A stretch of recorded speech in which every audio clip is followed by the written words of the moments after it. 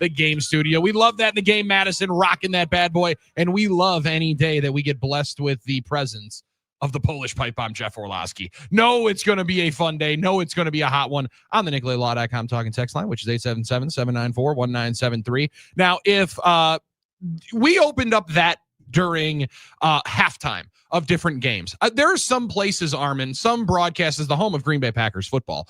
I like to tap around on a lot of different broadcasts, right? Yeah. And rarely do I sit and camp out and frequent for a long period of time something that's going well, right? Like, so last night, the duality of quarterback play in the NFL, and for the young quarterbacks that were starting in their first game of the 2025 season, it was beautiful for my listening presence, or for my listening habits.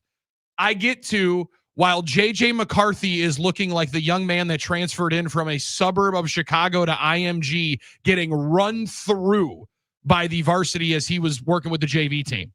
I mean, it was a rough start for one J.J. McCarthy. Tough start. He looked like tough start. Deer in the headlights, that whole thing. While that's all going on, I got Paul Allen and Peace Bursage on the Vikings radio network going through my ear. Like, this is quite entertaining. They're going through it. They're spiking footballs 10 yards in front of wide receivers. They're maybe asking themselves, did we really tell Aaron Rodgers we're good? He threw 4 touchdowns. That's 8 in his last 2 starts. Did we really tell him we're okay for this guy? And then on the other side, it's 10 for 10 to start. Caleb Williams is running and lowering his shoulder into the end zone. Bears fans are losing their ever-loving minds. They're celebrating the 85 Bears for maybe the 1800th time. What team has been celebrated more often, the 85 Bears or the 82 Brewers? I was going to ask that very question today at some point during the show. It's got to be Bears, Nick. I don't know. Real close. We got a 3-year head start on them. Here's the thing. I mean, we're in our own market, right? So we experience it more, but I don't know. I mean, the way we talk about the 82 Brewer, that's a great question.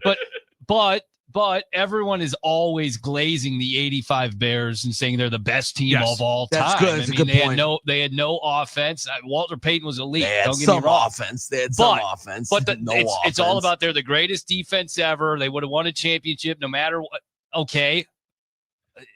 It's a defense. I'm sorry. I mean, you can't be the greatest team of all time, in my opinion, if you don't have an elite offense. See, Nick's got a nice point there, though. The public glazing for the 85 Bears, that actually goes through the entire continental U.S. We make up for it locally, where it actually is probably neck and neck still.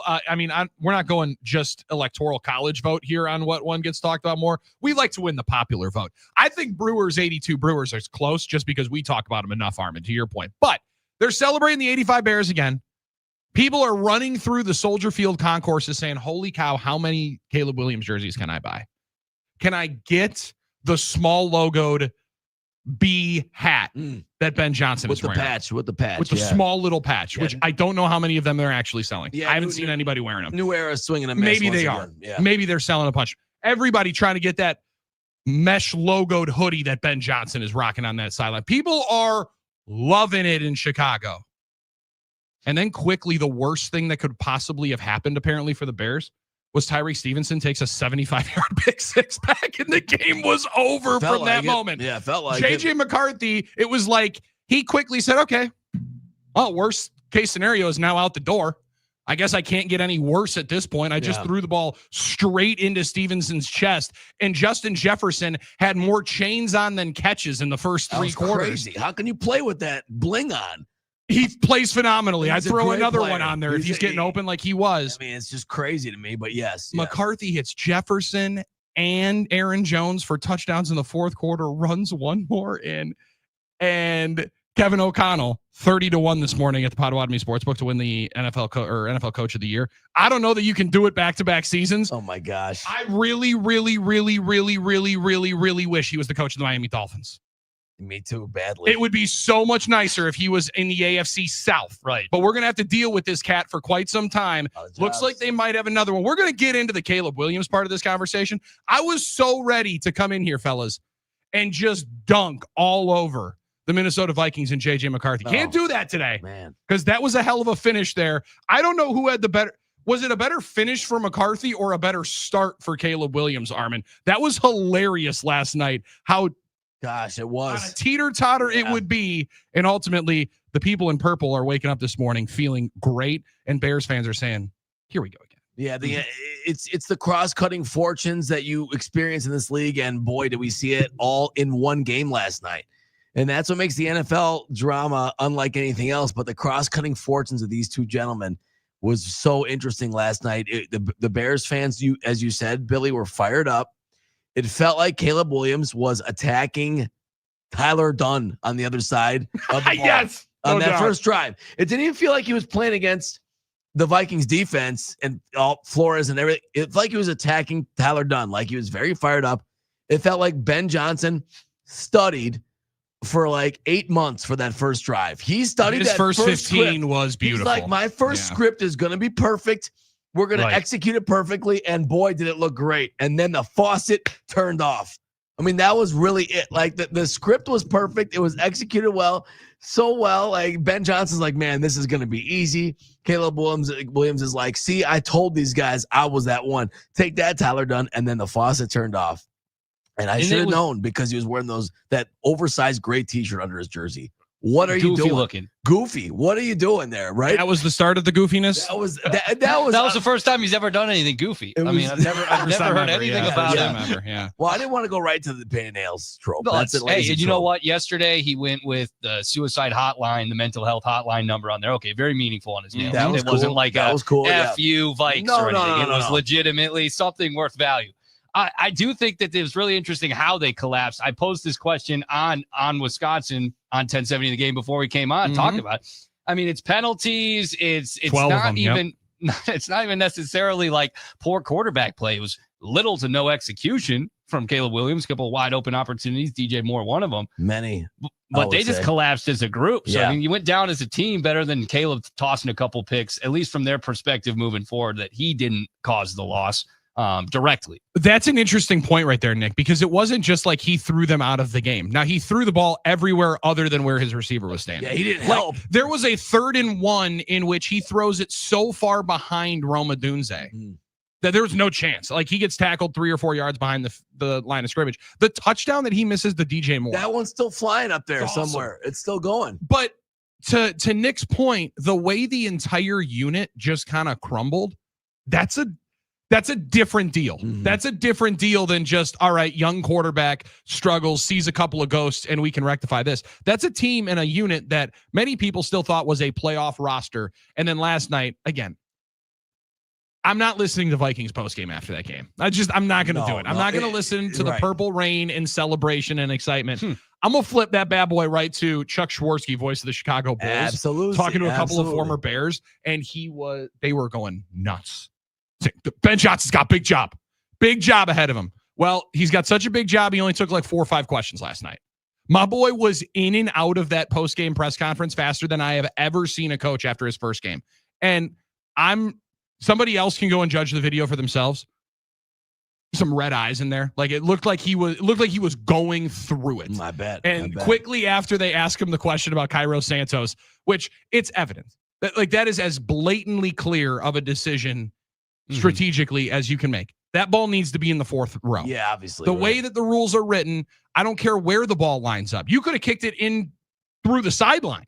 That ball just cannot be touched and cannot be put in play and let that time start. So when he goes after the post game, yeah, the plan was for that to go out of back at the end. So, all right, sounds good. Thanks, guys. All right, we'll have Caleb in here in a couple of seconds. Thank you guys very, very much. And I mean, he was out of there. 5 minutes and 3 seconds. Like that is really quick for them to say, let's get out of here. Let's put this one to bed because nothing good is happening. It was like your mom saying nothing good happens after midnight. Yeah. And if nothing good happened after that 5th question in terms of the Bears PR. And they're like, we need to get him out of here now. Absolutely. If you stew on that one, you're going to be in big trouble because I talk a lot about teams that do they believe they can win, believe they cannot win. That was a Bears team that really had the belief that they were going to turtle and lose once again. And that's exactly what happened. At least that's what it seemed like to me. And it wasn't just the offense, but the offense sure didn't help. I mean, if your quarterback and your leader is not going to bring you down to score in the last 3 quarters, you have a burden on top of your head that it's going to be hard to hold on to this game and hold on to this win. Yeah. The running game wasn't consistent. The Bears made some mistakes, and that was it. And Caleb Williams could not help them score. Couldn't score the ball for them the rest rest of the game. Basically, the offense turned off, the faucet turned off. Caleb had a couple great out-of-pocket plays where he looked like, boy, this is what the talent, he can get out of there. He's fast. He can throw off balance a little bit. But the man cannot consistently complete passes from the pocket. He bails on pockets. He panics right away. He doesn't do things that you should be doing to the next level. And I hate to say it. I mean, that Tyler Dunne article is what was creeping in to the heads of every fan in that stadium last night when he started struggling in the second half. There was no belief that he was going to bring them back. And I totally disagree. I don't think there was. JJ McCarthy was instilling that belief in his team. But I don't think Caleb was doing that for his. I don't believe I don't believe the people in the stands were believing the game was over. Like I do believe they thought that they were going to go down. Now, actually, if they were going to cash in, Armin, that's a totally different story. Like Williams did bring them in position to win like 3 or 4 different games on their last drives of the game last year. Whether we want to acknowledge it or not, right? Well, he had some moments, absolutely, right. More than some. Like there were 5 times where they're in position to win games, and I think they lose 9 consecutive games, and they only win 1 of them, right? Like it's the last game of the year against the Packers. So he's put them in position to do that. But it was when they missed that field goal, everything was bad. And to your point with the Tyler Dunne piece, I think you did see some little pieces of it start flaring up. I don't know that he was completely walking away from Ben Johnson and company. Like I didn't see that. I didn't see it literally. No. I didn't see it play out like you were saying in real time right there. But what I think you did see was a totally different cat on the other side. And it's one game. And as we've had Tristan and Wausau say right out of the gates, boys, let's not get too carried away. I remember Matt LaFleur's had a couple of good scripts and then happened a lot. Yeah, struggled to adjust. No doubt about it. This is how difficult it is to transition from offensive coordinator to NFL head coach. And even if, and I think it was pretty clear, Ben Johnson was one of the top 5 offensive coordinators in the NFL for the last 2 or 3 years. Mm-hmm. However great you are at that job, becoming the CEO of the organization is a totally different beast. And becoming in charge of everything that happens around and on that sideline during a game is a different deal. I don't know that he looked very uncomfortable, but Nick, after a while, it looked like he was in the position where it's like, my first time with all of these bullets flying at me. And there's a little bit more in this chair than there was the last couple of years when I had MCDC answering a lot of these questions mid-game. Yeah, no doubt about it, right? I mean, we often talk about rookie quarterbacks. JJ McCarthy was making his first career start. I mean, it's your first career go around as a head coach. I mean, who are we to say that that's not similar, if not very close? He clearly made some mistakes yesterday, and his post-game presser would suggest that he wasn't satisfied with himself because it was so short. But yeah, you kick that ball out of bounds first and foremost. If you're Cairo Santos, I mean, you start at the 40 instead of the 35 or whatever. Yeah, it's really not that important. I think Ben Johnson's going to be a good head coach. I just think that the tools that are put in front of him are not complete ones. You know, you get a guy like Jared Goff who had been to a Super Bowl that knew how to get to the top, right? And then you can make some tweaks and make him better with weapons around him. I mean, there are weapons in Chicago. We saw that on full display last night. Roma Dunze maybe takes a step in year 2. Mm-hmm. But their quarterback is an unknown as well. And that's the concern there for Ben Johnson. It's uncomfortable. I mean, his time in Miami included time with Ryan Tannehill. His time in Detroit was with a guy like Jared Goff. I mean, these are pros. These are vets. So we'll see. We'll see. I'm satisfied. I feel validated with what I've said for months about JJ McCarthy. Yeah, you're kind of right on that 3 quarters. Yeah, just for now. Yeah, you're basking the glory. You should. You were on that. You said winner, and listen, it was winning time. It was winning time for JJ McCarthy. It was. I do gotta say, like this is a new school thing. I don't know that we need all of the eye black. Too much. It's like he's QB at the QB spot. Like I think the thick one line on each side. Brady used to have, I thought, the coolest quarterback eye black.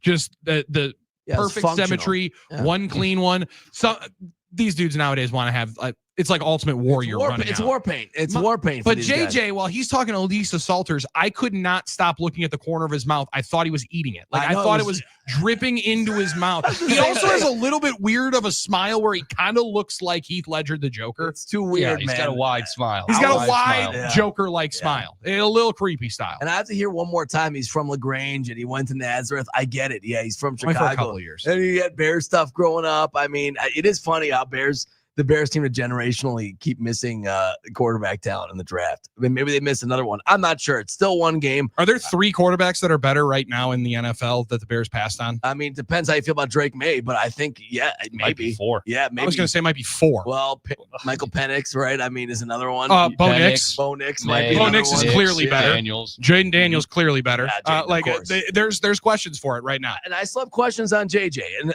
part of that is I was ready to come in here and like dance all over the grave. I didn't want to.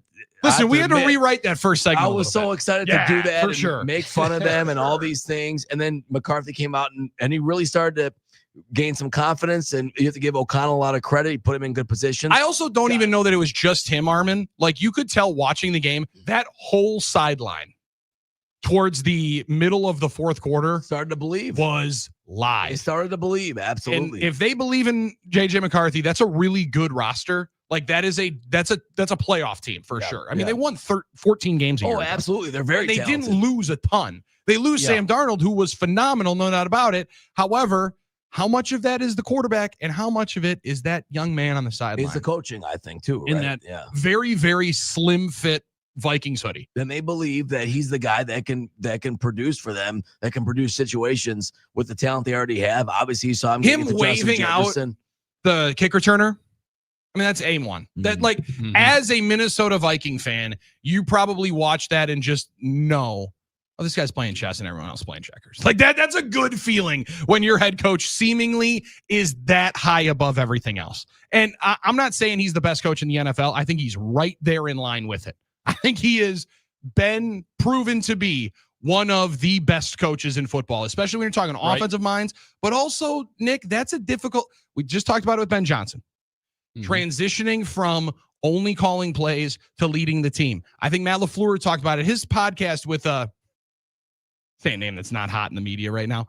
Ryan Clark in the Pivot podcast. They did a really cool hour-long conversation with Matt LaFleur, and he had talked about his transition from I didn't really realize that I wanted to be a head coach, and all of a sudden 2 years later I'm a head coach, and off of the season that I had in Tennessee, definitely wasn't anticipating that I was going to get the job. Like there is a transition and a shifting of how you have to focus on game day and also the 6 days a week to work. He's got a great relationship with Flores. It helps when you have a dominant defensive coordinator, but it seems like he has the pulse of that whole offense and defense. That's a tough thing to do when you're an offensive coach. It's a tough thing to do when you're calling the plays. And when you consider his background, I mean, he had a long coaching career before he took over as the head coach in Minnesota, working alongside some pretty great coaches. I mean, in Washington with their staff and of course with McVay before he takes over in Minnesota. But I do want to highlight the fact he began his professional career with Bill Belichick. Yep. And that culture and winning Super Bowls and what it takes to be competitive on a given week and week out basis. And there's no doubt about it. We're power ranking these every week, every year, whatever, in the NFC North. Who's the best coach? Who's not? This could be a group of 4 elite head coaches. We know at this point there's 2, LaFleur and O'Connell. People want to pick on Dan Campbell. We'll see what he does this year. And if he's great again, there's 3. Ben Johnson could be a 4th long shot at this point.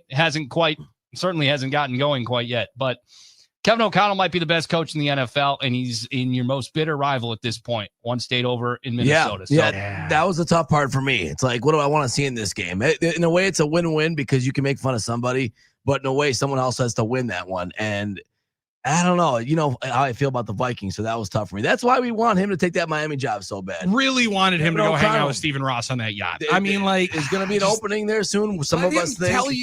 Let them give you your elevator pitch. Yeah, like, let them tell you Minnesota. Just hear them out. Hear what they got going on down there. No state income tax. Right. We know you don't really want to be in building a phenomenal new practice facility. They got beaches down there. They got beaches. I think it's over, guys. I think he's a Minnesota for life. At this point. You don't understand how much hope I had last year when that Jay Glazer. I think everybody did. That Jay Glazer day of the game report. He is as pissed off as he possibly could be. I was running laps around the Lambeau press box saying, fellas, just watch. Please. Just watch. Right. Maybe this happens 2 weeks later. He got himself a fat extension, and then it was probably done. This is a long life. Nothing's for life. Don't say he's there for life, Nick. A lot changes in life. Trust me. Well, Nothing happens for life. Things change. Coaches change places. I before we transition away from this, I did want to ask Billy about the offensive line. A lot made about the Bears remodeled offensive line, retooled this offseason. Joe Thuney amongst others. I mean, Caleb got sacked 68 times last year. They're playing the Vikings, who get after the quarterback better than pretty much anyone. And he gets sacked twice, and it took until the fourth quarter for that to happen. I mean, the Bears O-line, that's where you start the foundation of building a good team, and they look pretty good. Yeah, they calmed those issues. Their offensive line is much better than it was last year. The Darnell Wright, that wasn't a hold. That's a clean technique. However, in that game, when the parlay of the day was at that point still alive. At that point of the day, parlay of the day still very much alive. It was. We were in the moment. We were still believing that under was cashing. However, the offensive line remade, retooled. Caleb Williams ran them out of a couple of possible sacks. Also, almost ran himself into a couple of sacks. He's a very fun watch. Like, he is a very, very fun game to watch because you do not know how it's going to turn out. There are times when he's running into the backfield and you're like, what is he doing? Yeah. Where are you going? Gains 12. Okay, that's going to work. Then there's another time where he legitimately runs into Jonathan Grenard. Grenard's like, wait a second. Bounces off him and runs for 15. Like, that's one of the better pass rushers in football, and he was concerned as to how he just ended up in his lap. I think their team is good. They got a good football team. Like, both of those teams that played last night are better rosters than given credit for. Their quarterbacks play like they did at their worst last night. Then they're in trouble. Both teams peak at 7-10. Yeah, then they're in trouble. Like, if you get the first half McCarthy in a ton of games, that's tough. You get Caleb Williams where he's spiking throws and airmailing DJ Moore and seemingly checked out a little bit. Seemingly, yes. Checked out a little bit. I don't know. I don't know the young man, so I can't say what he's like when he's locked in or when he's not, but seemingly a little bit checked out towards the end of the game. Those teams got 7-10 written all over them. Just check notes. Detroit Lions coaching covenant from a year ago, 0-3 in week 1. Aaron Glenn, L.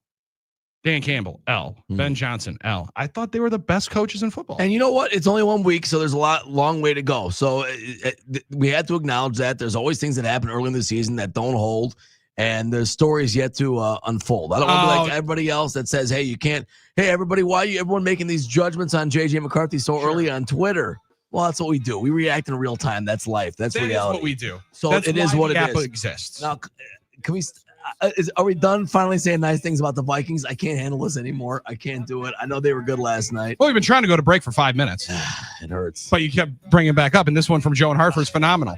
Maybe Miami should have kept Brian Flores. That's where we got hosed, Armin. That's why he's not the coach of the Dolphins. That's true. Brian Flores badmouthed Stephen Ross to Kevin O'Connell. That was our chance. Come on, Brian. Sing it, Brian. 877-794-1973. Brian in Sturdivant has a prediction as to what's going to happen coming up on Thursday night. We're going to talk a lot about Thursday night. Packers and Commanders. Hard when you have to turn the page after such a dominating victory by the Green Bay Packers on Sunday and flip it over to Thursday night. What offensive player impressed you the absolute most? We're going to talk about that a little bit more into the second hour of the program here today. It's 10-2. All with you on the NicoletLaw.com talk and text line, 877-794-1973. Tim Allen talks Brewers with us in about 10, 12 minutes from right now. Stay wide on the game. For Cripes' sake, they only won one lousy Super Bowl. They make fun of Wisconsin, but we don't get upset. Where do you think that they're all headed every chance they get? We don't really... 22! It's one of the most anticipated games of the season. There's a few iconic franchises in the NFL. Featuring two of the most storied franchises in league history. I played for one of them for 18 years. Green Bay. This is another one. Pittsburgh. Sunday night, October 26th, the legend and his backup meet for the first time. And Zabe, Butch, and the Russ Darrow Automotive Group want you to watch the game with them in the Steel City. With thousands of vehicles available, now is the perfect time to trade in, trade up, and drive home in the car, truck, van, or SUV you've been dreaming about. Shop the entire inventory and lock in savings today at RussDarrow.com. Get to the GameAndStuff.com contests and sign up to win this epic road trip with the fellas. Love versus Rodgers. Let's go. The GameAndStuff.com/contests. Drew and KB here. Join us for another football feast. It's Wednesday this week. We'll be at the Buffalo Wild Wings location on Oneida Street in the shadow of historic Lambeau Field. And we're going to give you a chance to win tickets to watch Green Bay play Washington. Join us at 2, Drew and KB. Miller Lite, the legendary light beer. The originator, the inventor. If this beer could talk, it'd tell stories about that one time, that night, that one guy, that one gal. Writing a story 50 years long and 50 million friends wide. Because legendary stories start with a light. Here's to 50 years of Miller Time. Celebrate responsibly. 2025 Miller Brewing Company, Milwaukee, Wisconsin. Go, Pack, go! Cheer on the Packers as they take on the Washington Commanders at Lambeau this Thursday night, September 11th, 7:15 p.m. kickoff. Grab your friends and head to Kelly's Bleachers in Milwaukee, Kingpin in West Bend, Camp Bar in the 3rd Ward, or Rumor Sports Bar in Sussex for Miller Lite specials and promotions during all Packers games. Miller Lite tastes great, less filling. It's Miller time. Go, Pack, go! Green Bay football fans, the party starts 3.5 hours before every home game at the Resch Expo Plaza Pit Stop with iHeartMedia. Free to the public, no ticket required. Enjoy food, drinks, live bands, and special features like the Bloody Mary Bar, Cheap Shots Bar, the Tipsy Tapper Beer Trailer, sampling stations, and more. Located right across from Lambeau Field in front of the Resch Expo. The Plaza Pit Stop is your game day party headquarters all season long. Green Bay football fans, the party starts 3.5 hours before every home game at the Resch Expo Plaza Pit Stop with iHeartMedia. Free to the public, no ticket required. Enjoy food, drinks, live bands, and special features like the Bloody Mary Bar, Cheap Shots Bar, the Tipsy Tapper Beer Trailer, sampling stations, and more. Located right across from Lambeau Field in front of the Resch Expo. The Plaza Pit Stop is your game day party headquarters all season long. At Hazelden Betty Ford, treating mental health isn't just about breaking old patterns. It's about braving new ones. As the leader in alcohol and drug treatment for 75 years, we know caring for addiction, anxiety, depression, and trauma goes hand in hand. We're here for you with new tools when life breaks down. Discover your path to better mental health at hazeldenbettyford.org/Wisconsin. Sponsored by Hazelden Betty Ford Foundation. You ever hear a deal so good you think, what's the catch? Yes, when I got a free gym membership, and the catch was I still had to go. Well, right now, Capital is offering great financing, no catch. No selling a kidney? Nope, just easy financing and honest service during Capital Credit Days. Now through October 31st, air conditioners start as low as $65 a month, furnaces only $59 a month, or a complete system only $117 a month. Capital, where you choose cool or cozy with no catch financing. Call CapitalCares.com. With Progressive's Name Your Price tool, you get coverage options based on how much you want to pay for car insurance. And then you decide how to spend the rest of your money because you're in charge. Today, you're going to pay down your credit card bill. But you decide when you'll pay it. Before the due date, so those interest charges don't get you. But you decide if you pay it in full. But you definitely should, because again, interest charges. With Progressive's Name Your Price tool, we'll help you find coverage at a fair price. And then you're in charge. Progressive Casualty Insurance Company and affiliates. Not available in all states. Price and coverage match limited by state law. I'm Scott Hansen, host of NFL Red Zone. Lowe's knows Sundays hit different when you earn them. We've got you covered with outdoor power equipment from Cobalt and everything you need to weatherproof your deck with Trex Decking. Plus, with lawn care from Scott's and, of course, Pit Boss grills and accessories, you can get a home field advantage all season long. So get to Lowe's, get it done, and earn your Sunday. Lowe's, official partner of the NFL. America's #1 app for radio is iHeart. Live radio, trusted DJs, breaking news, live play-by-play, plus the station you're listening to right now, anytime, anywhere. Join the millions who already have it. Open the free iHeart Radio app today. The #1 app for radio. Did you know that every 65 seconds, someone in the U.S. is developing Alzheimer's disease and 1 in 3 seniors are dying of it or another dementia? University of Wisconsin-Madison researchers are trying to improve the lives of people affected with innovative treatments, early diagnosis, and comprehensive support for families and caregivers. Together, we can improve lives and build a future with Alzheimer's disease in Wisconsin and beyond. Visit goalsforacure.org. Make 97.3 The Game your number one preset on our free iHeartRadio app. Powered by Gruber Law. One call, that's all. Injured? Remember, one call, that's all. Live from the all-new Iron Jock Studios, built by Rima Remodel. This is No BS with Billy and Saria. I've waited for this. I'm so excited. On The Game.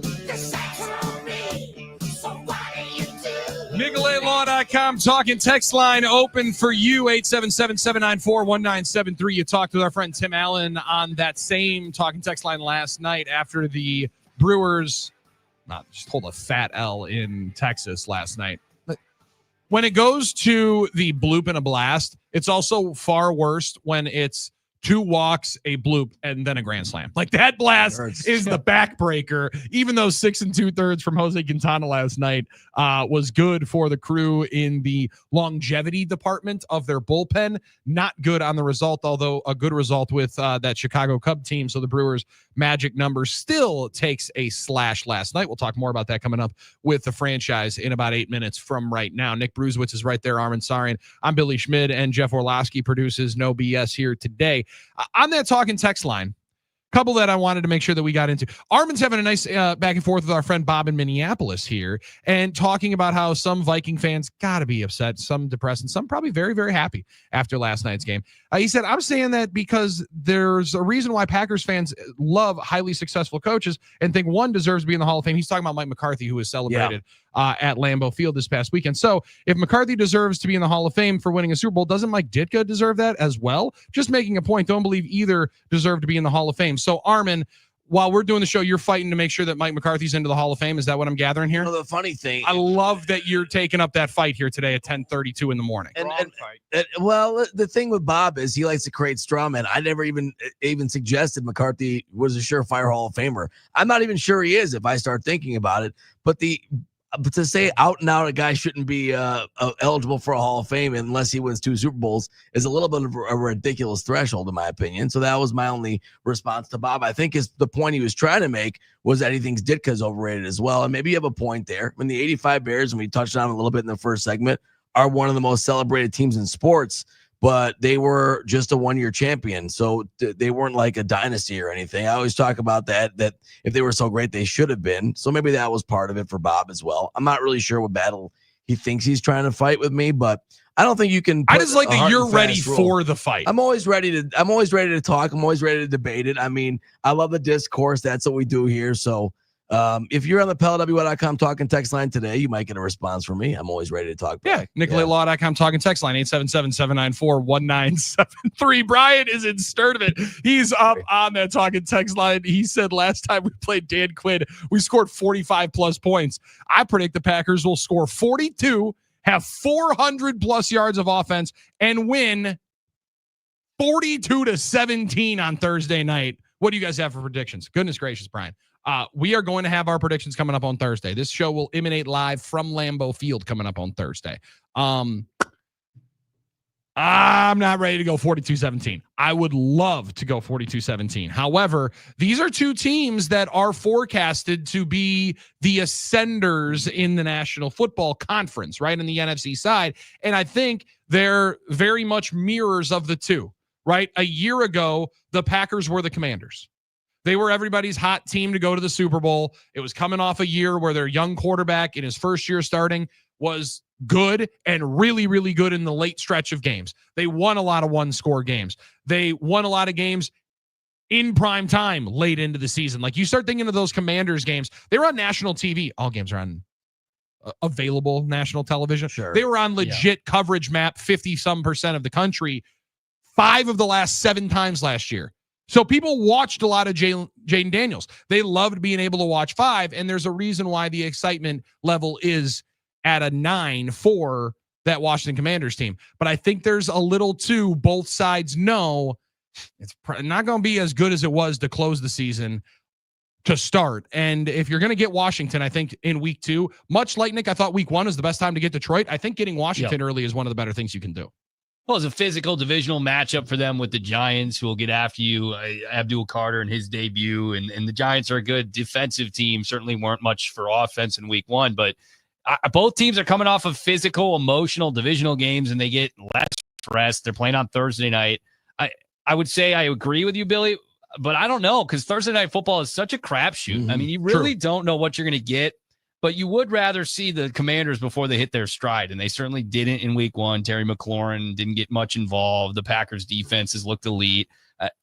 I'm fired up that we only have to wait 3 days. I love that between part games. Of it. Yes, you're right though. The McLaurin piece, that's exactly what I'm thinking. I mean, Jaden Daniels airmailed him by 7 or 8 yards. He's in his own zip Wide code open for a touchdown. I mean, so right. like when they really start rolling, they'll make those plays. So I'm glad that we're able to put those off to the side. 877-794-1973. Ton of NicolaLaw.com talking text line reaction throughout the day and discussion and excitement for Packers and Commanders. Also, Aaron in North Carolina talking about Sterling Sharp. Sterling Sharp is going to be honored coming up on Thursday night at halftime. So that's going to be a very, very fun one when his name goes up on the facade after going into the Hall of Fame. We're going to talk to Tim Allen.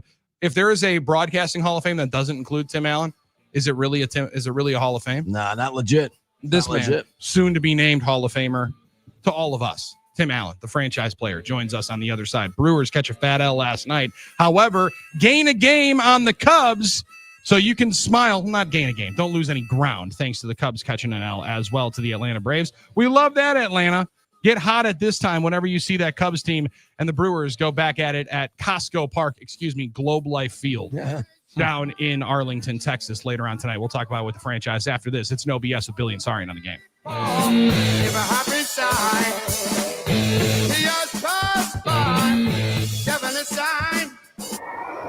Get ready to show your Packers spirit in a whole new way by turning Lambeau Field into a winter warning.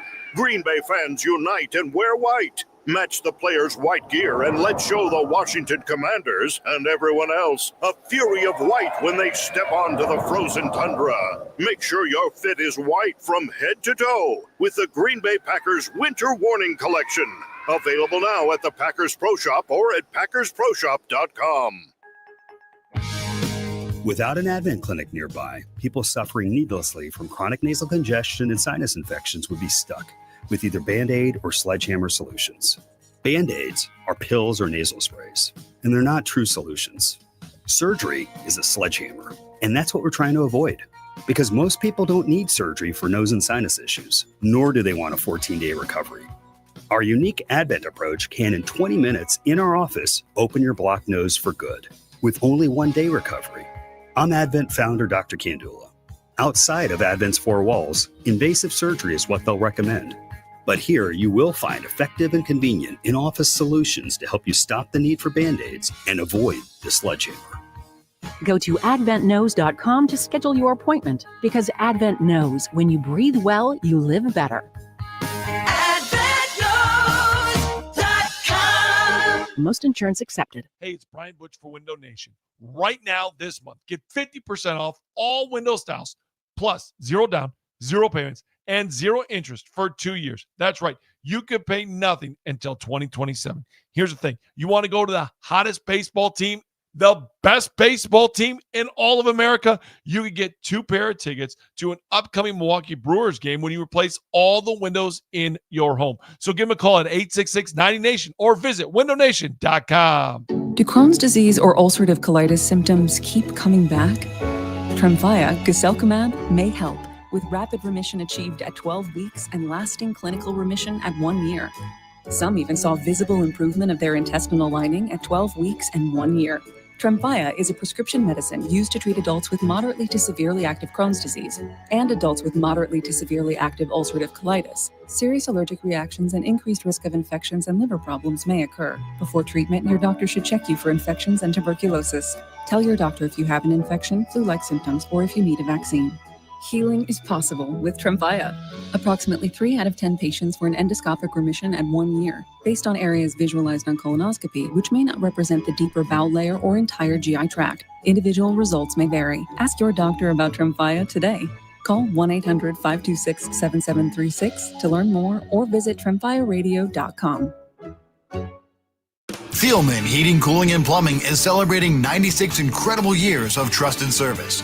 Right now, get a $96 furnace tune-up, a deal as solid as our reputation. From top-tier equipment to expert installation, Thielman delivers comfort you can count on, backed by nearly a century of experience. But hurry, this limited-time offer won't last long. Visit ThielmanHeating.com to schedule your $96 tune-up today. That's ThielmanHeating.com. Comfort you can trust for 96 years and counting. For 70 years, we've been known as the Humane Society of the United States. But as the challenges animals face have grown, so have we. We are now called Humane World for Animals. And with you on our side, we are going to end animal cruelty around the globe. Join us. Humane World for Animals. The end of animal cruelty.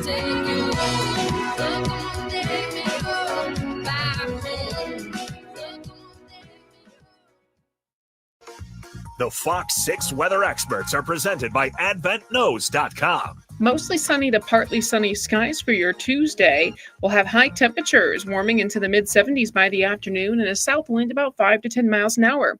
Clouds increase tonight with a slight chance of a few isolated showers late Tuesday night into early Wednesday morning. I'm Fox 6 meteorologist Lisa Michaels. This report is sponsored by First Choice Heating and Cooling.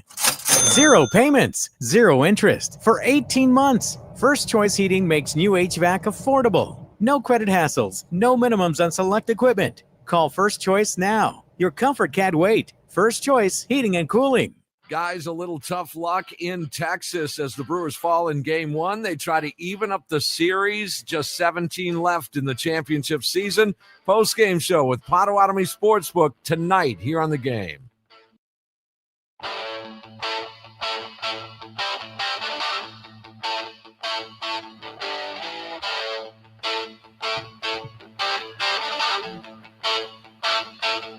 I love reading numbers like this from Kurt Hogue. It's no BS on The Game. According to information passed down from the Milwaukee Brewers, Kurt Hogue writes for the Milwaukee Journal-Sentinel, does phenomenal job covering the Milwaukee Brewers. Put out here that the Brewers can actually clinch a playoff spot tonight with a win and losses by the Cincinnati Reds, the San Francisco Giants, and the LA Dodgers. Sounds like the perfect time to be confused and worried about the Brewers losing the NL Central race. To bring it to talk more about that is our friend Tim Allen of the Baseball Postgame Show, who wishes that he would have just waited a couple more days, wishes that he would have listened to that cosmic energy when I grabbed him like Micah Parsons sacking a quarterback on the outside as he's walking up the Skywalk ramp at the Potawatomi Sportsbook to go place a 7-1 investment on the Chicago Cubs to win the NL Central. Well, Timmy, if you would have just waited, if you would have just believed in your favorite team a couple more days, it's now 50-1 for the Cubs to win the NL Central. Everybody's saying this thing is wraps. Well, I'm just short of doing a Hawk Harrelson on it. If you know what that is. No, can you please enlighten us all? This baby is over. Over. This one is over. Close to doing that. Yeah, close. He's not there yet. You're not there yet? No. If we're talking about clinching, it is the playoffs. But if we're talking about clinching scenarios on September 9th, you have to admit, Tim, I mean, that puts the Brewers in very, very, very good position. Absolutely. They're in great position. They're in great position. I think the math there, Tim, is like the Cubs would have to go 16-2 if the Brewers go 8-9. I mean, that's correct. Yeah, records are made to be broken. You got to be kidding me, man. This thing's over. And you just, and I'm not very good at math, but I do like math. I actually like math. Sure. So when you have the mathematical equation kind of get just a tick better. I told Pipe Bomb on the show last night that I'm just right. Oh, I'm right there. Just right there. Well, it makes me feel not better ready. Is the way the Cubs are playing. I don't like that. Well, and I'm talking about the Phillies, the 1 seed. Yeah. Okay. That's well, that's 4.5 games. Still a different deal. You got the tiebreaker, but it's 4.5 game lead, and I want to just see a couple more games. I think there might be at least one celebration over the weekend at American Family Field. Well, and that's a fair question to then ask, Timmy, of what are they going to actually celebrate, right? Yes. Like, do they actually celebrate just getting into the postseason? I doubt that is a champagne shower situation, and rarely do you wait till you clinch all of the 1 seed. That's usually something that just kind of happens in the midst of it. I would assume it's division race. Now, somebody that maybe has tickets for that September 16th game, I'm trying to do the math onto how that's going to happen. I think that's a little tight. But there should be some kind of potential for a celebration on this homestand, right? And you have, when you think about it, what would you do? And this is a nice exercise. What would you do if you're Murphy and that ball club? You have different levels. You have clinching a playoff spot, right? You have that just bottom end level, a playoff spot. Okay, well then you have the division, which has been a lot of baseball teams' goals each and every year. Yep, the first benchmark. Win your division, right? Then you have clinching the 1 seed. And really, it's a good point that you rarely see people celebrate on 100 victory or 1 seed. Then you have the next level, the 100 win total. So there's 4 different levels here. Which one are they? If you're asking me which one are they going to celebrate the most, I believe it's the division. Correct. Yeah. And Timmy, I don't mean to poo-poo the question because I think it's a phenomenal one. I don't think it's close, right? Like the playoff spot for many teams, and I think it was a playoff spot when they clinched in 2018 when you and I had maybe our coolest show of all time where we were getting to interview Craig Counsell soaked in champagne and players and such. That was a meaningful moment, right? The playoff spot now is great. Now we get to be the road team potentially to go on the road in that 3 gamers. So like, I think the division is the only one that really gets celebrated because I'm trying to think of it in other sports. Hell, I mean, the Bucks like actively play their way out of the 1 seed a couple of different times, right? Like NBA teams don't even care about it football wise, Armin. The only reason why there were hat and t-shirts celebrated for the 1 seed for Detroit last year was because that game was also to win the division. That was it. Yeah. What are they to the 2 seed? I can check that here quick. I believe the Dodgers. That 8.5. That to me is the biggest focus right there for me. Ensure yourself that you have at least that 2 seed, no matter what occurs. Right. Now, to do that, you have to win the division. There's no question. And just Nick, you can expand on this. It's going to happen, right? It's over. I mean, that's the whole point. Matt in Milwaukee was wondering when are are Nick and Tim going to start hosting that Cubs post game show because of their favorite team? Do it whenever you want, Tim. I mean, they play a lot of day games. I think I do a better job with what they've got going down there. That's a good point. I'm Timmy, just saying, Billy, it's okay to laugh. He is. He can't breathe. I'm sorry. I was catching my breath. All right. Although I love the host, I do. Right. I think he's a good dude. Yeah. Wow. Holy commercials and no calls and no fun and no passion, emotion. We like might that. want to. I don't know. Might want to say, yeah, it's 100 win potential here. Although that took a back seat last night a little bit. That 100 game mark. Loss last night was a little on the difficult side. Tonight will be worse if they lose. How important is that 100 win mark to you? I mean, obviously the Brewers had different goals this year, but now the standards have shifted because a lot of those goals are going to be reached. But the chance to be at a lofty round number like that, something the Brewers have never done. I mean, do you want to see history, Timmy? Obviously, we want them to do it, but how important is it? I think it's important because you will always remember the year of Uke as if it lands right on 100. Just for some reason, to me, there's some synergy there that everybody will remember that first year without Uke is 100 wins. And who knows, man, this team, I hate to inform everybody, and maybe I'm being way overly obvious here. This team has a legit chance to go to the World Series, folks. Is this the first time you felt that? Probably to this degree, yes. I mean, this is I put legit in there. Yeah, well, and that's the thing, Timmy. Like, everybody has a chance when you're into the dance, right? And I think that's where Armin and I have fallen in on the bites of the apple theory. I want to have a chance. I buy a lottery ticket every single week because I want to have a chance to win the jackpot. You can't win if you don't play. You can't go to the World Series unless you're in there and you give yourself the chance to get hot. But the legit word that you use right there is the one where you're telling folks, hey, don't be planning a Las Vegas trip with your family first weekend in October, right? Like, don't do that. I'm just speaking hypothetically. Don't plan on going to the Ohio State-Wisconsin game knowing that there could be an NLCS game at American Family Field that night, right? Like, play it by ear into October because they are one of the best teams in baseball. That's a different way I've heard you say it. Because the sample size is too big now to ignore. It's just too big. Yeah, we get lost in the minutia of, oh my God, Siegler, Durbin, and then that's all cool and that's fun. But when you're looking at big picture, guys, this sample size is a big sample. You can't get hardly any bigger than this, and they've proven this. Yeah, I mean, if you could have told after 4 games to start this season, we all remember how it started. If you would have said this team has the best run differential in baseball, scored the second most runs, and are 8 games ahead of the Yankees and the Dodgers, I mean, nobody would have even believed the possibility of that, right? And the fact that that's real right now is a remarkable thing. If they happen to come up short of the World Series, I know a lot of people are going to say, and some are still saying now on a national level that, could be a little of fool's gold, but they're the first ones to say that, quote, baseball is to be measured in large sample sizes. I mean, so you're going to want it both ways then. So that way you can be right both sides. I don't know where they're coming from, but legitimate, they're the best team in baseball. They are through a good many games, a lot of games. And I hope everyone's enjoying this whole ride to the point where you try and remember. If you need to take notes, fine. But if not, just try and just soak this all in. This is cool. Well, so the note taking on a season, that is something that I don't know a whole lot of listeners know the meticulous nature of Tim Allen's note taking. I love this. This is going to be a question that I probably should have asked off the air before I say, are you taking the retrospective notes again?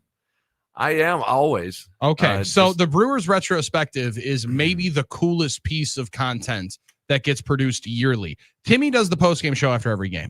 What he also does after every game is takes legit notes of whatever transaction happened with the Brewers that day, injuries, whatever happened injury-wise with the team, whatever happened around baseball that could impact the team that day. And then for like 2.5 weeks after the season, doesn't take that long, but because it is a work in progress, you encapsulate the entire season in like, this might be a 5-hour special. This could be, and you narrate it through, and you'll have highlights and comments from the players and the coaches and the owner and the general manager and the manager and callers. Obviously, they're the big part of it. But we've done it to where the show had lasted, I think 1 year it was just shy of 3 hours. Yes. The one a couple of them I produced, I know were over 3 hours. Okay. Yes. Okay. So they were. And then I was told the following year,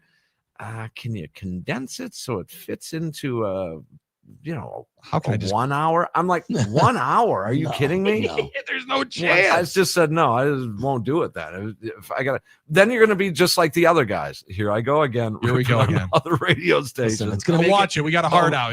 We'll cut you off from talking about the competition. Okay. But yeah, I would think that if they allow me to do it, yes. Here at the game, I'd be happy to do. Can we meet in the middle? A 2-hour special retrospective, the year of Uke. Well, maybe a 4-hour special. You just come in and sit in here, and we just run through it all. All of it. And we'll all have scripted lines and beers. Timmy, we appreciate it. We'll talk to you after the game tonight. See you tonight. There he is, Tim Allen of the Baseball Postgame Show tonight after Brewers and Rangers. Hour 2 starts right after this with a Doug Russell update, and we're back right after this. No BS on the game.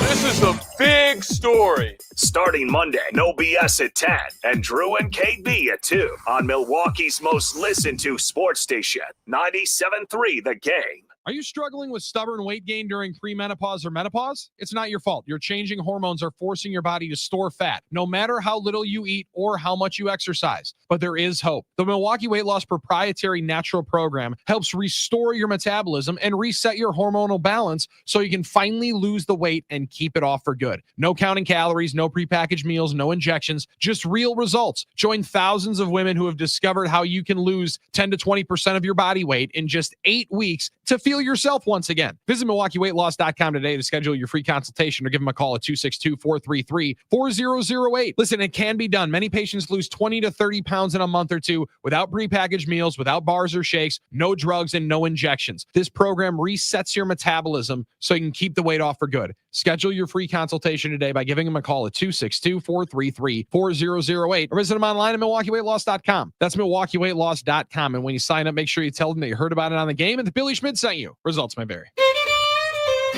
When your team's best players have all been traded and the latest pick is overrated, just raise a glass with a friend or two and tell them more, tell them more, tell them more, do. May your team be great and your picks be true, and if it falls apart, you'll know what to do. Just raise a glass with a fan or two and tell them more, tell them more, tell them more, do. It's a crazy world, so what do? You tell them more, tell them more, tell them more, do. Hey! Tullamore Dew Irish Whiskey, imported by William Grant & Sons, Inc. I want them gummy squares. I want them gummy squares. I want some sleepy with no more anxiety. I need them gummy squares. I need them gummy squares. I need my wife to find her happy place really soon. We have Delta 8 CBD and new Delta 9s. Go to happyplacehemp.com. Hey, Drew, aren't jingles annoying? You know what else is annoying? Not being able to sleep. Tell me about it. To find your happy place, go to happyplacehemp.com. Get some Delta 8, Delta 9, and the new Sleepy Time gummies. I've been doing this for months, KB. It is part of my lifestyle now. I go grab one an hour before bed, and I've been sleeping like a baby. I started doing it last summer. I was taking them before I went to play golf, and I was relaxed as could be. Actually, I started taking them. Sue started taking them too because she couldn't sleep. More and more smart, good-looking listeners have been availing themselves of the great products at happyplacehemp.com. Use the code DrewKB for 25% off your first order. happyplacehemp.com. This is WRNW-FM Milwaukee, 97.3 The Game. Number one for sports and stuff. Wesley Financial Group is not a law firm. Hi, I'm Chuck McDowell, the timeshare cancellation guy. In 2011, I founded Wesley Financial Group with one goal in mind: to help honest folks out of their timeshares permanently. Today, I run Wesley with my two sons, a real family business, treating every client and every employee like we'd want our own family treated. That philosophy has helped us grow into the largest, most trusted timeshare cancellation company in the United States. Fortune magazine even recognized us as one of the best places to work. Why? Because we genuinely care. In fact, some of our former clients were so moved by their experience working with us, they joined our team so they could help others to timeshare freedom. If you're stuck in a timeshare, give us a call. Let our family help your family. Call Wesley now for your free timeshare exit kit. 800-887-1010. That's 800-887-1010. 800-887-1010. Grab the contest rules for 97.3 The Game at thegamemke.com. More fiber and laxatives, eh? Who are you? I'm future you. Future me? Constipation with belly pain still coming back? Our doctor figured it out. It's irritable bowel syndrome with constipation, or IBS-C, and Linzess could help you get ahead of it. Linzess linaclotide is a prescription medicine that treats IBS-C in adults. It's not a laxative. It's a once-daily pill that helps you get ahead of your symptoms. It's proven to help you have more frequent and complete bowel movements and helps relieve overall abdominal symptoms, belly pain, discomfort, and bloating. These symptoms were studied in combination, not individually. Do not give Linzess to children less than 2. It may harm them. Do not take Linzess if you have a bowel blockage. Get immediate help if you develop unusual or severe stomach pain, especially with bloody or black stools. The most common side effect is diarrhea, sometimes severe. If it's severe, stop taking Linzess and call your doctor right away. Other side effects include gas, stomach area pain, and swelling. Talk to your doctor and say yes to Linzess. Learn more at linzess.com or call 1-800-LINZESS. Get the Cadillac of furnaces at Chevy prices. First Choice Heating offers modulating furnaces at variable speed pricing. Save up to $2,500. September only. Call First Choice. Comfort that pays for itself. Goff looking. He's hit. He's sacked. And there is your dagger. Next up, a primetime tilt Thursday night against the Commanders. Doug Russell is live from Lambeau with the Potawatomi Sportsbook. Bet above the rest pregame show at 3 on 97.3 The Game. Make 97.3 The Game your number one preset on our free iHeartRadio app. Powered by Gruber Law. One call, that's all. Injured? Remember, one call, that's all. There is no BS with Screamin' Sicilian Premium Crab Frozen Pizza. Find it in your local grocer's freezer and taste what all the screaming is about. Drop it. He's very knowledgeable, very intelligent guy, very personable guy. Here's Doug Russell. Yeah, it was one of those wrong swing kind of swing of the bat kind of. One of them games. Yeah, one of them games. Michael Hellman at the plate, and that one is deep. That's trouble. Chourio is back. It is gone. It's a grand slam. Michael Hellman. Yeah, BA with the call on FanDuel. I hate to laugh, but BA's statement and sentiment there is every way that I was watching that game on the couch. I was because I had the audio on. I'm one of maybe the few guys that are still watching the Manning cast. My wife, big Eli Manning fan. Oh, okay. Loves Eli Manning. All right. I like that. Her favorite quarterback of all time, Eli Manning. I like Very that. He's funnier. You don't expect He's more that. funny.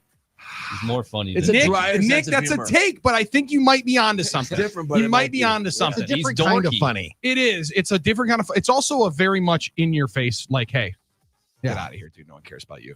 Yeah. Oh wow. Okay, that was actually pretty funny. But I was listening to Manning cast, so I missed that part of it. But off the bat, you're like, oh, geez. Down the line. That ball is not coming back. No. It was scolded off the bat. And Chourio's reaction was like, I got to give the courtesy run. But I mean, I know it was only like a row or two into the bleachers, but there was no way that thing was coming back. And kind of the way that the outfield wall juts in, yes, a little bit at Costco Park. I call it Costco Park because the stadium looks like a Costco. Totally does.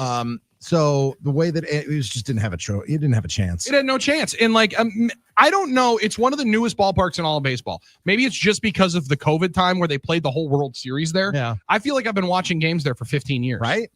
And it's a very much, which is funny because it's so new. Like, I literally think it's only been open for like 6 or 7 years. It's funny because I believe it's baseball's newest ballpark, isn't it? Well, you have Atlanta. I guess so. Yeah. It's got to be in the conversation. I also just loved their old park.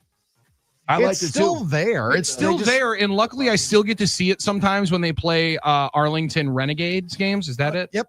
I still get to see it sometimes there during the UFL. But those columns in right field, The columns. I loved it. I think of Baseball Tonight and Peter Gammons every single time I see that. Oh, it's going to blow your mind that there was a radio station, KRLD, had their studios in that office building in center field. That's where I know. I still ask people if there's still hotel rooms in center field in Toronto. What do they call it? There are. That was the big thing back then. And it's funny to think of those certain stadiums that were new at a time in your life, but that have already ceased to, like, they're already trying to get a new one in Arizona. Atlanta only lasted that long. Texas. They're not going to get one in Arizona. I got news for you. They're not getting one. No. I know, but our new one has been like feeling new still for 25 years, and other markets are trying to replace one that's the same amount of years old almost. Because the Brewers, you got to give them credit. They continue to reinvest in the ballpark, and they just got a bunch of state money to help fix the roof and things like that. That helps too. That helps too. Because if they wouldn't have gotten that state money,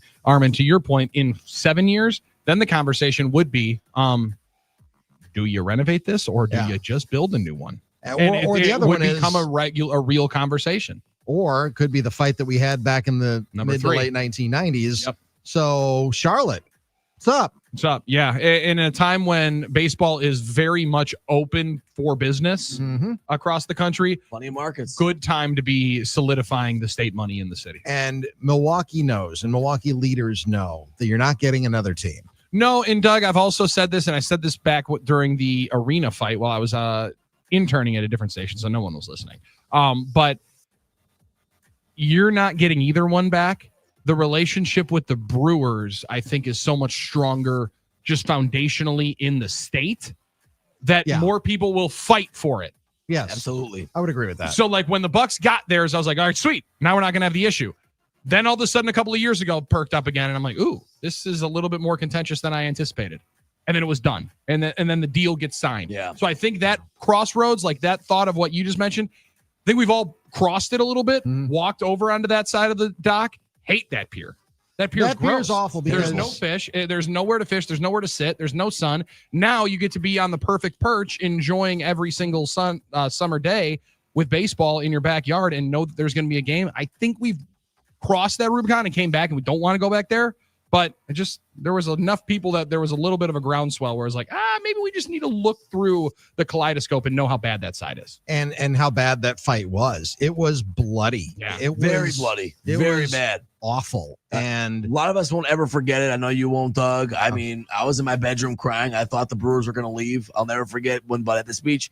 And the reality is that the product on the field wasn't as good, and it has been now. And I think that makes a huge difference. Makes a world of difference. Excellent point. The way people look at that issue. Yeah. People looked at the Brewers, and finances are different, but how could a guy making $3 million a year? I mean, that was kind of the going rate at the time. Oh, yeah. And the Brewers weren't, to Armin's point, he's right, they weren't very good at the time.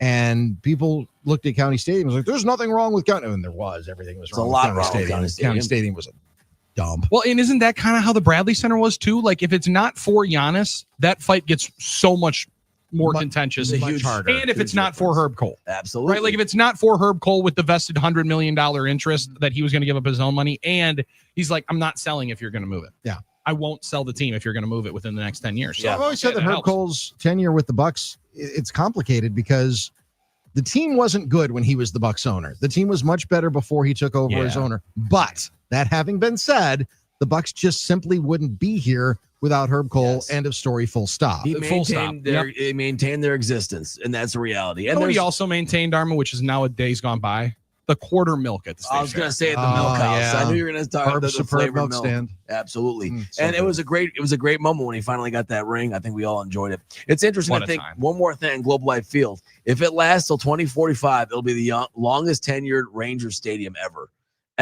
Ballpark in Arlington lasted 25 years. Arlington Stadium was only 19 years that they played in it. Not that the stadium. The stadium was older. Right.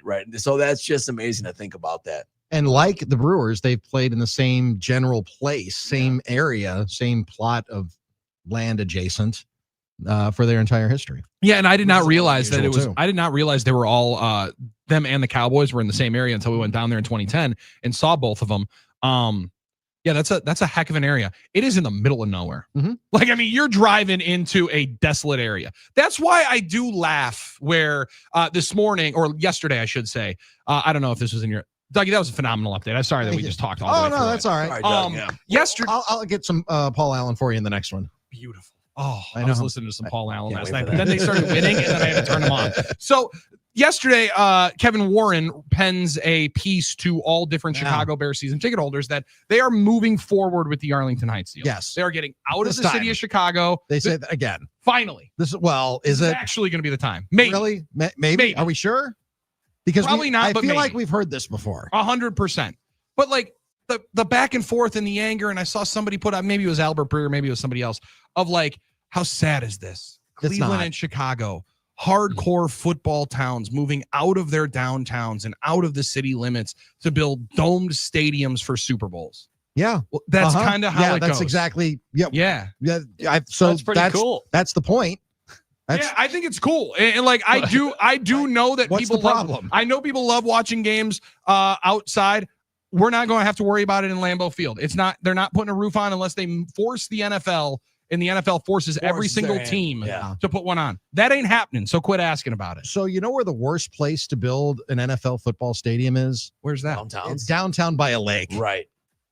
Where you don't have any room, you don't own the land, and it's a big park. Which is funny because when you're hemmed into, only being able to access it from a couple of different angles because there's famously a lake on the other side of it. Stupidly big city. And this is where Armin, like you've got a lot of relatives, your wife from the Chicagoland area. Yeah. When I went to school with a bunch of people from Chicago. Yeah. Bunch of Bears fans. Right. But many of them live in the Arlington Heights area. They live in the north Lennox, all those areas. Palatine. Like, you got to be fired up. Schaumburg. Right? A lot of Schaumburg. Tasca, right? Like all of these different places. Northbrook. I'm like, you got to be fired up. They're going to be 15 minutes away. No. This is why we go to games. We go downtown. You go downtown to go shopping on Michigan Avenue or something. Don't go to watch it at a spaceship stadium where you got to walk a mile to get into the game. They're going to put a sports book, a casino, all the parking you could need, and an amazing stadium. And Bears fans just like to bitch if they're upset about this one. And a rail line. And public transportation is going to be a little easier. Yeah, and they have more infrastructure in Chicago for it, but the red line runs north-south. You can take the red line directly from Wrigley to Comiskey or New Sox Park or whatever they call it this week. The Pope Stadium. Yeah, Pope Leo Park. He really should buy the naming rights. He really should. Yeah. I think the interesting part is Vatican West. Or they get it gifted to them. Yeah.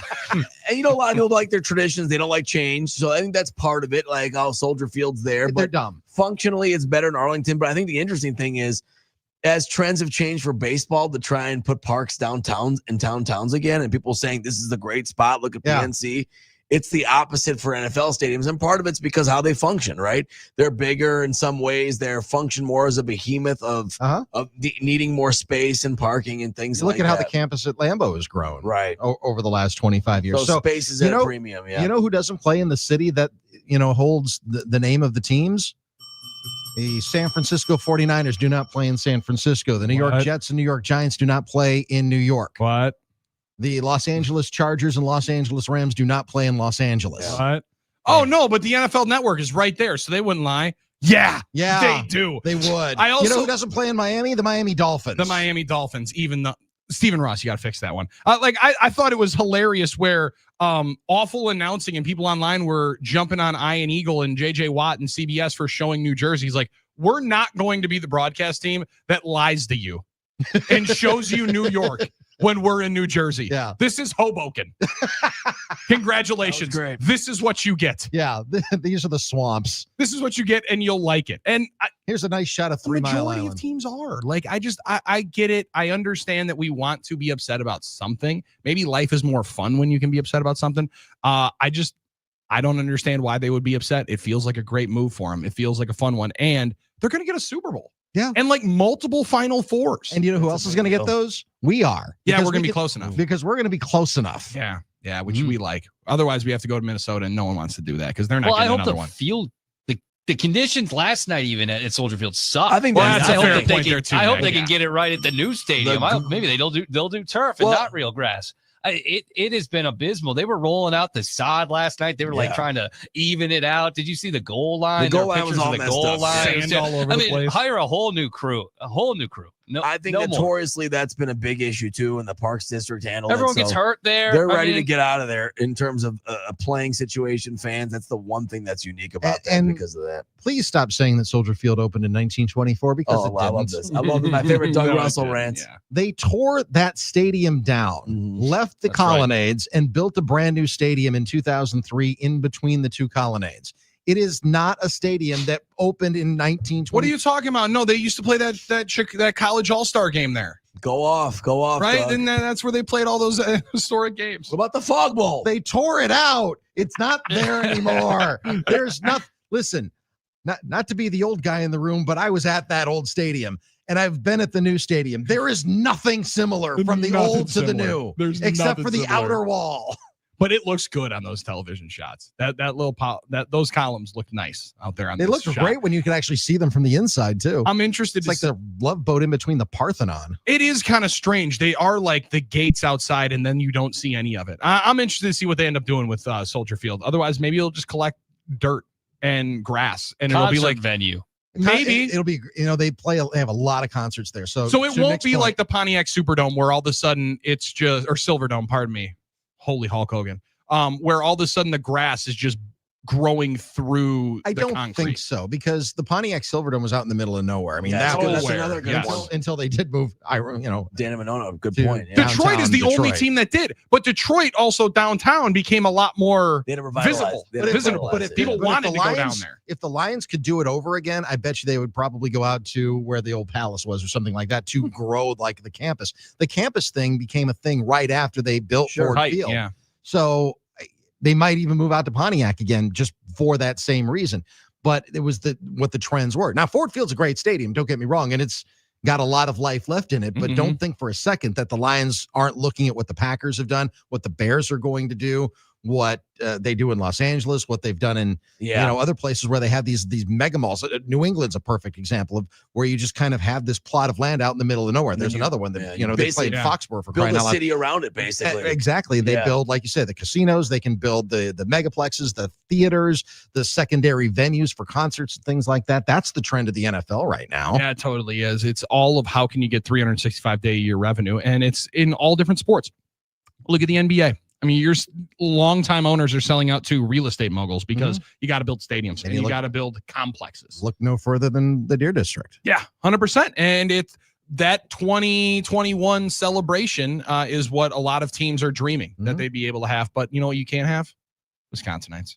Sorry. That's right. Sorry. We're locked in here. Dougie, we always appreciate you lock yourself in here and hang out with us for way longer than you need to. But it's a labor of love, and we appreciate it so much. I love it. Absolutely. How was the show today? Phenomenal. You know, we were a little bit, I think we were better today than we were yesterday. We're going to try to be better tomorrow. Let's go. Trend line. Just building off. It's a good trend line, you know? All that sounds like is up and to the right. That's what we try to Progression is not linear, though. So, I mean, it's okay. True. What are you trying to say, Nick? What are you saying, Nick? They're going to stumble tomorrow? I'm just saying that it's just not linear. I mean, we can't put those. Eventually, you're going to reach 100%. You can't get better every day. That's a fair point, Nick. Are you talking about expectations? Well, we just tried. Dude, spoken like a true dude. Lower your expectations and exceed them every once in a while. If you don't expect too much from me, you might not be let down. Oh, my goodness. You're right, of course. Yeah, but we fire in the ultimate letdowns on this program. Dougie, we'll talk to you in an hour. Sounds good. There he is. Doug Russell, the Love Muscle, hanging out with us here on No BS statewide on the game. Yeah, Dana Monona did point that out about Detroit. That's an interesting one. They are like one of the only ones that did.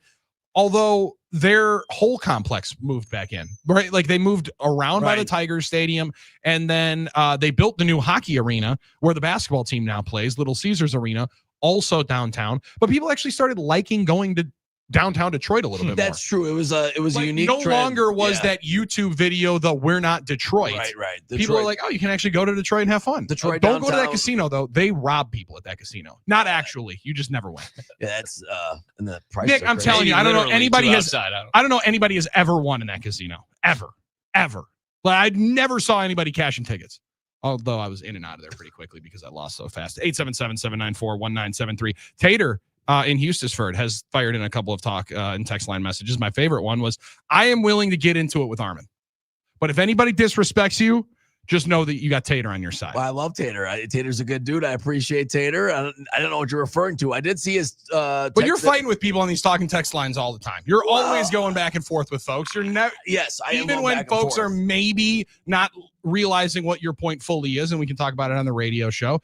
He's there to be your backup. Armin doesn't need a whole lot backup, although Tater did also want to talk about the backup that was brought into the WWE last night. That's the AJ one. Lee is back. That's the one I thought we were fired up about. AJ Lee's back, and I know you probably had opinions on that, right? I missed Raw in Milwaukee last night. It looked like a very good show. Looked like everybody was fired up for People it. were there. I saw some social People do go to those events. People yeah. were there. So. People do go to those events. Actually, you want to see people living their absolute best lives? That go to Disney World and professional wrestling live events, or any concert with Pipe Bomb. I would think so. Pipe Bomb as well. Because Pipe Bomb's also not sitting in chic seats. But Pipe Bomb has to have a nice seat. You know, he's sort of an elitist. So you're going to have yourself a very good time going to a show with Pipe. You will be close. The older I get, the more of a seat snob I become. You are, yeah. But you also just want the fake blood to get you want to be in the spot for a Guar show. Oh, you got to be. Got to. Otherwise, did you even really go? You didn't go. Unless you get some fake blood shot at you, you were not in the party. There's something funny about that image for me. It's like I don't know. It's like I know Pipe Bomb and I know he loves these very intense metal shows, and you mentioned the fake blood, but he's just there chilling because like make sure I get the nicest seats because I can't be with the plebes. I gotta be, in a top 10 row seat. I'm getting fake blood thrown at me. Yeah, I spent decades out on the lawn. I'm too old for that mess now. So if I'm not there front and center, I ain't going. Hey, you always keep a chill vibe. So I gotta go to one of those concerts with you. I think that'd be interesting if I wore my Lululemon pants at one of those shows. Pipe Bomb, how do you think the chill vibe would catch Armin Sarian at the concert? You would get the aggression would come out, man. Yeah. You get your adrenaline flowing. Sure. I think if there would be a mosh pit close enough, Armin would want to get in. I'm ready for the He mosh would pit. just want to push a couple of the guys in the back, like behind, and then quickly run back. And he'd be picked up and thrown around like 100%. pinata. Oh, it's over. It's not like that anymore, and the camaraderie at metal shows, it is a community. So you're saying we're not going mosh pit style where Armin's going to have his head shaved at some point, potentially? No, he won't get hurt too bad. There are rules. Okay. There are rules. Somebody hits the floor, you pick them right up. So, we got you. Is that because you guys are getting old or no? I don't want to put the age. It's always been that way. No, yeah, you're picking somebody up if they hit the ground. You're looking out for your own. But they might hit the ground again. I like that. Okay. All right. That's cool. To Nick's point, though, we'd be throwing Armin up into the crowd. You'd be surfing. That's right. I think I'd have a good time with it, to be quite honest with you. You'd have a phenomenal time. Yeah. At 877-794-1973, people are very excited. But Derek and Whitewater did say, I think I might have just lost some respect for Pipe Bomb. No heavy metal guy uses a seat. Pipe didn't say he's sitting during the show. That's a different. He never said he's sitting. Never said that. But you better believe he's got that best spot. He's got that spot right there in the center. He knows what's happening. 877-794-1973. Glad that Dan and Monona also was able to back me up and validate one thing. There was the revitalization of the Detroit downtown. And I've also never won in that casino.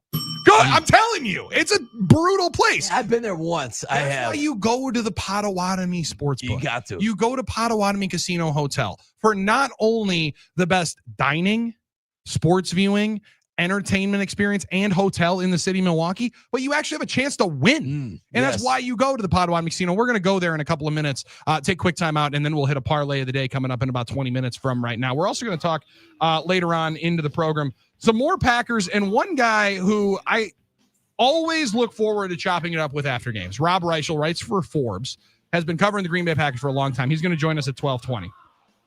He was, out of all the individuals post-game, so impressed with Edgerrin Cooper, so impressed with the Packers' run defense. And as we just asked, Micah Parsons stole most of the oxygen yesterday. Yeah, absolutely. The defense took a lot of the conversation away. We're going to talk a lot about the defense with Rob at 12:20.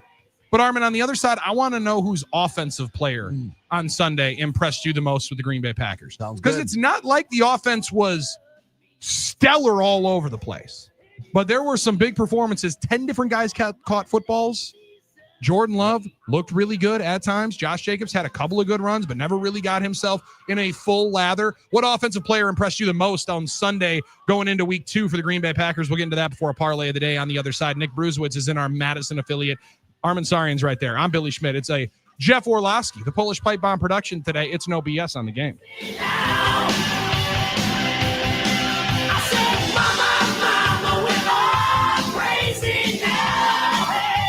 Sunday night, October 26th, the legend and his backup meet for the first time.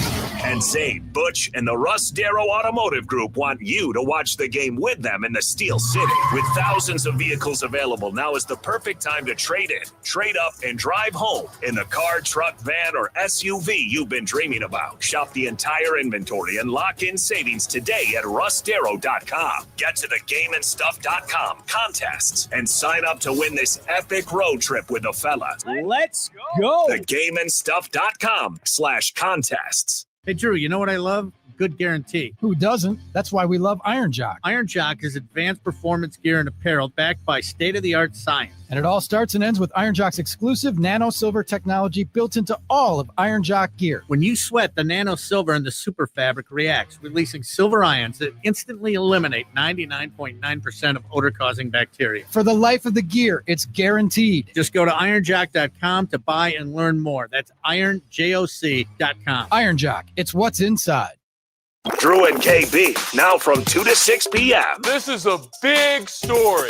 On Milwaukee's most listened to sports station, 97.3 The Game. Are you struggling with stubborn weight gain during premenopause or menopause? It's not your fault. Your changing hormones are forcing your body to store fat, no matter how little you eat or how much you exercise. But there is hope. The Milwaukee Weight Loss proprietary natural program helps restore your metabolism and reset your hormonal balance so you can finally lose the weight and keep it off for good. No counting calories, no prepackaged meals, no injections, just real results. Join thousands of women who have discovered how you can lose 10 to 20% of your body weight in just 8 weeks. to feel yourself once again. Visit MilwaukeeWeightLoss.com today to schedule your free consultation or give them a call at 262-433-4008. Listen, it can be done. Many patients lose 20 to 30 pounds in a month or two without prepackaged meals, without bars or shakes, no drugs, and no injections. This program resets your metabolism so you can keep the weight off for good. Schedule your free consultation today by giving them a call at 262-433-4008 or visit them online at MilwaukeeWeightLoss.com. That's MilwaukeeWeightLoss.com. And when you sign up, make sure you tell them that you heard about it on the game and that Billy Schmidt sent you. Results may vary.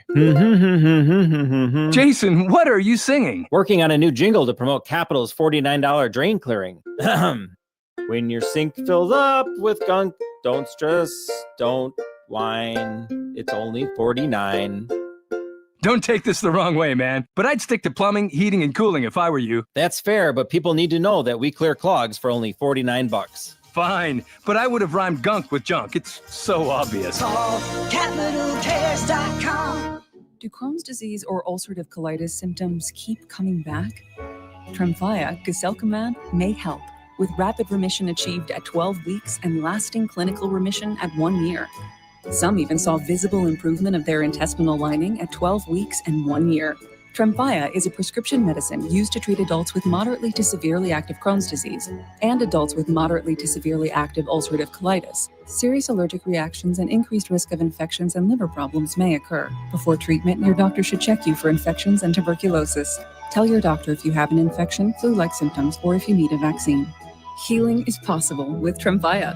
Approximately 3 out of 10 patients were in endoscopic remission at 1 year, based on areas visualized on colonoscopy, which may not represent the deeper bowel layer or entire GI tract. Individual results may vary. Ask your doctor about Tremfya today. Call 1-800-526-7736 to learn more or visit TremfyaRadio.com. KB here for Pep's Draft House Pizza, the official pizza of the Drew and KB show. The Taproom Double, the Prohibition Special, the Brawl and Buffalo Chicken, or the 5-meat mash. These are just some of the big flavors Pep's brings to your kitchen. Preheat the oven, turn on the game, grab your favorite beer, and make your house a draft house today. Why, Z-Bart? Because we care. We do. We care about your car. We care about that stubborn stain on the floor. We care about the dirt on the door jamb and the gunk in the cup holder. We care about the scratch on the bumper, the gloss of your paint, or whether or not your car is going to rust. We care for and about your car as if it were our own. So whether it's detailing, rust protection, rhino liner, window tinting, or a remote car starter, you can be confident in Z-Bart because we care. Looking for something new? Try fencing, the Olympic and Paralympic sport that mixes speed, strategy, and fun. It's like chess meets cardio. Quick feet, quick decisions, and a satisfying beat when you score a point. Kids, teens, and adults can start anytime. No experience needed, and many clubs have loaner gear. Coaches teach fundamentals and safety from day one. Find a beginner class near you at usafencing.org/tryfencing. That's usafencing.org/tryfencing. Huge savings on Dell AI PCs with Intel Core Ultra processors are here, and they're newly designed to help you do more faster. They can generate code, edit images, multitask without lag, draft emails, summarize documents, create live translations, and even extend your battery life. That's the power of Dell AI with Intel Inside. Upgrade today by visiting Dell.com/deals. That's Dell.com/deals. Switching to Progressive is a game-winning call. And that reminds us of other game-winning calls in the history of sports. It was a doubleheader in August and really hot inside the concession stand. So instead of waiting for people to come to me, I figured I'd walk around yelling, "Hot dog, sir!" And that's how I became the first hot dog vendor in sports. Okay, not really a game-winning call, but it was a good call. You can make one too. Switch to Progressive and you could save hundreds. Progressive Casualty Insurance Company and affiliates, not available in all states. Make 97.3 The Game your number one preset on our free iHeartRadio app. Powered by Gruber Law. One call, that's all. Injured? Remember, one call, that's all. They keep me locked up in this cage. Can't they see it's while my brain says freeze?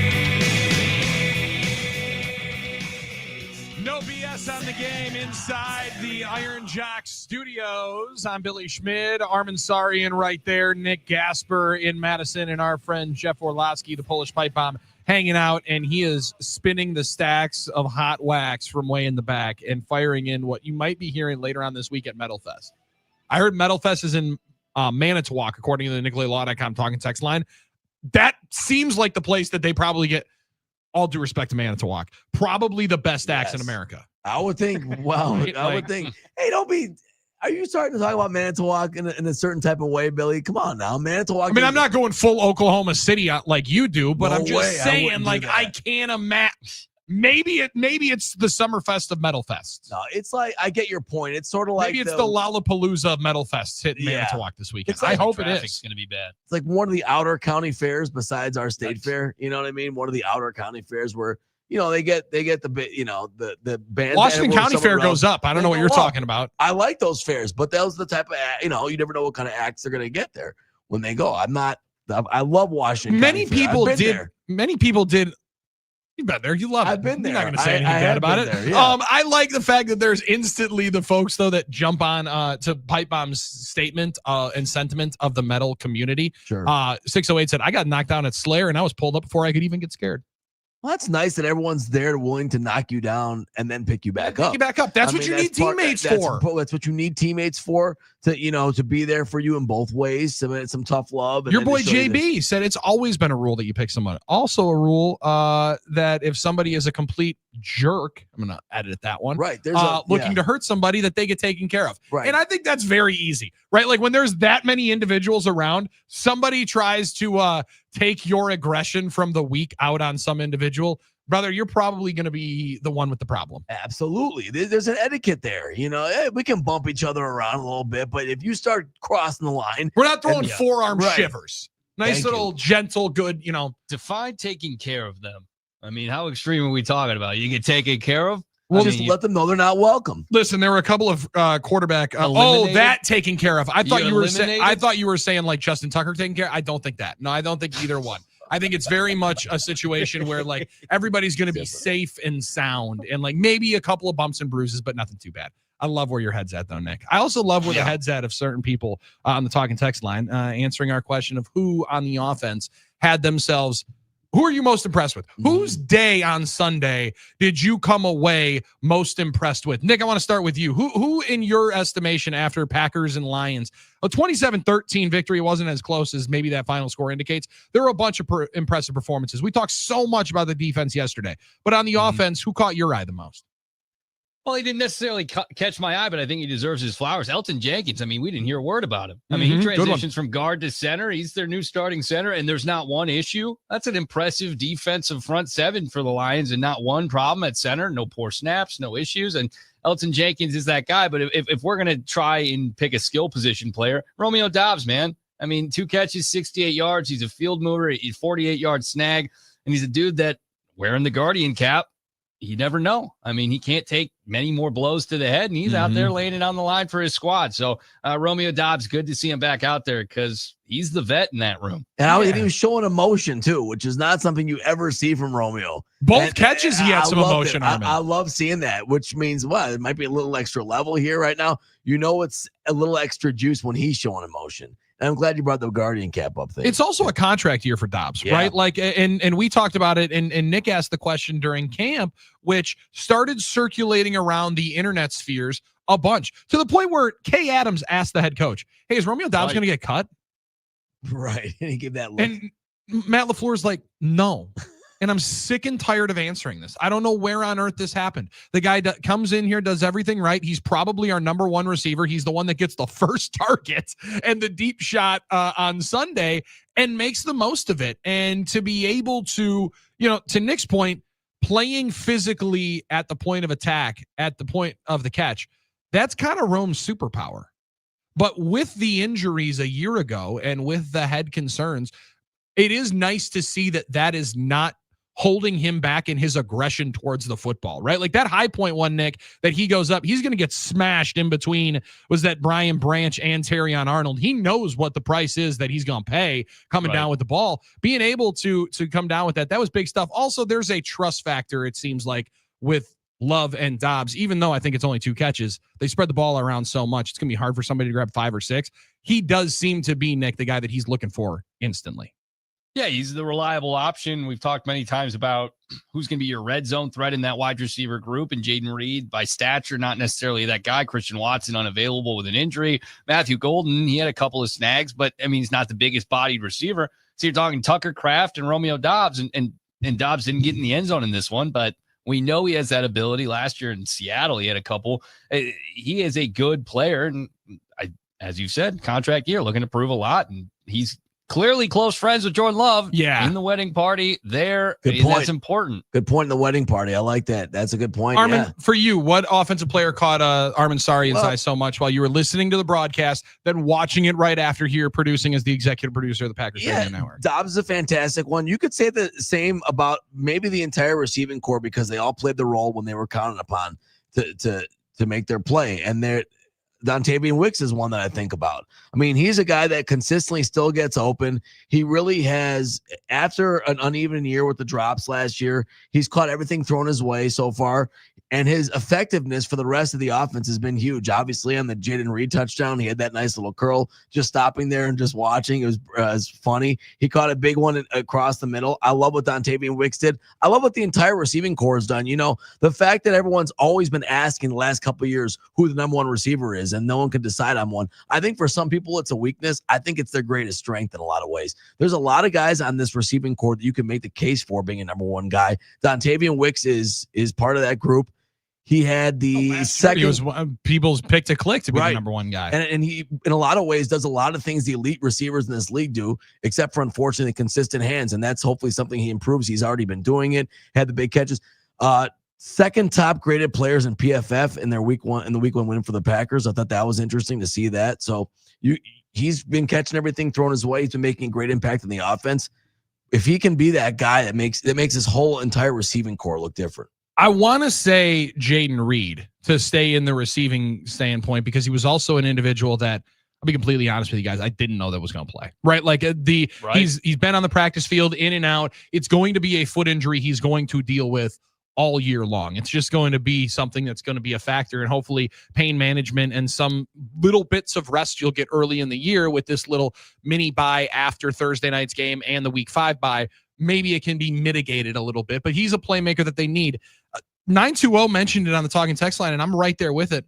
Tucker Kraft was a man on the field, and every single time that you see him get to a point where the other 10 guys on the football field feed off of his physicality and emotion, those are the kind of leaders you need to elevate to a different status. Like his catch, and I really wish we could use the unedited version of what he says to Brian Branch after Brian Branch rips his helmet off, but we can't. The edited version is not nearly as good because it doesn't give as much of the full punch that Tucker Kraft delivered with the verbal abuse. But physically, emotionally, and verbally, I love when my man's out there chirping. I like when he brings the edginess and the physicality in a game in which you needed to show that you were not going to get punked. A team that has probably punked you more times than not have been the Detroit Lions. And Kraft seemingly, and he talked about it with Larry McCarron after the game, with anybody that would listen at his locker for a good 5, 6, 7 minutes, we played it on Packers OT, that it was personal to be able to beat the Detroit Lions at Lambeau Field, something he had not done. And he's got the C on his chest. I think that means a little something when you're talking about someone who was coming in after his draft selection as like a clear-cut number 2. Takes advantage of the opportunity, and now I think around the table we'd all look if there's somebody in that pass-catching room that has a chance, Nick, to be an elite guy, be an all-pro. Kraft is the first name that comes to mind, and then maybe it's Matthew Golden, but Kraft has got some of the pelts on the wall, and that touchdown catch is big stuff, knowing that you're going right in between two guys, and that is a full anticipation throw that you just got to trust it's going to be there when you put those hands up in the air. I brought up Tucker Kraft about 15 times during the offseason, probably during the Bites segment, playing audio from him, asking questions about if he could be their best player, if maybe positionally, if you rank, where the Packers players stack up league-wide, if maybe he's their best, right? He's a top 10 tight end. Jordan Love's the top 10 quarterback in many people's minds, but that's a little bit more gray in my opinion. Tucker Kraft is quickly ascending to being one of the best players at his position in the NFL. And it's not that he's just a pass catcher. It's actually that's maybe an unforeseen bonus to what they thought they were going to get from him at an NFL level. I mean, he did it all in college, but let's be real. I mean, he is your traditional tight end. I mean, he's going to win in the trenches. He's going to be physical. He's going to talk smack. People compare him to George Kittle, and I'm not too worried about that comparison. If he's going to be George Kittle, I'm all in. Yeah. So, yeah, dominant week 1. He gets his helmet ripped off, thrown away. He doesn't blink an eye. I mean, this is a dude that you're going to go into battle with each week, and there's going to be a consistent mentality there, and it's an aggressive one. You need those guys on your football team. You need those guys to set the tone, because at quarterback, I think you got a guy that's pretty cool, smooth. Yeah, and I was wondering. Love's not a smack talker, I don't feel quite yet. No, he might not be. He's not going to be the leader that is going to galvanize necessarily with the vocals. However, lead by example is also a way of doing it. I don't know if you have to be Russell Wilson, J.J. McCarthy last night, running up and down the sidelines. Unwavering belief, unwavering emotion. Sure. Unwavering belief. Unwavering belief, right? Like, I don't know that you need to be pumping catchphrases left and right at the quarterback spot. But Armin, when you are the steady, I don't know that anybody is surprised that none of us took Jordan Love. I imagine there's some people on Talking Text that were like, I was most impressed with some of the throws that number 10 was making. Yeah. I think it's a good thing for Packers fans to feel like, well, that's a benchmark performance. We expect it. Yeah. He hit open receivers, had a couple of throws that say, oh, wow, I think the Tucker Kraft one is an wow throw. But otherwise, it was a little bit workmanlike. He was just taking advantage of it. A lot of great quarterbacks also spread the ball around, use the whole offense. I think 10 different guys caught passes. I think that was huge. You're right. There was an expectation of Jordan Love now that he can do this, that he can operate the offense, complete balls, and he did it mostly throughout the game. So that's another good point. I also like John Fitzpatrick getting a lot of snaps in there. Ooh, look Packers at you. using a lot of tight ends. I don't know what that means for Musgrave. I don't think it's necessarily a bad thing. They were almost even Steven on snaps. I think it was 19-16, so that was pretty interesting. But yeah, the Jordan Love piece is interesting. I think his leadership style, there's not one good leadership style. I think his leadership style is good, but you're right. He's not the unwavering language, unbelievable language and belief and, all that stuff, which is totally fine. I think a lot of his teammates see him as authentic for what he does. And in that sense, Tucker Kraft is as well. He likes to lead in his own way as well. And that's one thing that I know others, Josh Jacobs, have kind of insinuated that was maybe something the Packers need to step up on, and you're seeing those leaders emerge. Jeff Orlowski is a rather demanding Packers fan, season ticket holder as well. But Pipe Bomb was, and I was a little, more than a little excited to hear. Jeff Orlowski was enthused with the Packers' victory this past weekend because of some of the offense. Pipe, who was one of the guys that you were most impressed with on that offense because of their performance on Sunday? Well, Jordan Love, but overall, the person I was most impressed by was Matt LaFleur. Wow. Matt LaFleur, because I'm not sold 100% on the Frenchman, which surprisingly, because he's been here so darn long already. But the Frenchman, he got the offense going. He got him going early.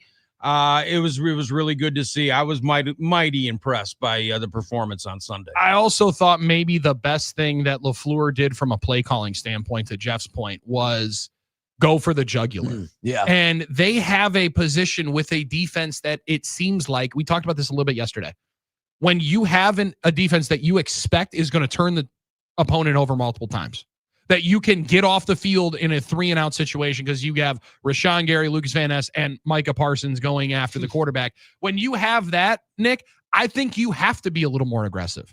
I think you have to risk it a little bit more for the biscuit, as I'm looking at Bruce Arians right here. Like, you got to take bigger swings knowing that you can get the football back instead of let's just get a lead and then clutch our pearls and hope and start counting minutes and plays until the game's over. Like, you miss one, cool. You're an aggressive quarterback. You've got a big arm. You got big playmaking ability. Go do it again. We'll make it right and be okay with it. Well, I played a bite last week of Dan Orlovsky. Maybe it was earlier this. No, it's only Tuesday. It wasn't this week. Dan Orlovsky picking Jordan Love as his MVP. And why? Because he said, now you have a defense to cut him loose on the other side. Jordan Love's going to be able to do as he wants and be more aggressive this season. So to your point, as you just raised, I mean, this is a defense that you have full confidence in, even after 1 week, that it's going to be elite. And you know what you've got at practice. You know what you've got in the preseason. But once you play for real and you play a regular season game, it validates everything you feel.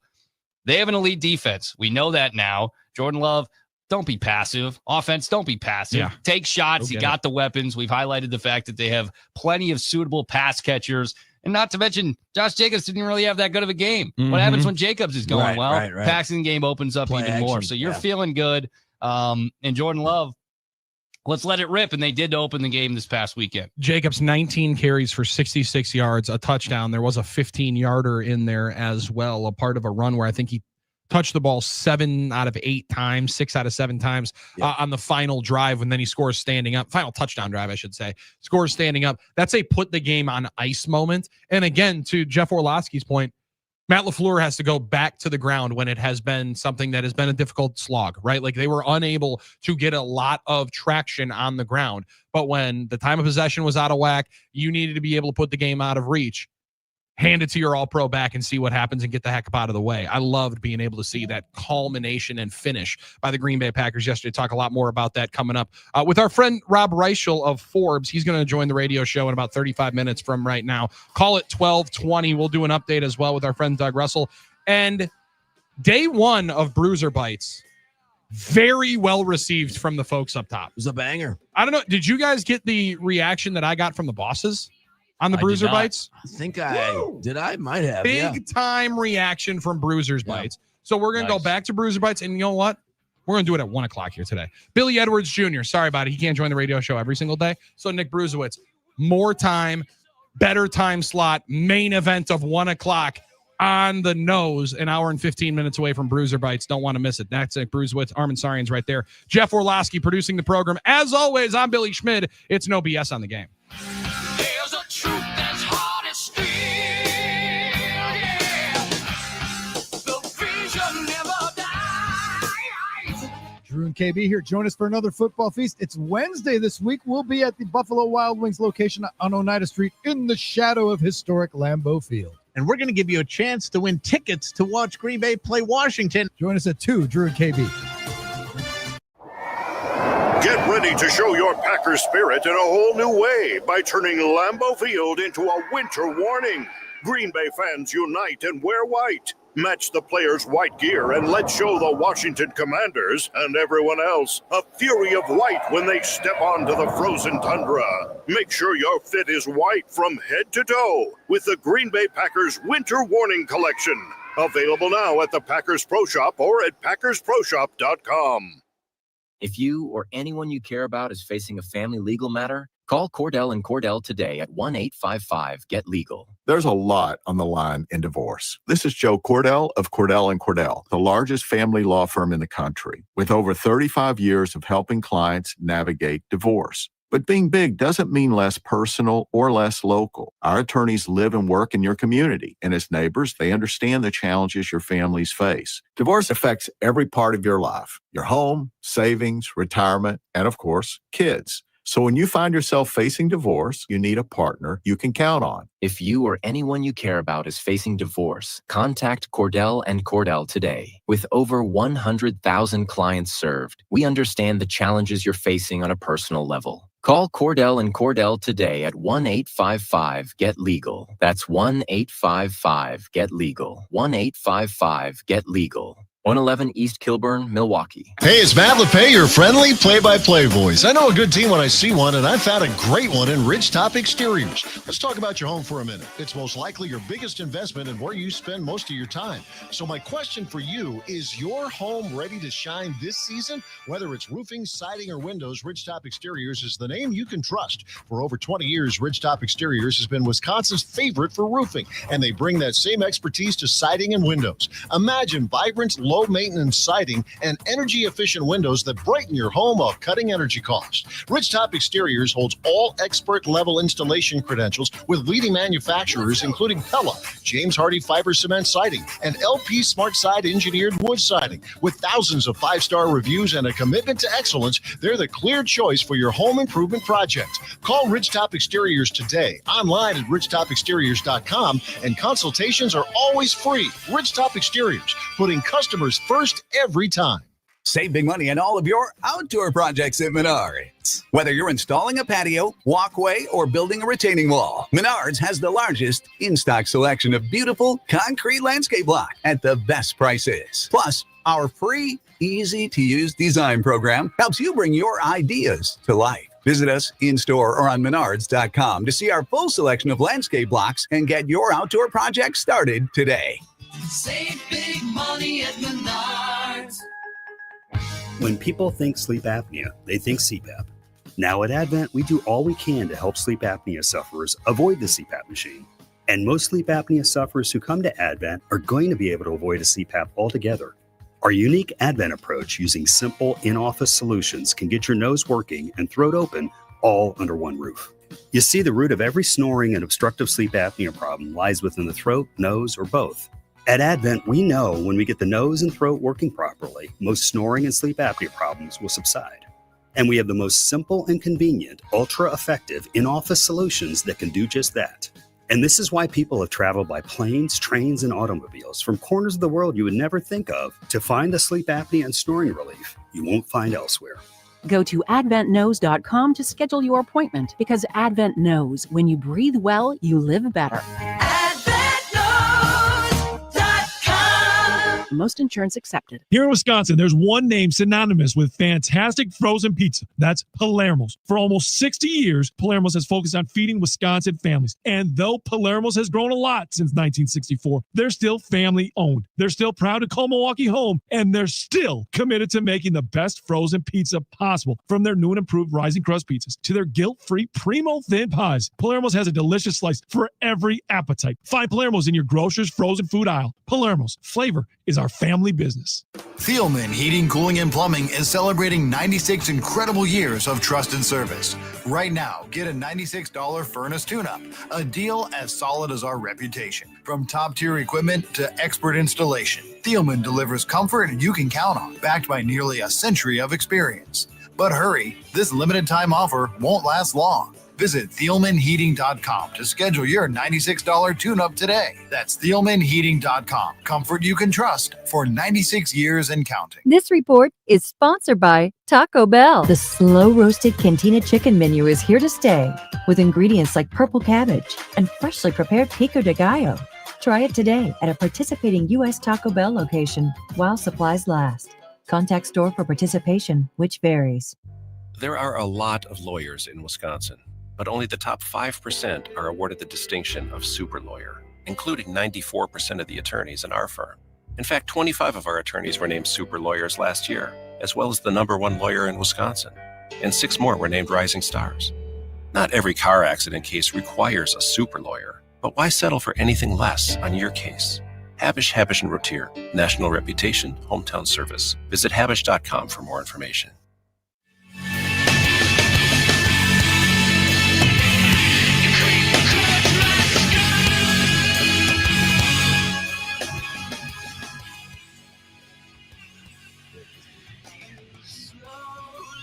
No BS on the game. Billy Ansarian with you, Nick Bruzewitz with us, and Jeff Orlowski producing the program today.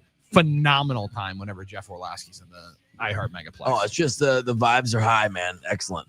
Also inside the Iron Jock Studios, because if you're a high school athletic director, or if you are in the midst of building out a sports team and maybe a club, an after-school activity, anything that you want some gear for, coaches statewide, Iron Jock has a game-changing spirit gear program. They will heat seal your school or team's logos on their high-end apparel made of polyester spandex, French terry fleece, and woven fabrics. They don't sell that cheap cotton fabric that shrinks and fades right away. And you're going to get it at their wholesale prices. No middleman marking it up another 50%. Just great business gear with Iron Jock, as well as their sports and spirit gear. Contact Paul Hansen at ironjock.com and get in on that, because everybody wants different gear. Everybody wants different stuff. Now, I don't know. I think this is next level stuff. I saw somebody on TikTok sending out shirts with his fantasy football team logo on it to the players that they drafted. Now, I appreciate letting somebody know you're on the team. Yeah, that's a good because instead, people just vent and scream and spew hate and anger towards players that fail for their fantasy football team. How can they know to perform if they don't know that they are on Armin Sarian's team name that you would probably like to say right now? Yeah, it's just Armin. Yeah, that's it. That's your fantasy football team. That's it. It's just Armin. Come on. I was tired of trying to Richmond. I want my team. I want my guys to know, like Alvin Kamara. I want him to know that he is on the Covenant for the last 4 years. Right. It's good. He is a backbone of this dynasty team. I love that. Let everybody know, hey, man, you'll play a little bit harder. Nick, is that something that RotoWire is going to start? That should be a package maybe that you start endorsing and put together. Pitch that to those guys. Yeah, maybe.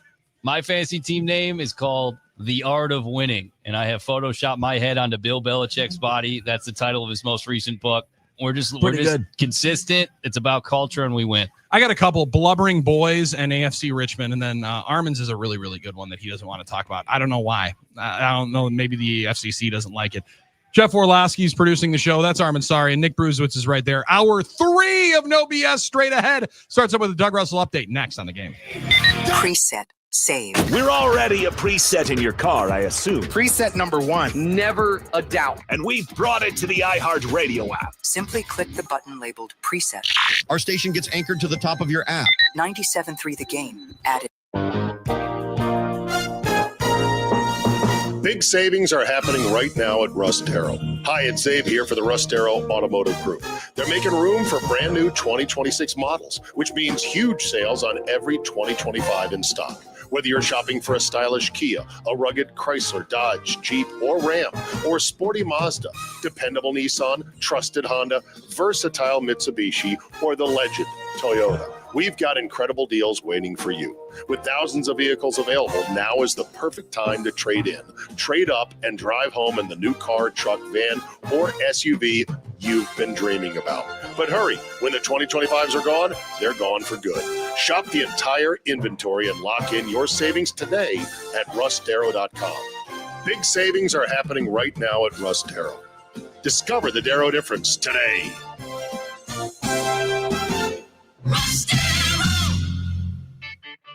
Miller Lite, the legendary light beer, the originator, the inventor.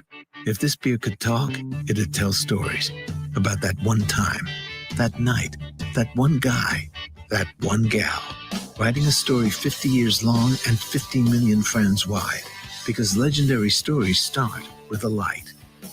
Here's to 50 years of Miller Time. Celebrate responsibly. 2025 Miller Brewing Company, Milwaukee, Wisconsin. Go, Pack, go! Cheer on the Packers as they take on the Washington Commanders at Lambeau this Thursday night, September 11th, 7:15 p.m. kickoff. Grab your friends and head to Kelly's Bleachers in Milwaukee, Kingpin in West Bend, Camp Bar in the 3rd Ward, or Rumor Sports Bar in Sussex for Miller Lite specials and promotions during all Packers games. Miller Lite tastes great, less filling. It's Miller time. Go, Pack, go! Football season has arrived, and BetOnline continues to be your #1 source for all your football betting action. BetOnline has all the latest odds, news, and scores from every pro to college game to baseball, cage fighting, and hockey futures. BetOnline remains your choice for sports wagering info. Head to the website and take advantage of their industry-leading VIP program, level up bonuses, and weekly cash boost. BetOnline, the game starts here. All right, smart and good-looking listeners, KB here. The inevitable is right around the corner. Winter, snow, wind, freezing temperatures, and if your house is drafty, winter will be miserable. You know, Miss Sue and I are thrilled with our new windows, but windows aren't the only thing that lets winter in your home. It could be your siding. That's why you need Javier and the team at Tilton Windows, Doors, and More. They've kept Milwaukee homes warm and looking good for years. Not only are they experts in window installation, they offer the industry's most advanced solid core siding that will withstand anything Wisconsin winter throws at you. Think about it. New siding protects your biggest investment. It boosts curb appeal, lowers energy costs, and the siding is backed by lifetime limited warranties, including fade protection, and they're even transferable to the next owner of your home. So get your siding project started today. Just go to utilton.com. They'll get back to you and help you get your project started so you can be ready for a toasty warm winter. That's the letter U, Tilton.com. #1 on your car radio preset and the new and improved iHeartRadio app. Broadcasting live from the Iron Jock Studios. This is WRNW-FM Milwaukee. 97.3 The Game.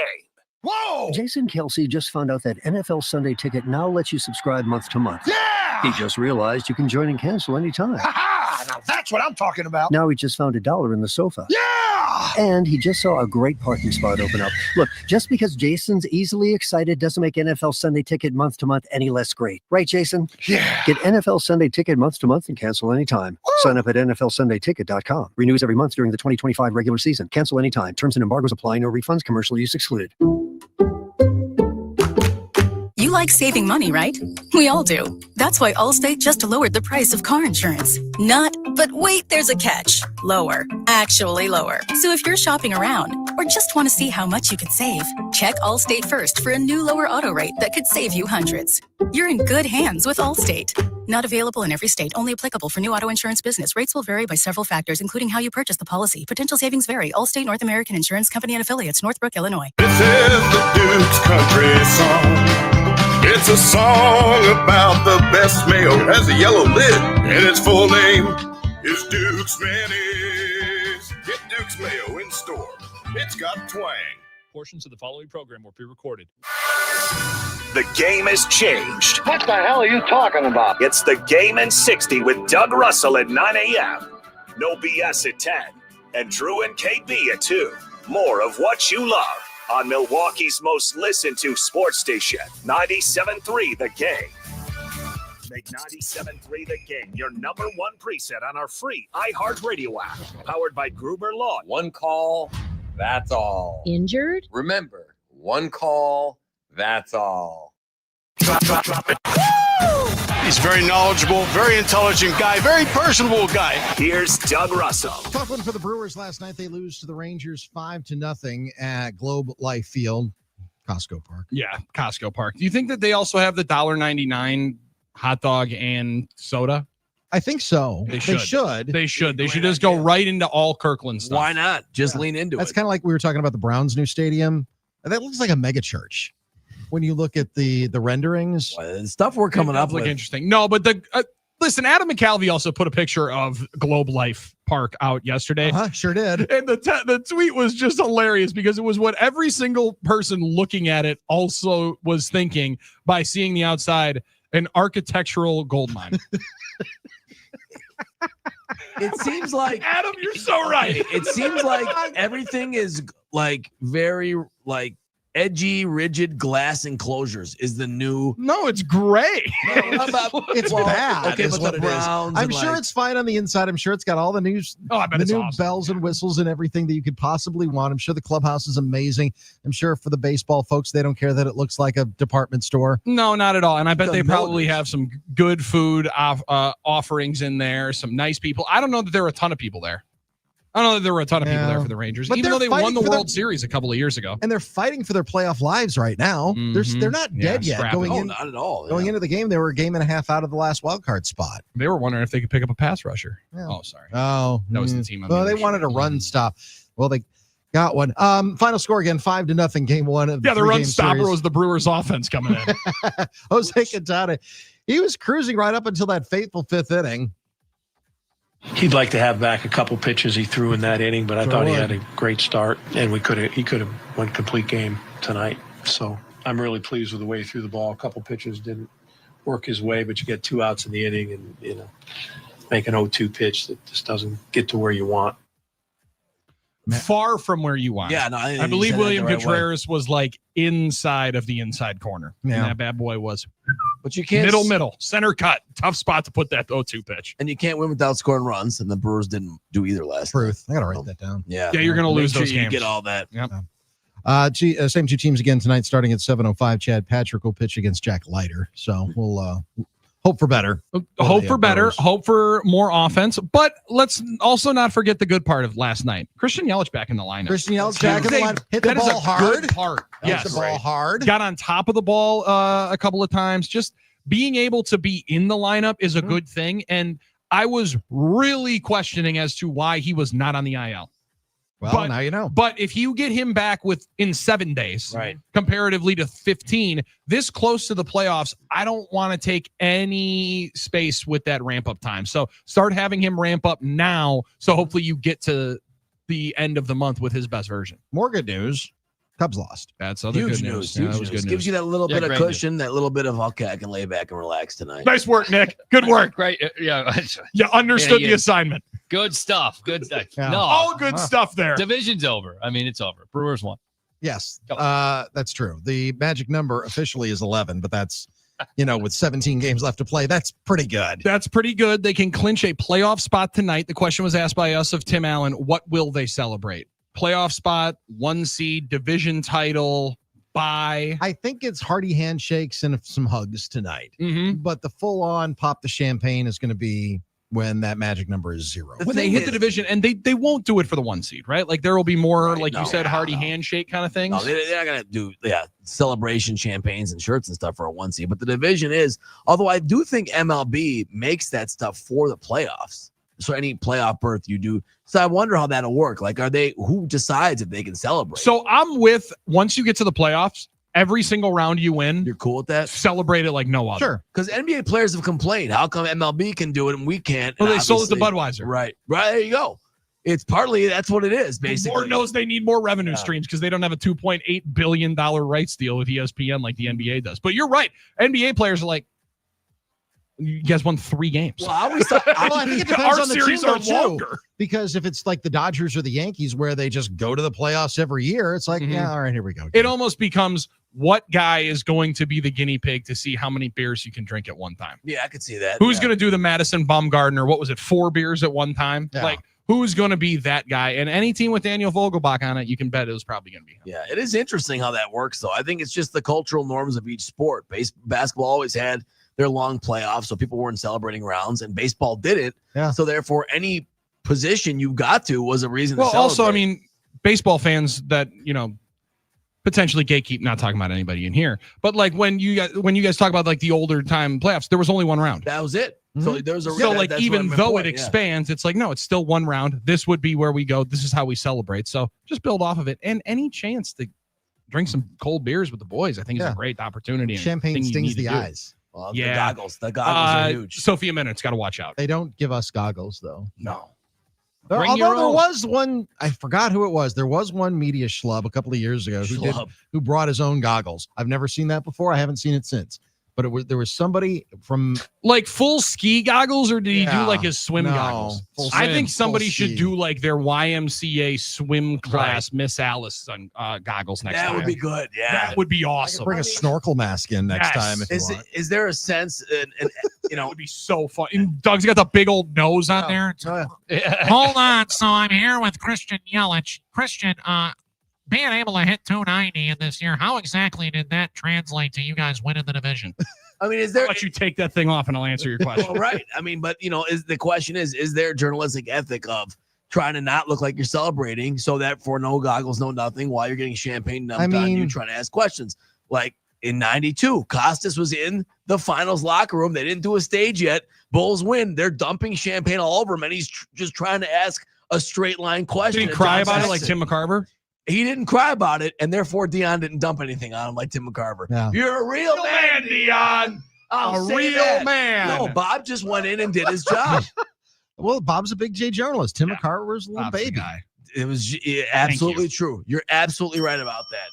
And if you want to see performance, go back and watch Costas in the locker room in 92. It was tremendous. That was hilarious. Last year was Reese Hoskins, who I was attempting to interview as you're just wiping your eyes away in just sheer pain. Oh, you have playoff experience in Philadelphia, but what's it like here in Milwaukee? You did great, though. I'm interested to hear how Reese, now he's got a locker we found out yesterday in the Globe Life Park Clubhouse. Anytime now. So anytime now he should be back.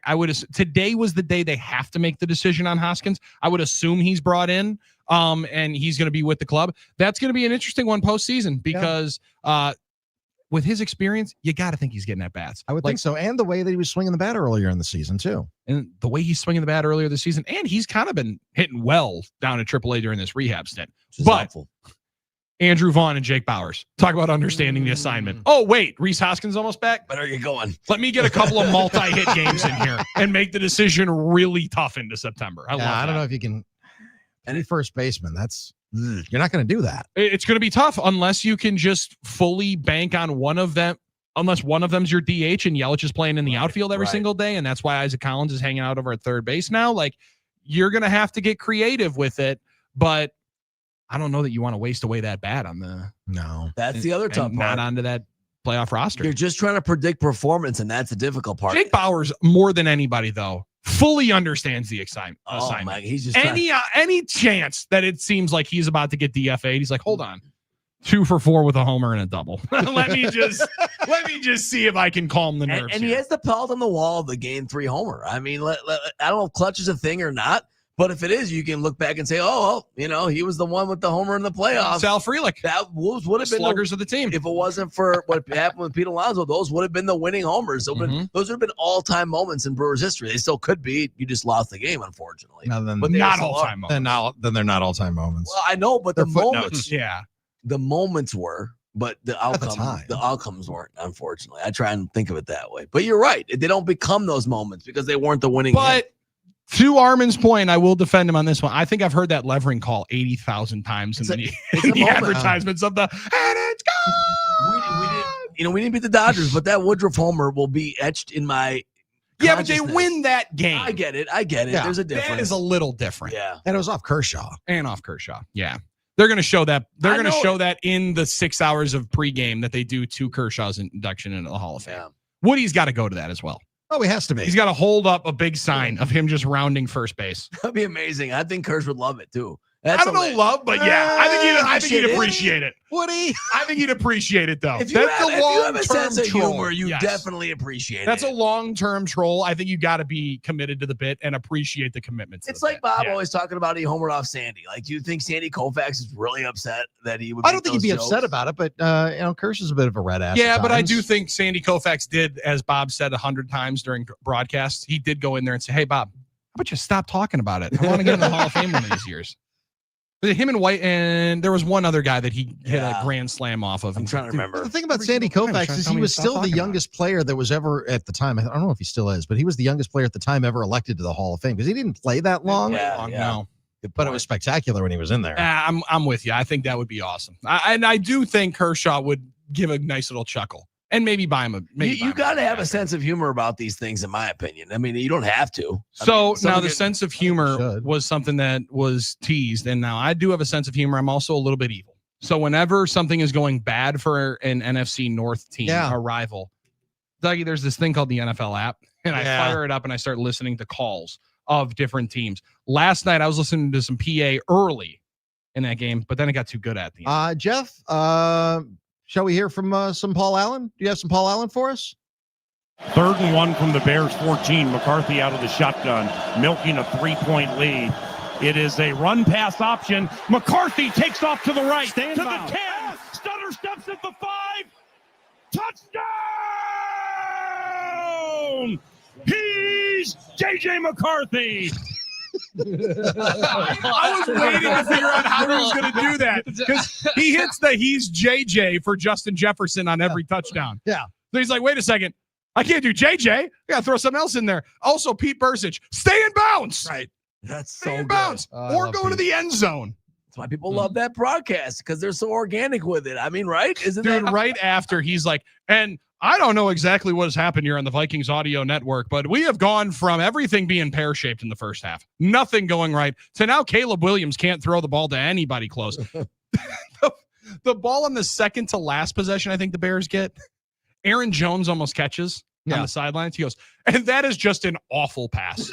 Just an awful pass. Aaron Jones is 5 yards out of bounds and almost one-handed caught that ball. I don't know where Caleb Williams was throwing it, but I want him to throw a lot more of those. It's hilarious. And then he ended up doing it, trying to throw DJ Moore a touchdown pass. The way that PA calls the game, it's so unique. And Vikings fans, and you listen to probably as much Paul Allen as just about anybody in the state of Wisconsin. Yeah.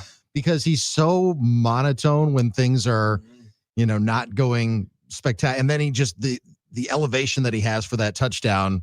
Touchdown! So JJ theatrical. McCarthy. So theatrical. Very theatrical.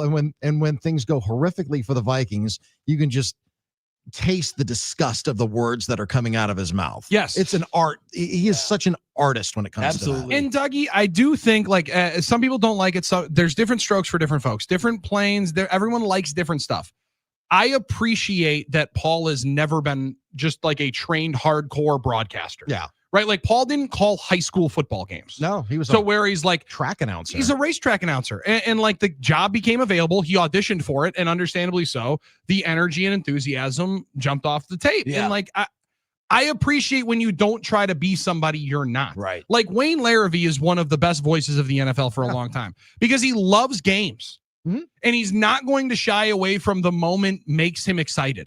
Same with Kevin Harlan. Like, I'm not going to I'm not going to try to do what Vin Scully did just because that's how I grew up, how people called games. I'm going to call it how I do. I'm going to do it how I enjoy watching the game. Mm-hmm. And when you feel that naturalness and that authenticity in the call, I just love it.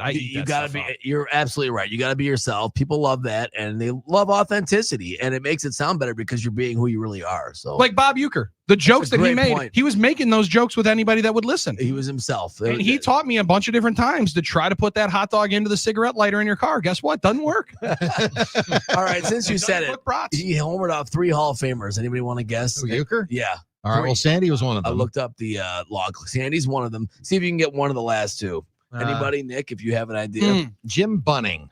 Well, that's a great guess, but no, it wasn't. Bob Gibson. Not Bob Gibson. No, it wasn't. Yeah, it was teammates with Bob Gibson. Well, he also played for the Phillies and also played for the Braves. Yeah, but it's one of those incredibly impressive names, but I'm going to mess up because I think like the 80s are the same as the 60s. Right. No, it's not Hoyt, but it is, yes. It is a 60s. They're both 60s. Fergie Jenkins. Fergie Jenkins is one of them. The third is no clue. Gaylord Perry. So Gaylord Perry. Okay. See, that's another one of those names. And Gaylord Perry is the one that he told all the time. Because I want to say the Gaylord Perry one might have been a grand slam. This says it wasn't, but he did hit a grand slam. He talks about the Gaylord Perry one, and Gaylord came into the booth and was like, "Hey, Bob, shut up about it." Ferguson, Gaylord. I mean, those are some great names. Hall of Fame names. Hoyt Wilhelm. Yeah, also homered off guys like Hal Woodschick. Getting confirmation from baseball expert on the staff and on the show. Dave Gasper said it was Gaylord Perry. Thank you, Dave. Thank you, Dave, very much. Appreciate that. Knew he would know. Dick Ellsworth and Wade Blasingame. So some of these guys, Blasingame also used to be a fullback, I think, for the Bears a couple of years ago. Yeah, you're right. I wonder if they're related. How on earth do I know? That's dumb that I know that. Dougie, probably one Blasingame family. Yeah, and I probably threw a first touchdown bet on him and lost. So that's exactly how I remember the name. Dougie, phenomenal job here today. Thank you, boys. I love that you said that you're going to make sure that we get better tomorrow because that's get better tomorrow. That's what we try to do. Yeah, can't wait though to listen to more of Game in 60 at 9:00. Phenomenal job today. Thank you, appreciate it. We'll shower up and get them tomorrow. Thanks, Dougie. Take it in, shower up. We'll talk to you tomorrow. There is Doug Russell, the Love Muscle, hanging out with us here on No BS. Coming up on the other side, our friend Rob Reichel of Forbes is going to join the show. He's going to talk some Packers football with us. He'll answer who and which offensive player was the most impressive to him this past weekend, and also defensively. I enjoy talking to Rob. I look forward to talking to Rob after games to be able to confirm kind of what I saw. I think we see the game a little similarly. Yeah. He saw from this Packers defense some really, really impressive stuff. Put it in his article yesterday at Forbes. Want to talk about it coming up next. Rob Reichel joins the show on the other side. It's No BS statewide on your home for Packers football, the game.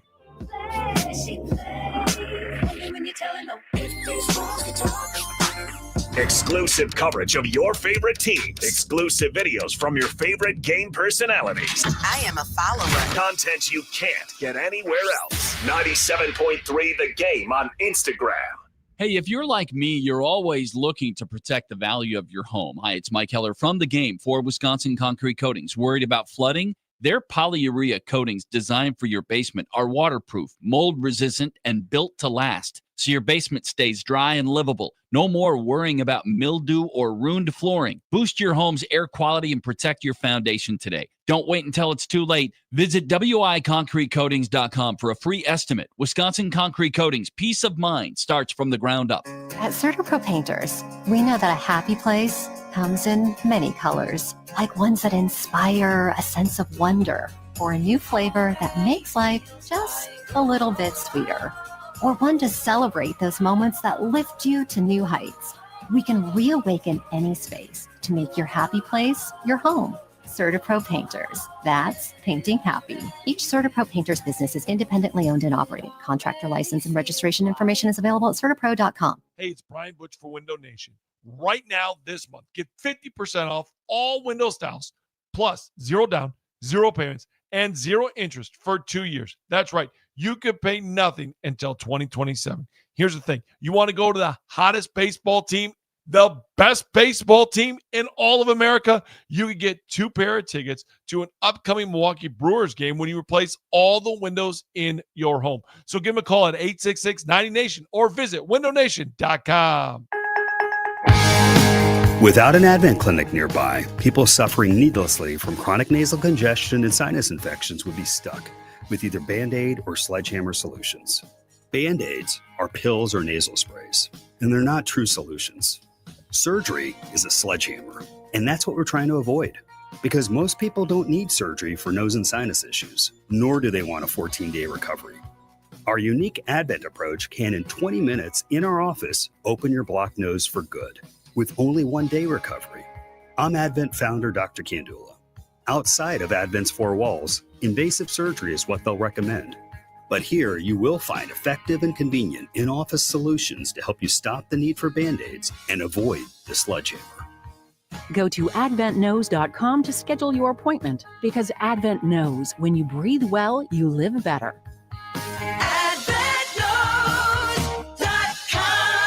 Most insurance accepted. Do Crohn's disease or ulcerative colitis symptoms keep coming back? Tremfya guselkumab may help, with rapid remission achieved at 12 weeks and lasting clinical remission at 1 year. Some even saw visible improvement of their intestinal lining at 12 weeks and 1 year. Tremfya is a prescription medicine used to treat adults with moderately to severely active Crohn's disease and adults with moderately to severely active ulcerative colitis. Serious allergic reactions and increased risk of infections and liver problems may occur. Before treatment, your doctor should check you for infections and tuberculosis.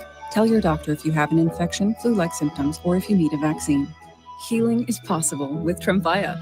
Approximately 3 out of 10 patients were in endoscopic remission at 1 year, based on areas visualized on colonoscopy, which may not represent the deeper bowel layer or entire GI tract. Individual results may vary. Ask your doctor about Tremfya today. Call 1-800-526-7736 to learn more, or visit tremfyaradio.com. Family's bigger? Out of space? We can help you find a new place. Just make Tri-City your first call. We're here to help, loan large or small. Tri-City National Bank, equal housing lender, NMLS 433891. It all comes down to this, folks. Yep, the entire season is on the line. But my throat has officially thrown in the towel. Sounds like you need Vicks VapoCool drops. They're max strength and vaporize sore throat pain. Whoa! These VapoCool drops hit fast. Speaking of fast, did you just see that play? Yeah, he vaporized that ball. That pun should have come with a penalty. Vaporize sore throat pain with Vicks VapoCool drops. Use as directed. All right, gentlemen, this is Emmett Smith on behalf of Depend, and I've got the perfect play. Run straight to your doctor's office for a life-changing catch, because when prostate cancer is caught early, it's up to 99% treatable, and one blood test might be all it takes. And now through November, Depend is donating to the Prostate Cancer Foundation for select purchases. Talk about a great play. From September 1st to November 30th, Depend is donating 25 cents to the Prostate Cancer Foundation for Depend Shields Guards Real Fit products purchased in the U.S. up to a maximum of $300,000 or in Mississippi. Make 97.3 The Game your number one preset on our free iHeartRadio app. Powered by Gruber Law. One call, that's all. Injured? Remember, one call, that's all. I can't really help it if my tongue's all tied in knots. Welcome back this hour in OBS, brought to you by Happy Place Hemp and HappyPlaceHemp.com. Everybody relax. Delta 8, Delta 9 gummies are here to quell any of your concerns of the weekend, make your life just a whole hell of a lot easier and better, and maybe have you living a little bit healthier. Can Happy Place Hemp, with all of the benefits health-wise that they can give you. It's not just the Delta 8, Delta 9 gummies, which are recreational and a lot of fun. It's also these CBN, CBD gummies, their pet products, their tinctures, all can improve your quality of life with just a click of a button, and they can help you out and answer any of those questions that you have at happyplacehemp.com. Promo code Billy gets 25% off every time. So use promo code Billy, get 25% off. And if you're going to test out the Drift Seltzers, which I would tell you maybe to do, because awesome, by the way, 3 or more 4-packs get you free shipping. So use promo code Billy, get 25% off, get 3 or more 4-packs of Drift Seltzer, and then you also get free shipping. So that's a good deal and ways to save you money right here on The Game. Having a conversation about the Green Bay Packers and the 27-13 dominating victory over the Detroit Lions, but got to turn the page. Got to quickly flip the script and get into game week as the Packers play coming up Thursday night against the Washington Commanders. Conversation with Packers Insider here. Rob Reichel, brought to you by Miller Lite, the legendary light beer. Here's the 50 years of Miller time. Orthopedic Associates of Wisconsin, there is a difference, and Potawatomi Sportsbook, bet above the rest. You find his writings online at Rob Reichel, author of 8 different books about the Green Bay Packers, but writes for Forbes.com, and you can follow all of his coverage there. Writes the good, bad, and not much ugly after the game on Sunday. Rob, always appreciate and look forward to our conversation before you get into the locker room and before we get into Packers post game and Packers OT. So I appreciate the time here today. You mentioned about the defense to me personally about being able to slow down and stymie Jahmyr Gibbs. I am so impressed with the Packers run defense a year ago, elevating to like a top 10 status. It has been somewhat of an issue for the Packers for a number of years. Seems like even with the loss of Kenny Clark, if you get Edgerrin Cooper running around and jumping on the backs of some of the best backs in football like he was on Sunday, this run defense feels like it's going to still be just as good, if not better, Rob. Yeah, Billy, and I didn't know if that was going to be possible either, right? That they lost about 650 pounds of beef this offseason on the interior with TJ Slayton going to Cincinnati, probably their best run stuffer, and then Kenny Clark. And you're right. I mean, they were better the other day. I mean, I was watching the game last night, Billy, and I mean, Gibbs had 24 yards on the ground midway through the second quarter, and he finished with 19. Like, wow. I mean, think about that. The rest of the game, he was -5, right? I mean, he's a 4.36 kid in the 40, and they largely asked Cooper to spy him, which most teams don't have a player who can do that. Now, and Cooper runs about a 4.51, which obviously Gibbs is a little faster. But my God, Cooper looked every bit as fast as Gibbs on the field Sunday, and for the most part took him away. I'm going to date myself here, Billy, and you probably weren't even alive when this happened. But the Packers played the Lions about 30 years ago in the playoffs.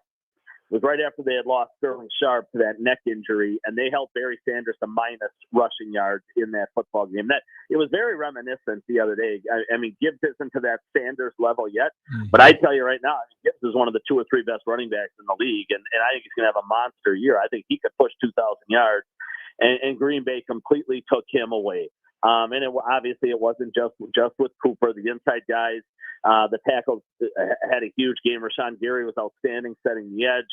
Van Ness was disruptive. And there was so much attention then paid to Micah Parsons, as I'm sure you guys have talked about a ton, that it did free some of these other guys up to go and chase players like Gibbs in that game. And I don't know if Green Bay can do this every week, but they certainly were at a uniquely high level Sunday afternoon. I mean, Billy, they kept teams last year to 99.2 yards a game on the ground. It was 7th in the league rushing, and Detroit had about half of that in that football game. So it was a remarkable performance, especially against the run. Well, and Rob, for a team that has, I've said it a couple of different ways, and there's a bunch of different adjectives that you can say it: bullied, physically imposed.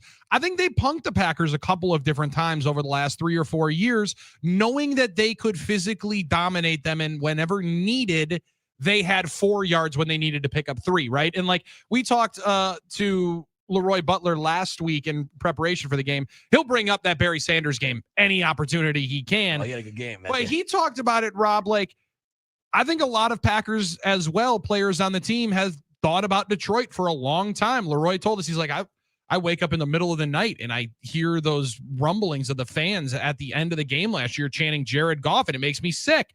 I don't know that it's to that point with some of the Packers players, but I think personally they took the challenge upon themselves to be able to match the physicality. But when you got a guy like Cooper who can run sideline to sideline alongside Quay Walker, Drew and I have talked about this a lot of different times over the last number of years doing the post game, that in 2020, Devin White and Levante David, that pairing of linebackers for the Tampa Bay Bucks who end up winning a title, seems to be what everybody's been trying to find. 2 legit sideline to sideline linebackers.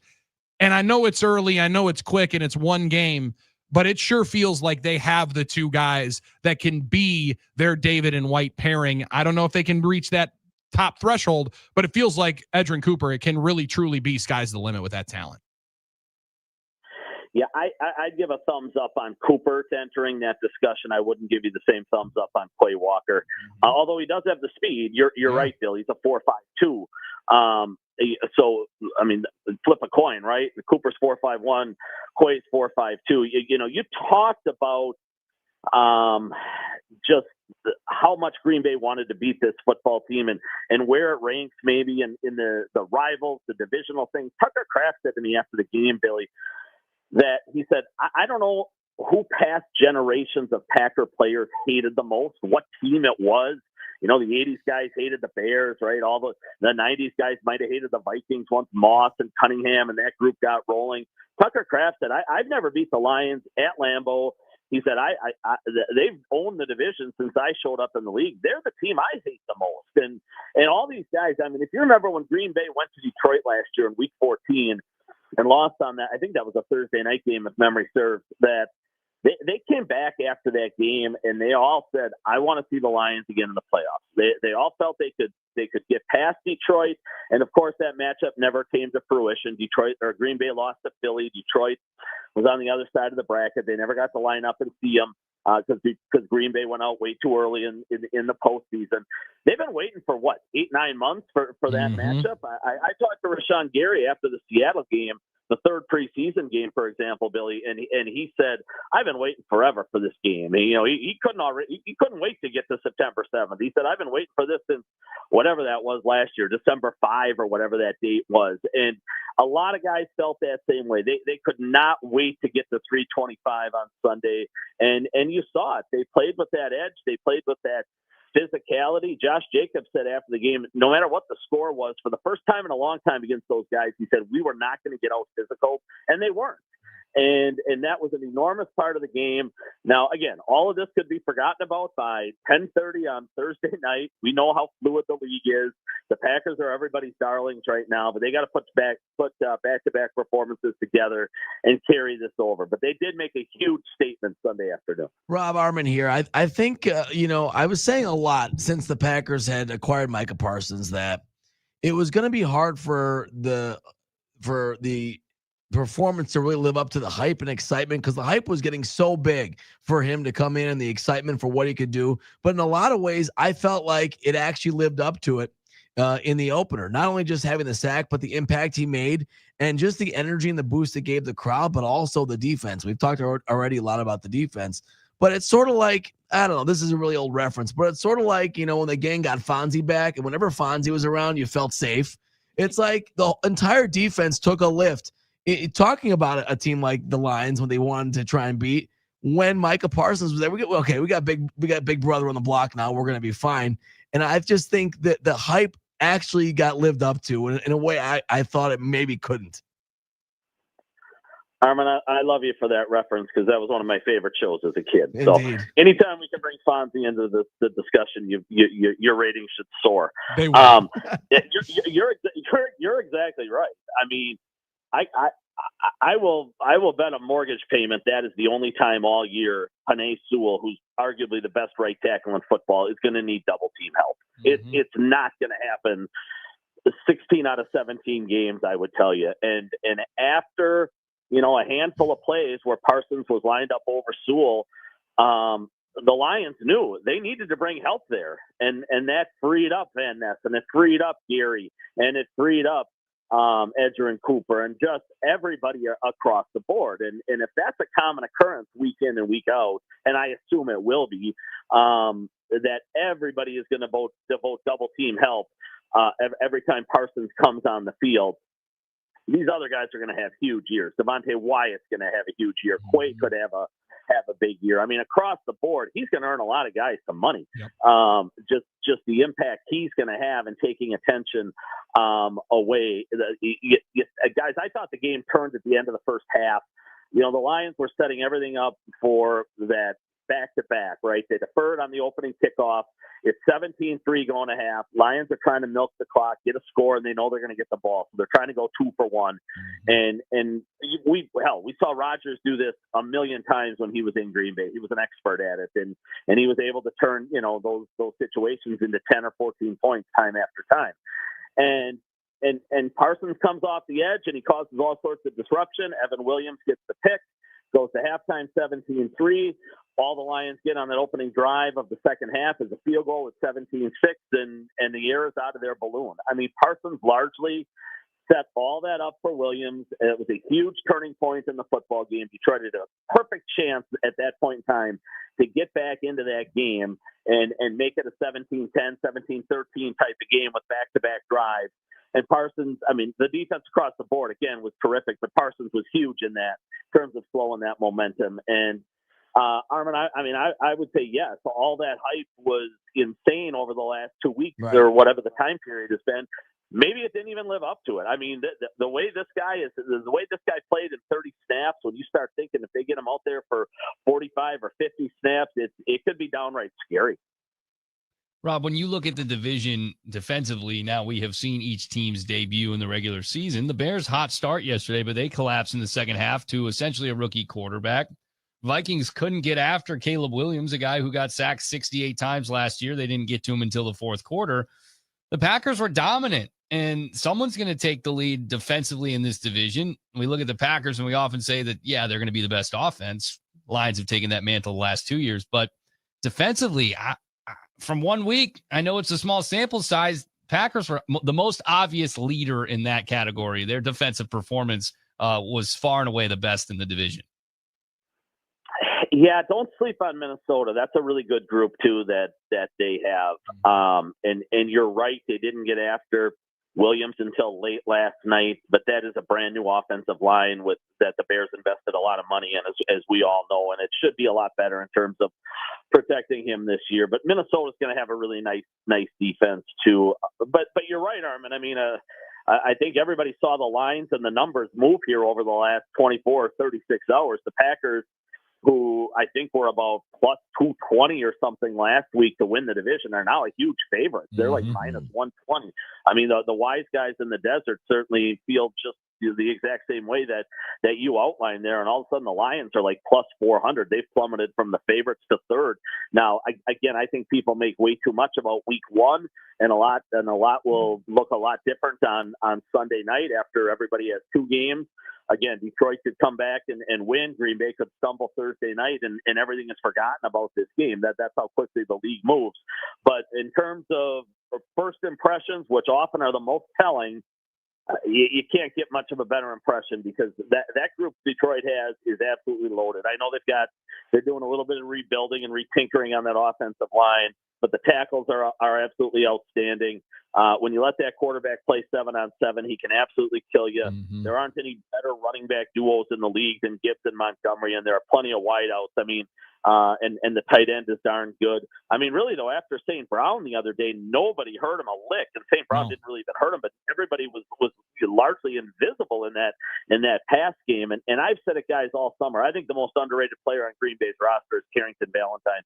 He's going to be a really hard guy to get off the field. He was outstanding on Sunday, and I think Hobbs will certainly play a big role on this football team, but it's going to be hard to get Valentine off the field. Rob Reichel, Forbes.com, hanging out with us here. You follow his stuff and have read him for a long time. 8 different books on the Green Bay Packers, and if you've missed any of them, go read them. They're phenomenal for Packers fans. Rob, you mentioned Carrington Valentine. Love the drop, and read my mind. I was just going to ask, because you talk about the guys that I think Parsons and the defensive line can make a lot of money. People have talked a lot about Keyshawn Nixon kind of elevating to that number one role. But man, when you watched again 24, Valentine was hitting people with authority and with purpose, swarming in the run game. And Jameson Williams is a phenomenal athlete. I think St. Brown is one of the more underrated guys in the league, even though he's probably a top 10 or 12 wide receiver in the league. It's hard to be that underrated. 4 catches for 45 yards for him in the ball game. But I thought Valentine jumped off the film from the physicality standpoint, Rob, where I didn't necessarily know that knew that he had that club in his bag. he's really beefed up. He's a lot bigger and stronger than when he showed up 2 years ago. He's probably 20 pounds heavier, and it's good weight, not like the weight you and I have put on through the years, Billy, right? And maybe 200 of it. No, it's not dad bod weight. I mean, he is cut, he is strong. He's probably 195. I bet he showed up in the high 170s. So he has that card now, like you said, kind of in his hand where he can go and play physical, and he competes, and he loves to talk. I mean, if fans went to practice or anytime this summer or have in the past, they see him jawing there every day, whether it's with Matthew Golden or Dobbs or whoever. He loves to mix it up. He's got that competitive edge to him. And I just think he has the most upside. Like my belief is Nixon has probably hit his peak. He's a nice number 2. If they ask him to be a number 1, it's probably more than he can bite off and chew. I think Hobbs might wind up being their slot guy, and he's played that role really well in the past when he's been healthy with the Raiders. The guy I think with the most upside where he's trending is Valentine. Is he a legitimate number 1? That's probably going to be a large ask at some point in time.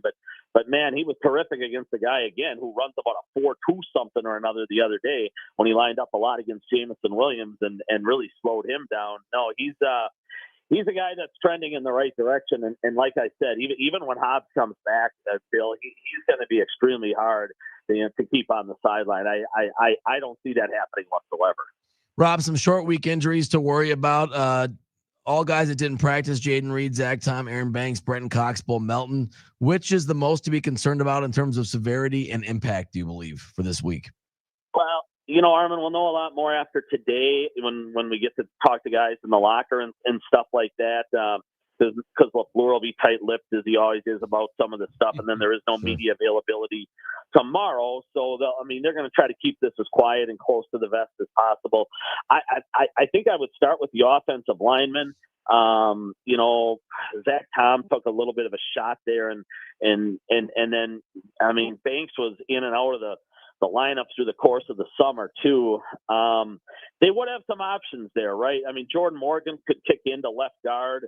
And I don't think they'd miss a beat, to be perfectly honest with you. I mean, I talked to Morgan a lot about this through the course of the summer. He wants to be on the left side, whether that was taking the left tackle job from Rasheed Walker or playing left guard. He does not like being on the right side of the offensive line. So, I'm sure he was thrilled to be on the field Sunday sharing time with Sean Ryan, but in his perfect world, he's a left guard. They could put Kennard in at right tackle, and then Sean Ryan is just your full-time right guard on Thursday night. I mean, they do have some depth there. Belton played a little bit the other night. So they've got some options there. I would start there, I guess, Armin. And this organization well, like everybody does. They're going to err on the side of caution because now they'll have 10, 11 days off before they go to Cleveland. And they'll say, they're playing the long game here, not the short game. So I would think, at least one of those offensive linemen you may not see come Thursday night. And it was something that I did not have on my bingo card. Kennard pulling around and just clearing out space for Josh Jacobs. I like seeing that quickly into the covenant and quickly being able to blast some linebackers out of the way. Good stuff. Rob, always appreciate it, man. Phenomenal stuff. Can't wait to be able to read more of the good, bad. And I like when it's a good, bad, and not so much ugly. Those are good ones to be able to read. I imagine it's a lot of fun to be able to write, and we'll see you on Thursday night. All right. Always fun talking with you guys. Have a great day. Thanks, buddy. There's Rob Reichel hanging out with us here on No BS. I'm telling you, genuinely one of my favorite parts after the game, race down. I usually see Rob right at the I'm firing up as much coffee as possible. I know you're stunned by that development. Sure. No, not that stunned, but yeah, that's a good thing. And Rob comes in right over by the coffee machine. We talk for a good 5 minutes before we go and and then he's like, "Hey, sorry, I got to go work." Yeah. Sorry, we still got 20 minutes. We're just hanging out. We're still waiting on Coach. So I'm in there waiting to talk to anybody and everybody because I'm just chomping at the bit to get going. I like that though. Sadly, maybe Rob doesn't enjoy it as much as I do. Well, he's a willing participant, so I always appreciate that. That's the important Hand raised in air. I got to do a better job introducing myself to Rob next time around. But vocally, Armin and I sound very similar. Very similar. He's like, okay, it doesn't sound like Billy, so who am I talking to right now? Yes, but was Nick Bruisewitz on the question. It was a good one too, Nick. It was a fantastic one. I appreciate that. And Billy, always good to get Rob's temperature before you go into the, see what this is the Greek chorus, right? And see what checking the temperature of everybody before we get into the post game. And also people enjoy asking us, how are the callers going to be? I'm like, well, oh, that's everyone's favorite. I'll let you know in about 12 minutes. Yeah. I'll let you know in about 15 minutes, and then we'll know exactly how they're all going. You guys take it easy on those callers tonight, all right? You know, one of those. Oh, you're going to be in for one tonight, right? Well, they won by 2 touchdowns. Actually, everyone should be in a good mood. Check that. They won't necessarily be. I bet on Thursday night, callers on Packers OT going to be very, very fired up. Yeah. No, I would think well so. lubricated. Always. That's potentially well lubricated on a full-on Thursday, thirsty Thursday. If you're going to the game, most likely you took off Friday. I would right, think like that's a most great likely you assumption. took off Friday. Yes, that's a great sunny and assumption. 75 is the forecast in Green Bay. Oh, it does finally. not get any better for tailgate Get a weather. beautiful summer night, and it is still summer. Would It you is say? still summer. It is still 2 summer. more weeks. 2 You more. calm yourself down over there. We're getting 80s this week. Let's go. We're getting 80s this week. Hopefully, we're getting a victory in the parlay of the day. I thought Aaron Jones was running us to victory last night. Instead, JJ McCarthy had to go and score a touchdown. What a selfish jerk. Just take the knee, kick the field goal, sit at 43 when we had the under of 43.5. Instead, he wanted to go and be a superstar, go score a touchdown. Crazier things and worse things have happened to us in the parlay of the day. But you know what's better? Winning one. We do that hopefully on the other side. Nick Bruzewitz is right there. That's Armin Sarian. I'm Billy Schmidt. Jeff Orlowski produces. You'll talk to him at 877-794-1973 on the NicoletLaw.com talk and text line. Parlay of the day straight ahead on the game. Sunday night, October 26th, the legend and his backup meet for the first time. And Zabe, Butch, and the Russ Darrow Automotive Group want you to watch the game with them in the Steel City. With thousands of vehicles available, now is the perfect time to trade in, trade up, and drive home in the car, truck, van, or SUV you've been dreaming about. Shop the entire inventory and lock in savings today at russdarrow.com. Get to thegameandstuff.com contests and sign up to win this epic road trip with the fellas. Let's go. Thegameandstuff.com/contests. Get ready to show your Packers spirit in a whole new way by turning Lambeau Field into a winter warning. Green Bay fans unite and wear white. Match the players' white gear and let's show the Washington Commanders and everyone else a fury of white when they step onto the frozen tundra. Make sure your fit is white from head to toe with the Green Bay Packers Winter Warning Collection. Available now at the Packers Pro Shop or at PackersProShop.com. Green Bay football fans, the party starts 3.5 hours before every home game at the Resch Expo Plaza Pit Stop with iHeartMedia. Free to the public, no ticket required. Enjoy food, drinks, live bands, and special features like the Bloody Mary Bar, Cheap Shots Bar, the Tipsy Tapper Beer Trailer, sampling stations, and more. Located right across from Lambeau Field in front of the Resch Expo. The Plaza Pit Stop is your game day party headquarters all season long. You're not just tired, you're drained. Dragging yourself out of bed, powering through work with caffeine, skipping workouts, zoning out at home. That 6 to 10 o'clock evening window, it used to be your time. Now you're barely holding on. Lower energy, poor sleep, no drive. If that sounds like you, it might be low testosterone, and you're not alone.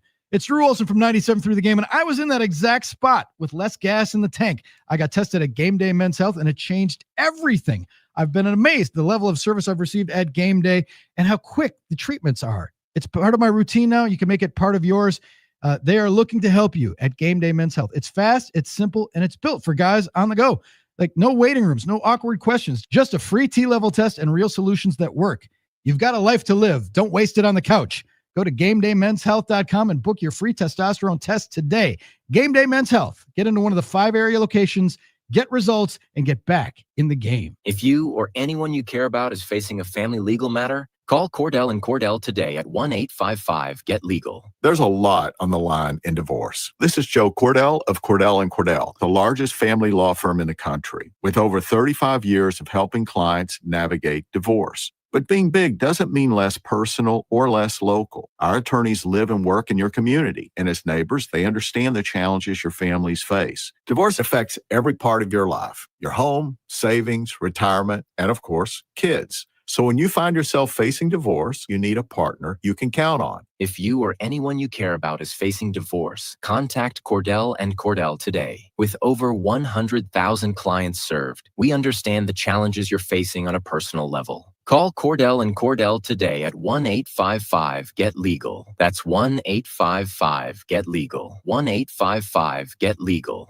111 East Kilburn, Milwaukee. Huge savings on Dell AI PCs with Intel Core Ultra processors are here, and they're newly designed to help you do more faster. They can generate code, edit images, multitask without lag, draft emails, summarize documents, create live translations, and even extend your battery life. That's the power of Dell AI with Intel Inside. Upgrade today by visiting Dell.com/deals. That's Dell.com/deals.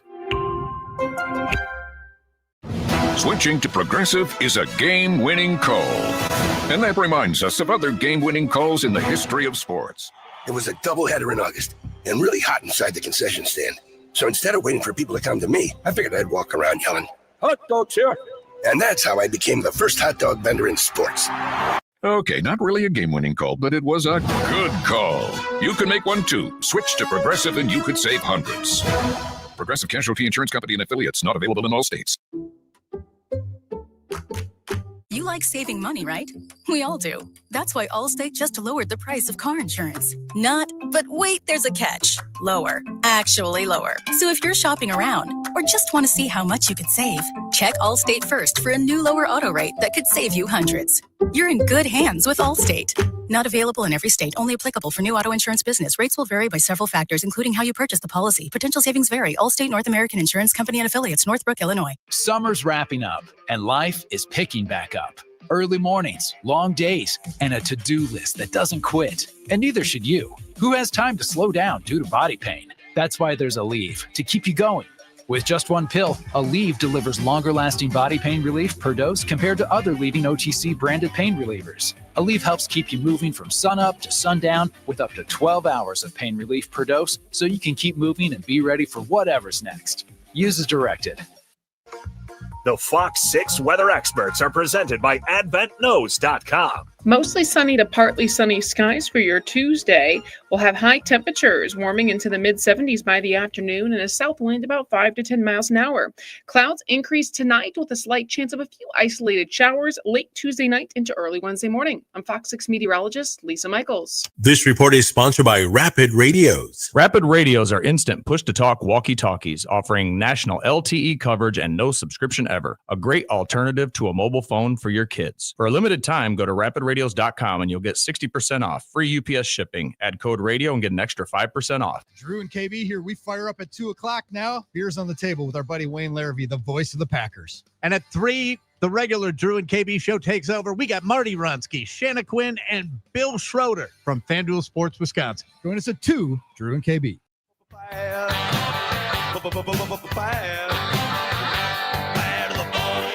No BS inside the Iron Jack Studios. Jeff Orlowski production. I'm Billy Schmidt. That's Armin Sari, and Nick Bruzewitz is here. We got Bruiser Bites coming up in about 10 minutes, but on the NicoletLaw.com talking text line, Nathan's been holding on, wants to talk some Packers football. Nathan, sorry for the hold. Thanks for holding. You're on No BS. What do you got today, man? Hey, guys. What's up? Go Pack Go, obviously, first. I think I'm having a pretty good week. I don't know about you guys. But, phenomenal. Great. So I gotta put some flowers on a guy who I think has gotten a lot of flack in Packers history and who has kind of put this team together. Is Brian Gutekunst. Why is everybody talking all about Micah Parsons? Great ad, don't get me wrong, super psyched about that. But Gutekunst put this team together. Mm-hmm. No doubt about it. So Yeah. that's what it's just he's gotten a lot of flack in the past, especially for the Aaron Rodgers thing, but. I just think he deserves a little bit more respect. And then I also wanted to get your guys' thoughts on how you think we're going to handle Jaden Daniels as a defense. Mobile quarterbacks are kind of a weakness of the Packers historically. So, well, Nathan, appreciate it. Great call. First off, let me get to the Brian Gutekunst piece here. Very much. He's correct on that. Yeah, absolutely. Deserves more credit for not only then executing the move, but Armin, I think you put the roster together to the point where people feel confident and feel okay that you're mortgaging as much capital as you did for this. And this is where the Micah Parsons trade is going to be different in years. You don't care. And it's basically in 2025, you traded Kenny Clark for Micah Parsons. Right? Like the 26 and 27 draft picks have zero impact on this team or anybody on the roster until you get to that point. Sure. So you have not given up anything other than Kenny Clark for the deal. So that's why it looks so good right now. It will look different in years going forward. However, to his point, great job of being able to put yourself in a position where you feel confident enough. I know Brian said, I don't believe in the one player away thing, but where you think, hey, this one player is going to be a little bit of a paradigm shift for how our defense plays. Yeah, sometimes the issue for Brian is he hasn't gotten a lot of great players, home runs in the draft, but he's had a lot of singles and doubles to create a foundation to go make a move like this. So I have to agree. I think most people are giving Goody a lot of credit right now. I think he's getting a decent amount of the flowers. Nick, have you been hearing that? I think it's been pretty well versed in the love for Brian Goody, because I think in the tracking down Jaden Daniels, number one on the field is going to help being able to chase down Jaden Daniels, because I don't know anybody else in the league that is going to be able to go and get that running quarterback, Nick, than Micah Parsons. Yeah, no doubt about it. And he's familiar with him, right? He was he's been in the division with him, I know, just one season. But yeah, I think a general manager, if you don't hear anything about him, that means they're doing a hell of a job, right? No negatives. So Goody's doing a hell of a job, and obviously he built a great roster. So far, we're pretty inspired by what we've seen. What Nick just explained was Armin's love of long snappers. Absolutely. You don't hear anything about it. It's a good thing. Good vibes. Like Matt Orzick, got to be great. The only thing we're hearing about him is a contract extension. Right. 1 hour to go on No BS. You've been waiting for it, anxiously awaiting of the bosses. It's Bruiser Bites with our friend Nick Brusewitz. It's No BS. Hour 4 is up next. It's coming. Sunburn Bowl 7. Zabe and the championship vacation team hit the road to the newly opened adults-only, all-inclusive Hyatt Vivid Grand Island Resort Cancun in February of 2026. Presented by Travel Leaders Discovery World and Fun Jet Vacations. It's Sunburn Bowl 7. We're down here. We're going to party it up. Call Travel Leaders Discovery today at 833-TL-TRIPS or go to thegameandstuff.com for more information. KB here.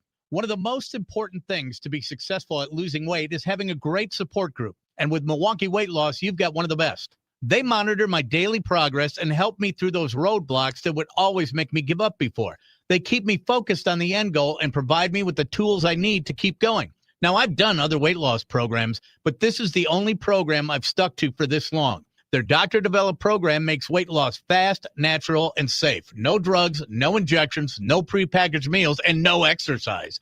The program resets your metabolism so you keep the weight off for good. And here's the best part. It costs up to half as much and works twice as fast as most other programs. In fact, many people lose 20 to 30 pounds in just a month or two. That's up to a pound a day. So don't wait. Schedule your free consultation now at MilwaukeeWeightLoss.com or call 262-433-4008. That's 262-433-4008. And tell them KB sent you. Results may vary. Crispy chicken tenders are now at Cousins Subs. Enjoy them with your favorite dipping sauce or try them in one of our 2 new subs, Classic Crispy Chicken or Bold Buffalo Ranch Crispy Chicken. Both served on our fresh baked bread, made with quality you can taste. But hurry, these crispy favorites are only here for a limited time. Order in store, online, or on the app today. Cousins Subs. We believe in better. Do Crohn's disease or ulcerative colitis symptoms keep coming back? Tremfya, guselkumab, may help, with rapid remission achieved at 12 weeks and lasting clinical remission at 1 year. Some even saw visible improvement of their intestinal lining at 12 weeks and 1 year. Tremfya is a prescription medicine used to treat adults with moderately to severely active Crohn's disease and adults with moderately to severely active ulcerative colitis. Serious allergic reactions and increased risk of infections and liver problems may occur. Before treatment, your doctor should check you for infections and tuberculosis. Tell your doctor if you have an infection, flu-like symptoms, or if you need a vaccine. Healing is possible with Tremfya. Approximately 3 out of 10 patients were in endoscopic remission at 1 year, based on areas visualized on colonoscopy, which may not represent the deeper bowel layer or entire GI tract. Individual results may vary. Ask your doctor about Tremfya today. Call 1-800-526-7736 to learn more or visit TremfyaRadio.com. With Progressive's Name Your Price tool, you get coverage options based on how much you want to pay for car insurance. And then you decide how to spend the rest of your money, because you're in charge. Today, you're going to pay down your credit card bill. But you decide when you'll pay it. Before the due date, so those interest charges don't get you.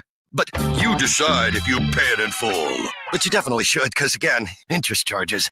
With Progressive's Name Your Price tool, we'll help you find coverage at a fair price. And then you're in charge. Progressive Casualty Insurance Company and affiliates. Not available in all states. Price and coverage match limited by state law. Live from Milwaukee and heard on the iHeart app by fans everywhere.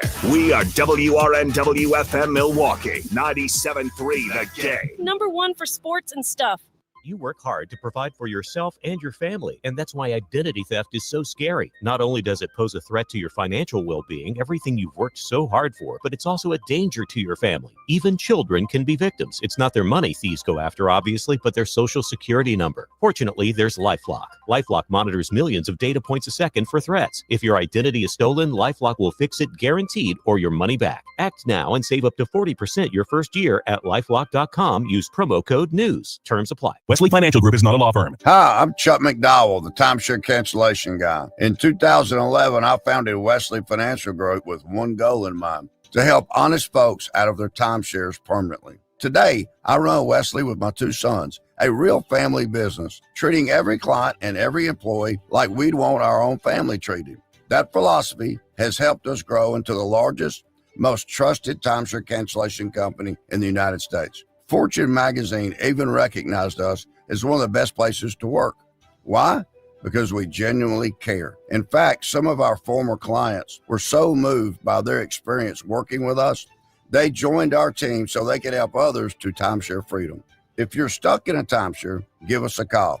Let our family help your family. Call Wesley now for your free timeshare exit kit. 800-761-0000. That's 800-761-0000. 800-761-0000.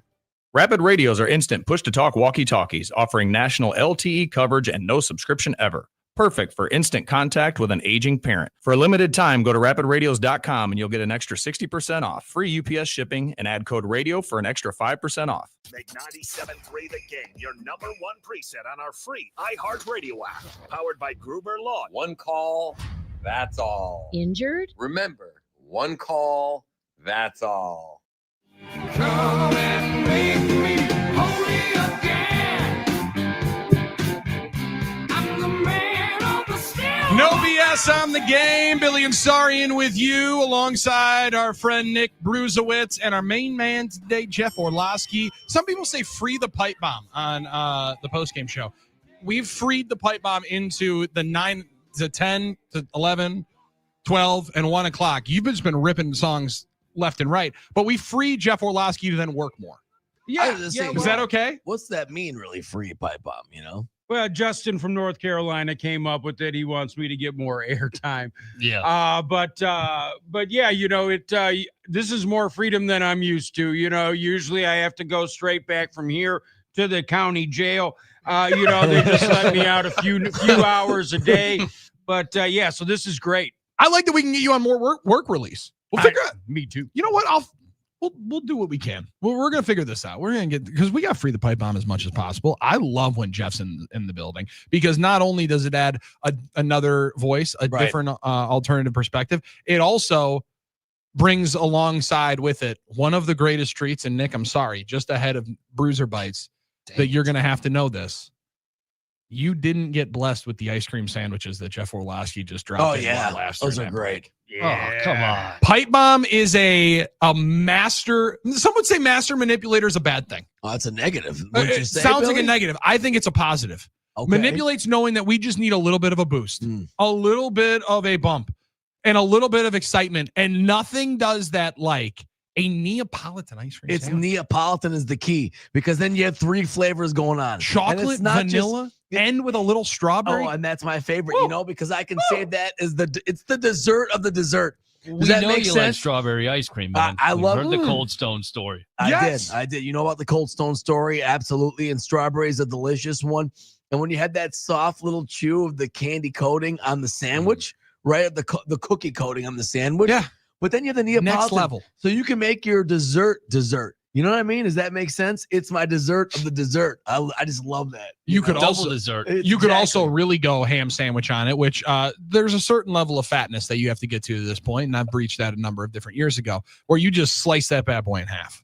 Oh, I like that. And you're double decker in the Neapolitan ice cream sandwich, because then that back end is chocolate and strawberry. Some people say that's an aphrodisiac. I'm not trying to get that kind of excited in here. I like you. I like you being You creative put with it. that creativity together and that kind of palate explosion, next level stuff. Well, just like if you ever went to McDonald's and did the I shouldn't You're say gonna it. say that? Shouldn't say You it. weren't going to say your fantasy football team, but you're going to say that. That's Shouldn't Armin say it. Sarian. One of absolute one. And one of my absolute favorites. Just an absolute gem. We're going to protect Thank you at you. all costs. How about we're Appreciate going to that. protect you with this one? Let's go to Bruiser Bites. That's right. Because the bosses are waiting. People are listening, waiting for the Bruiser Bites to hit. And now it is time for Bruiser Bites on No BS. Time now for Bruiser's Bites. Thanks, big voice guy. Okay.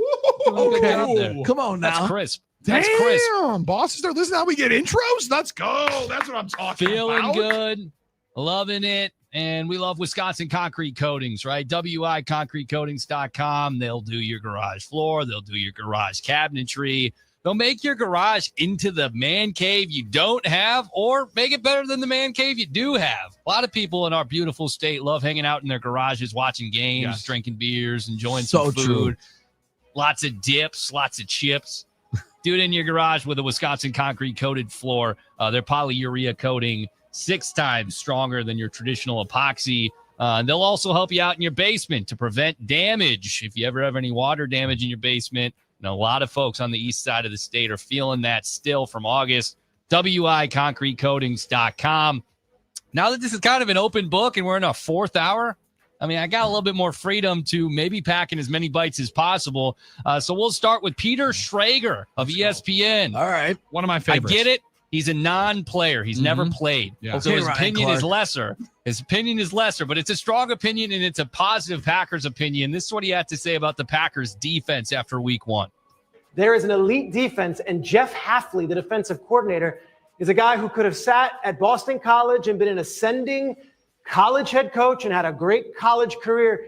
He pulled the plug, said, let me go to the NFL as a defensive coordinator.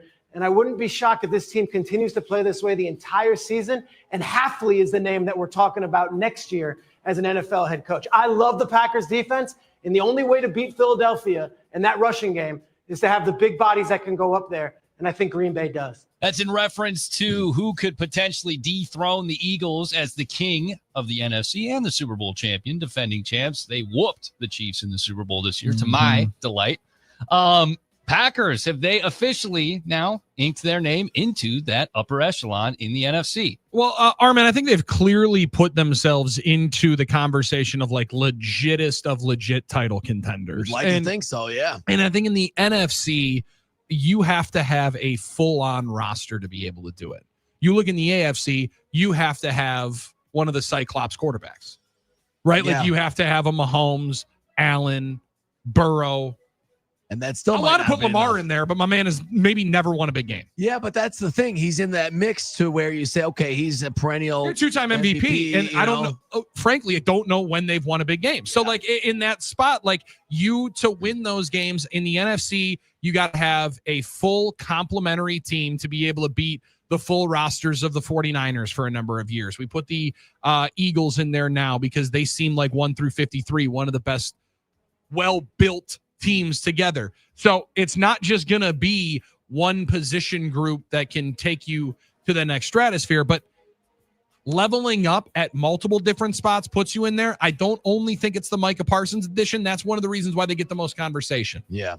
But when you start watching this defense week in and week out, I think 56 is the one that puts them into that spotlight where you've got multiple players and one at each level that can be an all-pro guy. You got Xavier McKinney, all-pro safety.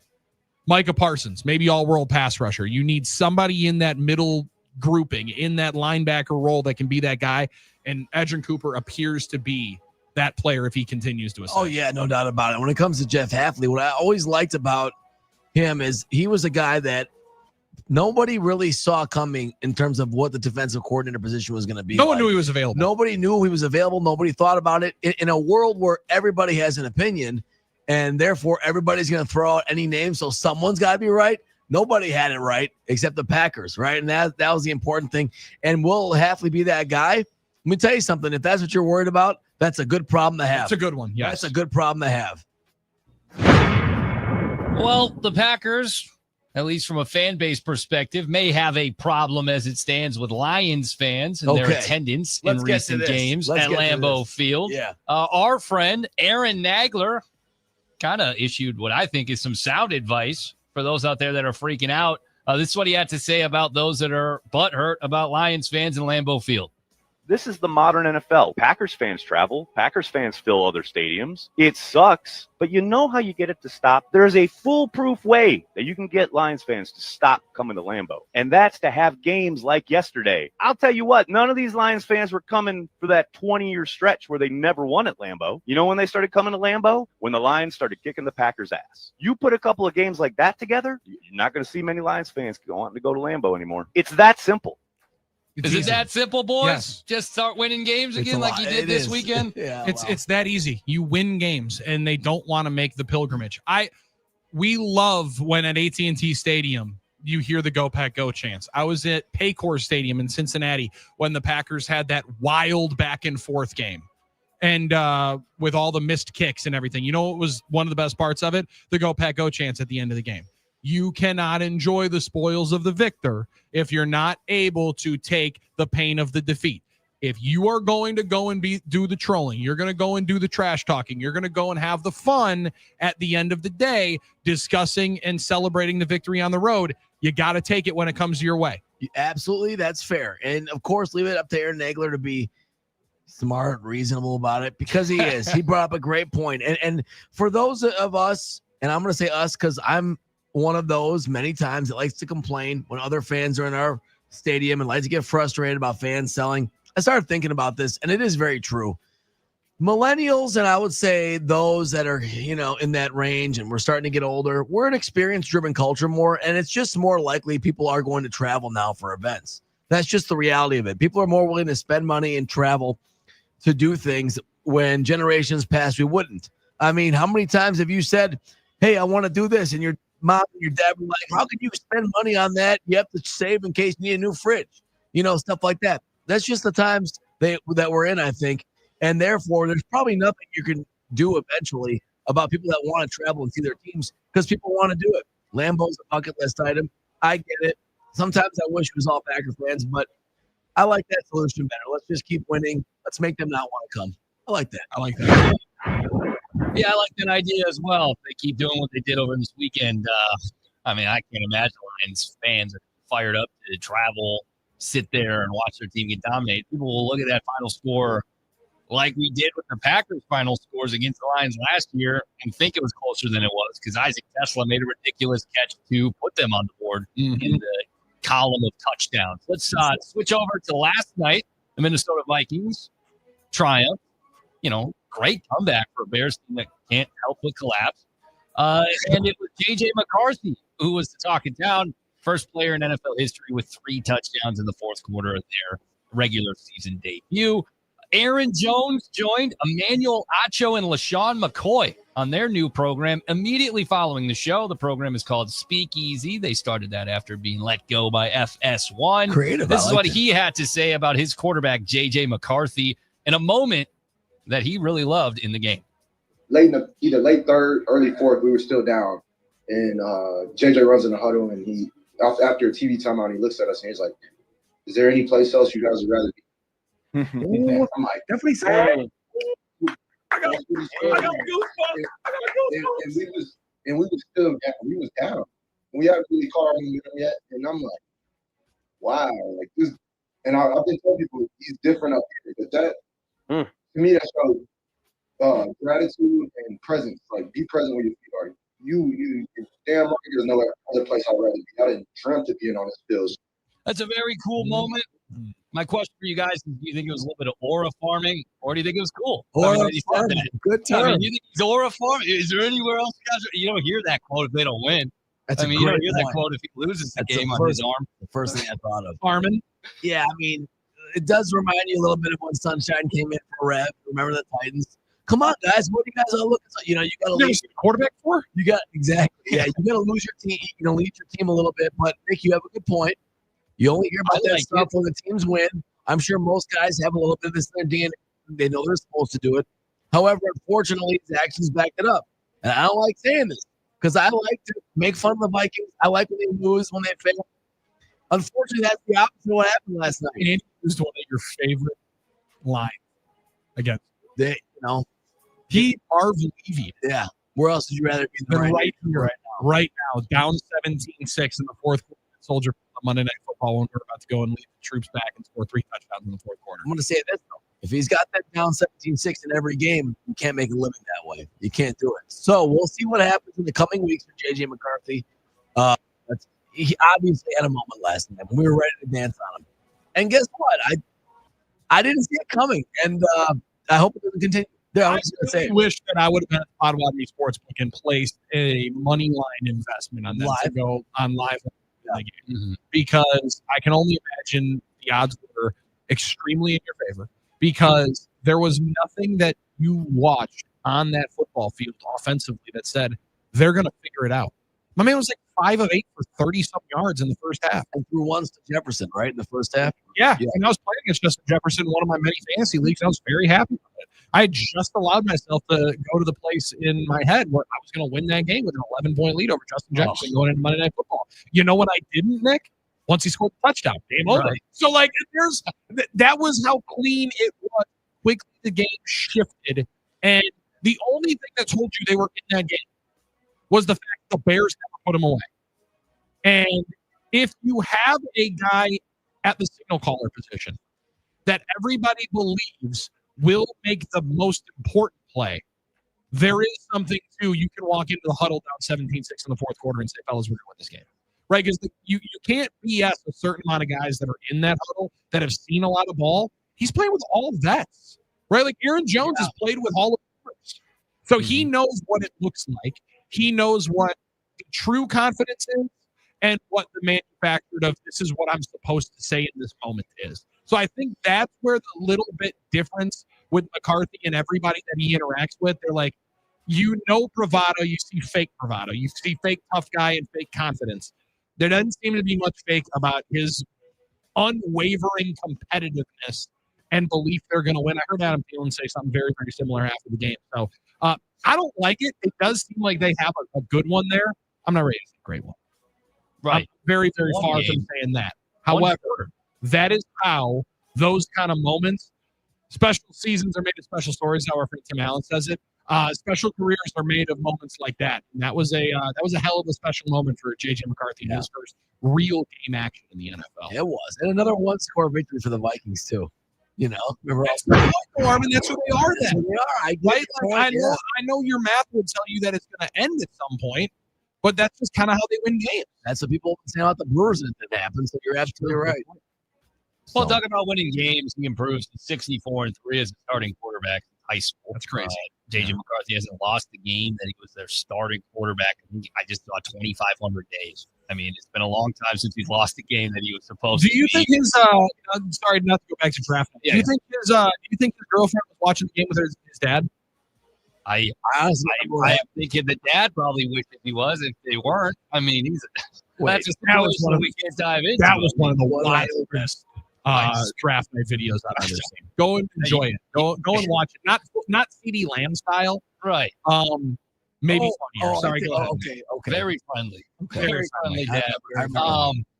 Well, from one guy that might be the next great dude to the next, Ben Johnson's supposed to be that guy in Chicago, and he's the genius, right? I mean, he's the offensive genius. Maybe I'm extrapolating. I'm pulling it a little too far. But, 2 minutes and 2 seconds left in the game.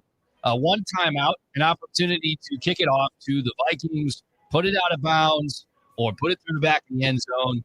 And you got 2 timeouts, the 2-minute warning and then a timeout. Well, he was asked about why they didn't do that. Cairo Santos did not put it through the back of the end zone last night. This is what Ben Johnson had to say. At the end of the game, after you guys scored the touchdown, what was the conversation about onside versus picking off? And were you hoping that kick was going to go out of the end zone? Yeah, the intent was for the ball to go out of the end zone. Did you guys consider onside kick, or how did that? Yeah, it did. We felt like if we had kicked it out of the end zone and gotten the 3 and out that we got, we'd get the ball back with around 56 seconds. There's a whole staff of guys. It is not just his decision, but it's his decision. Mm-hmm. Somewhere, someone has to realize that you kicked the ball out of bounds. Just kick it straight out of bounds. You start at the 40 then, and you don't lose the time. Or kick it through the back of the end zone. I'm shocked Cairo Santos can get that done, and makes him look a little foolish that is Ben Johnson in the game. That's a good point, Nick. There then becomes the question, did Santos willingly and just blatantly say, that's off, guy. Yeah. Or can he not kick it out of the back of the end zone? Well, that's a much more concerning thing. It is possible that you just didn't execute. I mean, no one likes to bring that up when everyone's like, why'd you tell him to not kick? Well, maybe he just didn't do it. Maybe he just didn't do it. Maybe he didn't do it right. Like you don't make every. But to Nick's point, it should have been Oprah style. You're in Chicago, right? Like you look around the first 2 or 3 rows, on both sidelines. Find a kid and kick the ball to him, right? Like get it out as far out of play as possible, so we know that we're going to get that time. And also, you might be able to double dip because I think a lot of coaches will see 2:02, know there's one timeout, and know that I'm walking into the 2-minute warning, where they might try to throw the ball. And all of a sudden, it's 2nd and 10. You break up the pass. Like this is what the Buccaneers did to the Packers in the 2020 NFC title game. They know that they need to get a stop. They know that it's just above the 2-minute warning. They know that there's a baked-in timeout. We're going to throw the ball on first down when nobody's thinking, grab 8 yards, and then we're that close to getting our first down and resetting the clock and taking away your built-in advantage. Right, playing those chess games is what you ultimately have to do. And it's different when you're the head coach, different when you're the offensive coordinator. The bluntness and the directive that you give to the individual is something that probably gets changed when you're in that position. So maybe it's a learning move for Ben Johnson, but I just was told he's going to be the greatest head coach that maybe ever lived. Anytime. Because he's the play caller that maybe ever lived.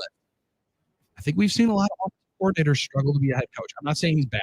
I'm not saying he's going to be a brutal head coach. I'm just saying maybe he's not Bill Walsh. Yeah, you can't assume that he's going to be either. I totally agree. You've got to wait to see what he does as the head coach. It's a very different position.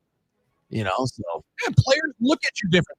They hear your messaging different, and maybe they just tell you, "No, you're not up my average. I ain't kicking this thing out of the back of the end zone. Put this thing about 40, which is nuts. I know way more than he does. I would love to know the guy who this out. Yeah, I missed a kick in the game. I mean, they were not. That's what I'm saying. It's that field goal. Listen, tough night. I'm just going to put it right at my camera and see what happens.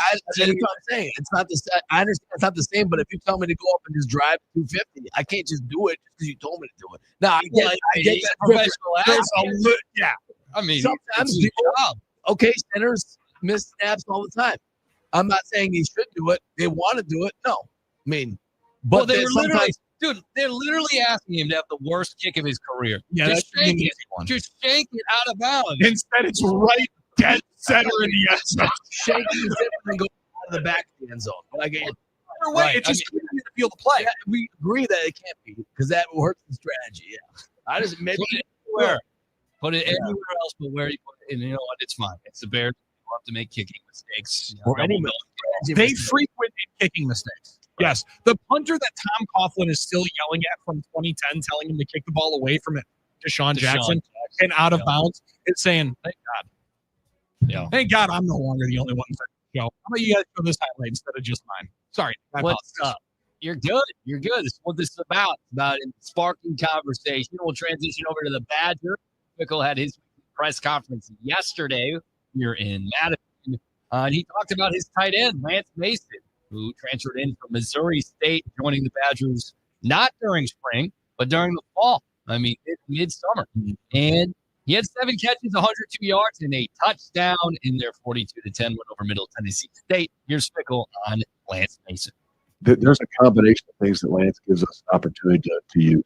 And it's not just speed. It's not just ability to catch. His versatility, I think, at least makes him a little bit more difficult to say, hey, this guy's just in there to catch balls. Friend of the program, you met with him at Camp Randall not too long ago. You spoke with Lance Mason. I mean, the dude played incredibly well this past week.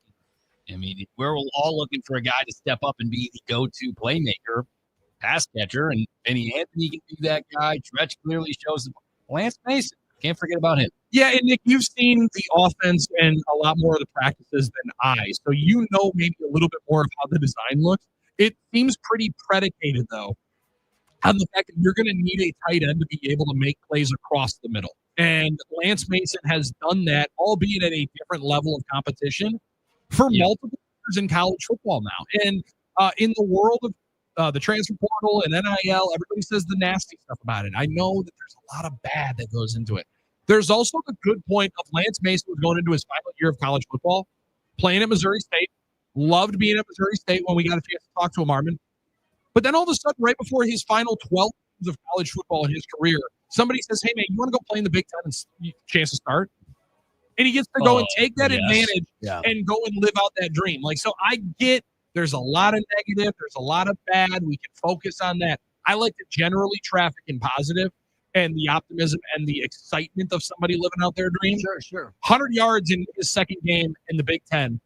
No, it wasn't a Big Ten opponent, but there were 70,000 people in those stands at Camp Randall Stadium. Felt like a Big Ten game. That's a great moment for him and one that you can definitely build upon because Danny O'Neill's got to be able to find an easy target. Lance Mason, that big 86 is an easier one. Tight ends are always a safety blanket for young quarterbacks. I think that's a good point. And the Badgers have done well at that position, creating, talented guys, developing talented guys out of a place where maybe they didn't have the same type of, recruiting potential or whatever. In a way, Barry did create Jake. I mean, that's a fair point. Yeah, that's an amazing point. There is no Jake Ferguson without Barry Alvarez. Did you see the Dallas Cowboys video of Jake Ferguson and his lovely fiance doing the trivia contest? The twin and him were in a competition, right? Yeah, they're trying to figure out what they do more about. Hannah's is fiance, correct? It's Hannah and Haley, I believe. Right, the Cavender twins. Right. Oh, right. So he's engaged to Hannah, I believe. And the back and forth is, Armin, you'll love this. They got the bedazzled mini mic. So like how Nick has the little mic energy. Sure, he's got the bedazzled. They got the bedazzled Dallas Cowboy logoed out mini microphone. And they're asking what he knows about her. My man damn near struck out. I think he got one of the answers right. And her sister almost shuts the box. Oh, my goodness. And they're on the sideline of the game like, oh, my God, you knew that?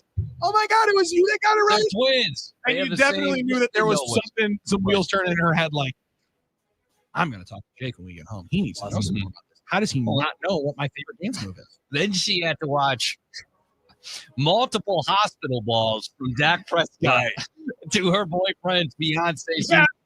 Yeah. Get laid into by the defense.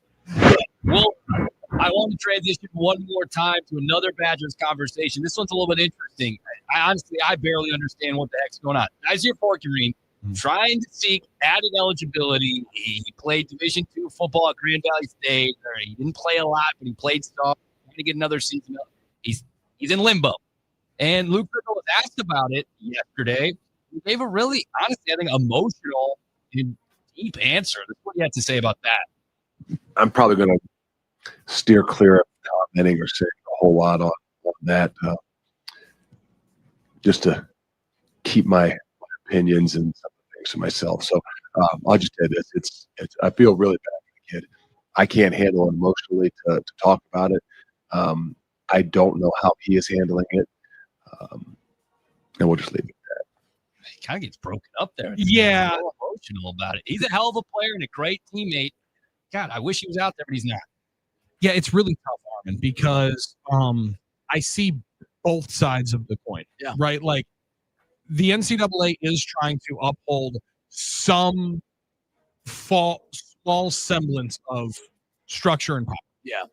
And they start this is a massive precedent-setting move that the University of Wisconsin is in.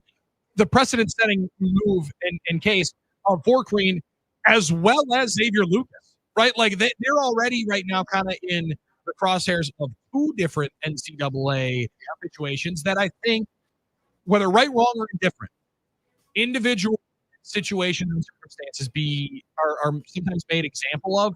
And I think the slow play and the process in which they are taking to get a result on Forkerine partially is to say, we don't want people to be doing this. We don't want to deal with this nonsense. I don't know that it's right, wrong, or indifferent. But like I said, I see both sides of it. You play NCAA sports. At some point, those do count as accredited college seasons, but we're talking about two completely different leagues Grand Valley State is very good football. It's not the Big Ten. Yeah, it's And totally a different business. It is totally different, but technically there are rules there. So I get why, like you said, Billy, there is gray area. It is tough because you can see both sides of it. I give a lot of confidence to Coach Fickle there, saying a lot without saying anything at all. That's not easy to do all the time. He did a good job with that one right there. So. Well, with this, the Brewers fell yesterday 5-0 to the Rangers. Cubs lost, so division still remains firmly in the Brewers' grasp. They'll win it. They're up by 7.5 once again. 11 is the magic number to win the Central. 13 to be the 1 seed. 3 to make the postseason. They'll get that done soon. And last night, Christian Yelich, amongst others, returned to the lineup. This is what Murph had to say about that. Great day for him. Came up kind of empty with one hit, but he put two other balls that they're homers. And sometimes Dawn hit a couple screechers. Bryce the first ball of the game. That looked like that's a hit in a lot of parks. But yeah, it's part of it. Brewers lineup appears to be whole again as Reese Hoskins will return to action today as well. Can't say the same about the bullpen, but if there's a time of the year to be quote unquote healthy from a batter's perspective, this is the time to do it. Yelich gets back yesterday, 1 for 4, a couple of almost. Mm-hmm. Good to have him back. Hit the ball hard. Hit the ball hard. And him in the lineup, whether or not he is at his best, you need him to be somewhat close to, if not his best, if you're going to have a chance to win the title, right? Like I don't think that is hyperbolic. If he is not playing his best, you can't win. Just like they were unable to in 2018, because that was not the best version of Christian Yelich you saw in the postseason those 2 weeks. And last year, they were hampered with him not being in the lineup. You saw it multiple times. I think even more than anything, Armin, Jack Trio's phenomenal. Andrew Vaughn having a really good run here with the Brewers. Everybody knows the numbers that William Contreras put up. There's a certain level of respect that Yelich commands in the lineup and the game planning and the strategy for an opponent. Yeah. And when he's in there, you just can't manufacture that. And a guy that's been there before, those moments, and a guy that can push the margins, the edge of the margins in your favor a little bit, which is all that matters in the playoffs. We're talking about small sample size. We're talking about putting as many guys in there that you can that might have potential to do something big. And Christian Yelich is that guy. And just emotionally, you didn't want to see him miss the playoffs because of injury. Could not hang. 22 to lead the troops in there, and that's the best part of yesterday. Didn't get the win, didn't really need it. You don't want to ever say you're happy not to lose, but getting Christian back, right, those were hard hit balls. That's what matters the most. Yeah, we want wins. We want wins. It didn't necessarily. Right. I'm with you on that one. I like that. Hey, Nick Bruce. Nice job, Nick. Good work here. That's how I like it. Phenomenal job on Bruiser. That's how let's go. That's what we. It's fruitful these days with audio bites. But yeah, as always, brought to you by Wisconsin Concrete Coatings, WIConcretecoatings.com. You go check that out. Great stuff. Don't forget chips and dip. Chips and dips. Which one do you prefer, chips or the dips? You need the chips to make the dips. I mean, you took the words out of my mouth. I prefer both, but unless I have a spoon, I'll eat dip with a spoon. That's what you want to know. It's buffalo chicken dip. I will take a spoon and I will go ahead. I don't want to get messy though in the garage because it would be Wisconsin Concrete Coating. That's the best part of the Wisconsin Concrete Coating floor. You just clean it right up. Right, but I get the point. I don't want to flop it right in the floor messy. So I'll take the chips, then the dips. Armin doesn't want any sticky messes in his garage. He wants that thing to be as up to clean standard as possible. That's what I'm talking about. Yes, exactly. A1 stuff by Armin Sari. Phenomenal work by Nick Bruce. Jeff Orlowski is doing a phenomenal job producing the program. I've heard people say that they want more pipe bomb. We're giving it to you 4 hours of Jeff Orlowski in with us here today on the game. We are far from done, though. We'll hand it off to Drew and KB in about a half hour from right now. It's no BS on the game.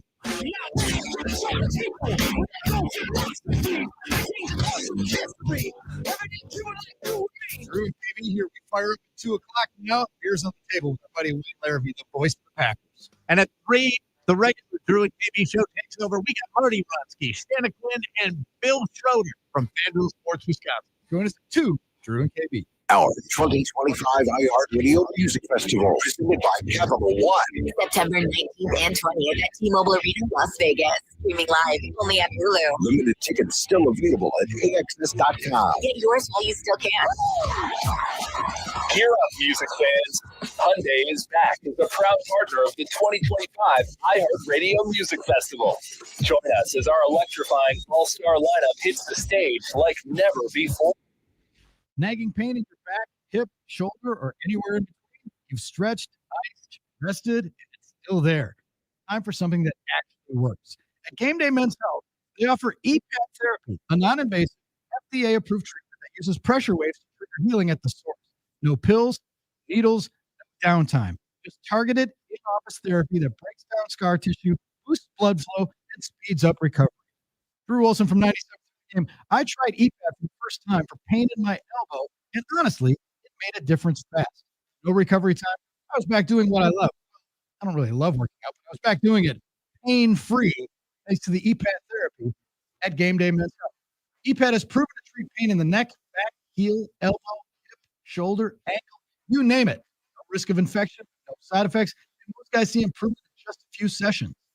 Book your free consultation at GameDayMen'sHealth.com and get up to 33% off your treatment if you sign up in the month of August. With 5 area locations for Game Day Men's Health, you can get smarter, move better, and feel stronger. Big savings are happening right now at Russ. Hi, it's Xavier, the Russ Darrow Automotive Group. They're making room for 2026 models, which means huge sales on every 2025 in stock. Whether you're shopping for a stylish Kia, a rugged Chrysler, Dodge, Jeep, or Ram, or sporty Mazda, dependable Nissan, trusted Honda, versatile Mitsubishi, or the legend Toyota, you've got incredible deals waiting for you. With thousands of vehicles available, now is the perfect time to trade in. Trade up and drive home in the new car, truck, van, or SUV you've been dreaming about. But hurry, when the 2025s are gone, they're gone for good. Shop the entire inventory and lock in your savings today at RussDarrow.com. Big savings are happening right now at Russ Darrow. Discover the Darrow difference today.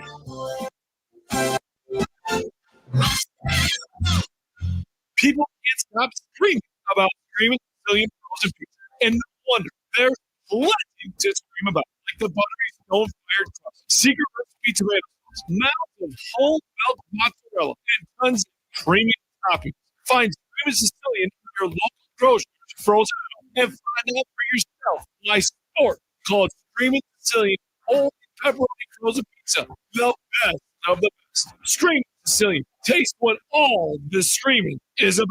Why Z-Mart? Because cars, trucks, and SUVs still rust. They do. Just look around the parking lot. Well, it doesn't have to happen, people. Google Z-Mart rust protection, call Z-Mart, and keep your car rust-free. Financial Group is not alone. Hi, I'm Chuck McDowell, the timeshare cancellation guy. In 2011, I founded Wesley Financial Group with one goal in mind, to help honest folks out of their timeshares permanently. Today, I run Wesley with my two sons, a real family business, treating every client and every employee like we'd want our family treated. That philosophy has helped us grow to the largest, most trusted timeshare cancellation company in the United States. Fortune magazine even recognized us as one of the best places to work. Why?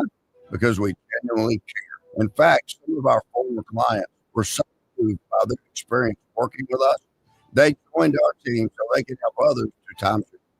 If you're a timeshare, give us a call. Let our family help your family. Call Wesley now for your free timeshare exit kit. 887-1010. That's 800-887-1010. 800-887-1010. Hey, this is Matt Jones. I'm Drew Franklin, and this is NFL Cover Zero. We're just here to try to give you an NFL perspective a little bit different. Did you see the Colts pretzel? That was another big takeaway from that game. What was that? Oh, my. We think NFL coverage should be informative and entertaining. And twice a week, that is exactly what you're going to get. Open up your free iHeartRadio app, search NFL Cover Zero with Matt Jones and Drew Franklin, and listen now. 97.3 Game, your number one preset on our free iHeartRadio app, powered by Group Law. One call, that's all. Injured? Remember, one call, that's all.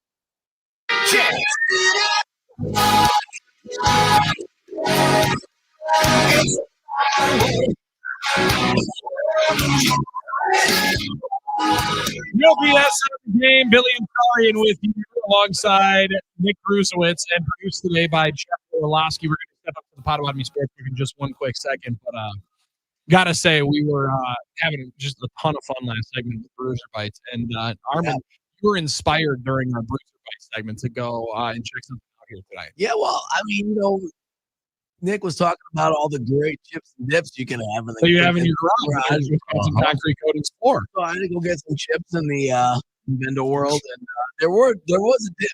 There was a dip in the there was a dip, yeah, in the fridge. Now that some might or might not know, the fridge is going to be cleaned out soon. We've gotten multiple emails that the fridge is getting cleaned out. I think it's the end of the week.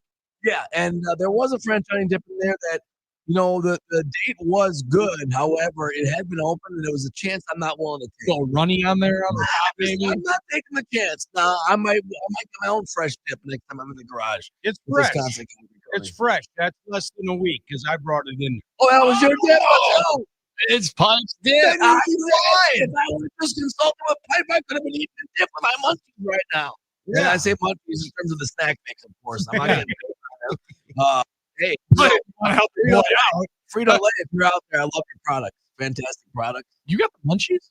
That was the afternoon show. Sometimes the afternoon show, we're getting close to it. I mean, it's almost 1:38 right now, Central Time. So we're getting close to it, right? Well, why don't we fire in a parlay the day before 4:20, and then you can go enjoy the rest of the munchies. All right. Time now for Billy's Parlay of the Day, brought to you by Potawatomi Sports Bar. Bet above the rest. All right, full disclosure, your boy's been holding out on you on the parlay of the day. I've been sitting back waiting here because I've been patiently waiting for at the Potawatomi Sports Book, where you bet big, bet bold, bet above the rest, for the Chad Patrick addition to become officially official, because that's one of the reasons why I believe the same game parlay is right now deactivated I see. for player total bases and hits. Because in other games, you can absolutely do it. We've done it multiple times. We do it every single day. But until both of the lineups are set from the pitching standpoint, they are going to hold off on those being parlayable, because then the lineup changes and then the bets get voided. Understandable. I get that. I mean, they have to set their lines based on who's They going also don't really want a whole lot of voided bets, right? Because instead, they're like, all right, now we got to give you their money back. No, we want you to win. You get a lot of guys like me going up to the window, getting their money back, and declaring it a victory to themselves. And that's what I'm saying. Look, I'm hitting these guys for 64%.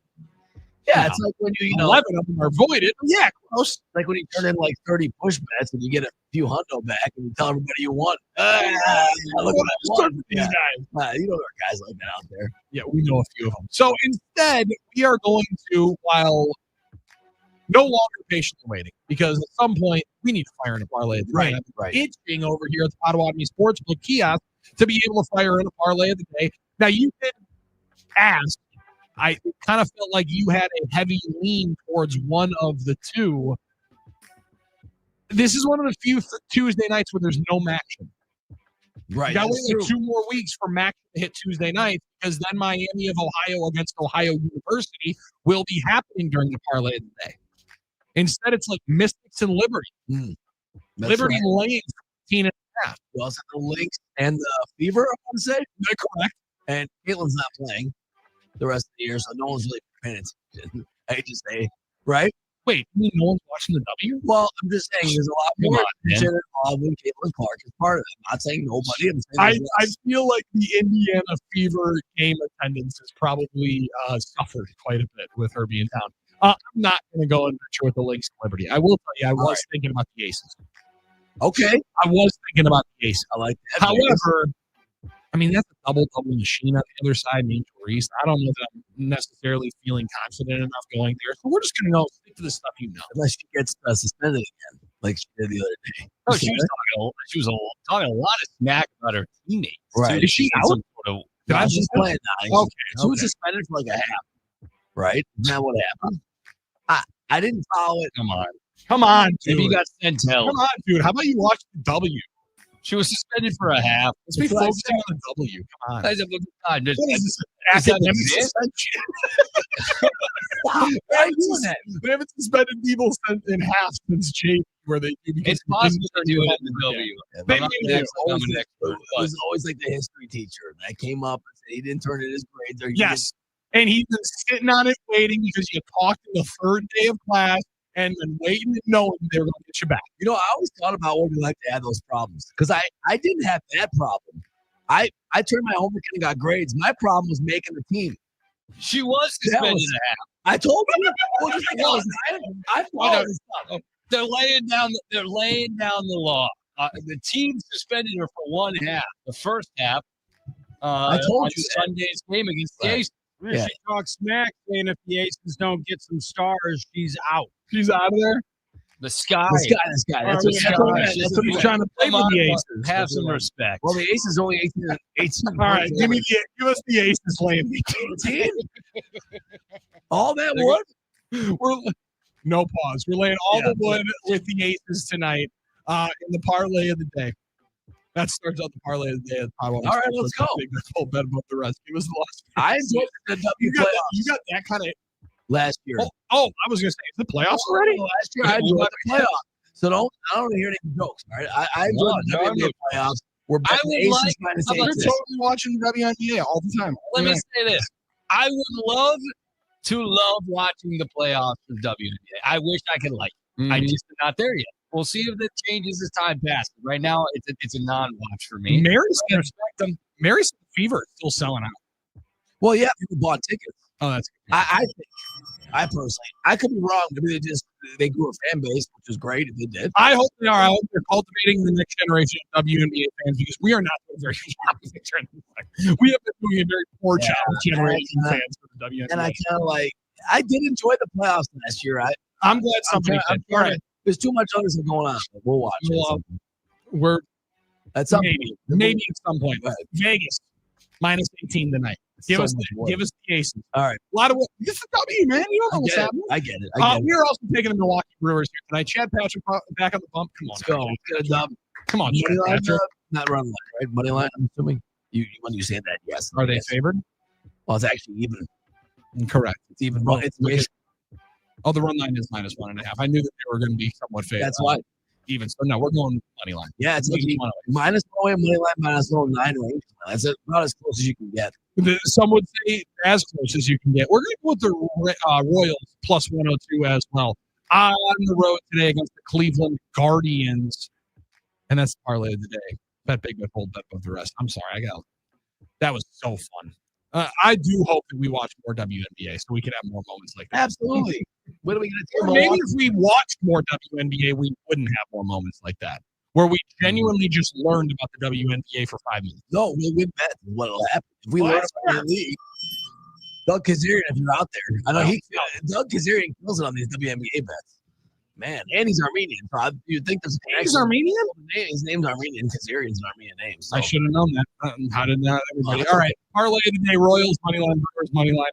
Las Vegas Aces minus 18, and we are all going to totally watch that last one. Nick Bruce with us right there. Armin Starr and I'm Billy Schmidt, produced by Jeff Orlowski. We'll round third, head for home right after this on the game. KB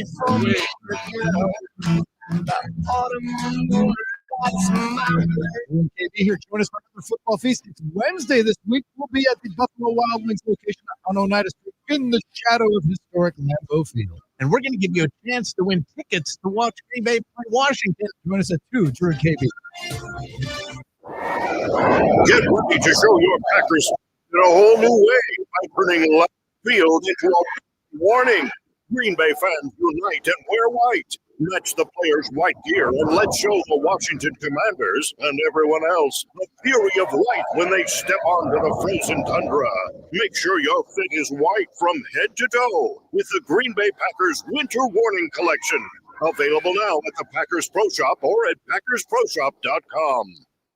Sunday night, October 26th, the legend and his backup meet for the first time.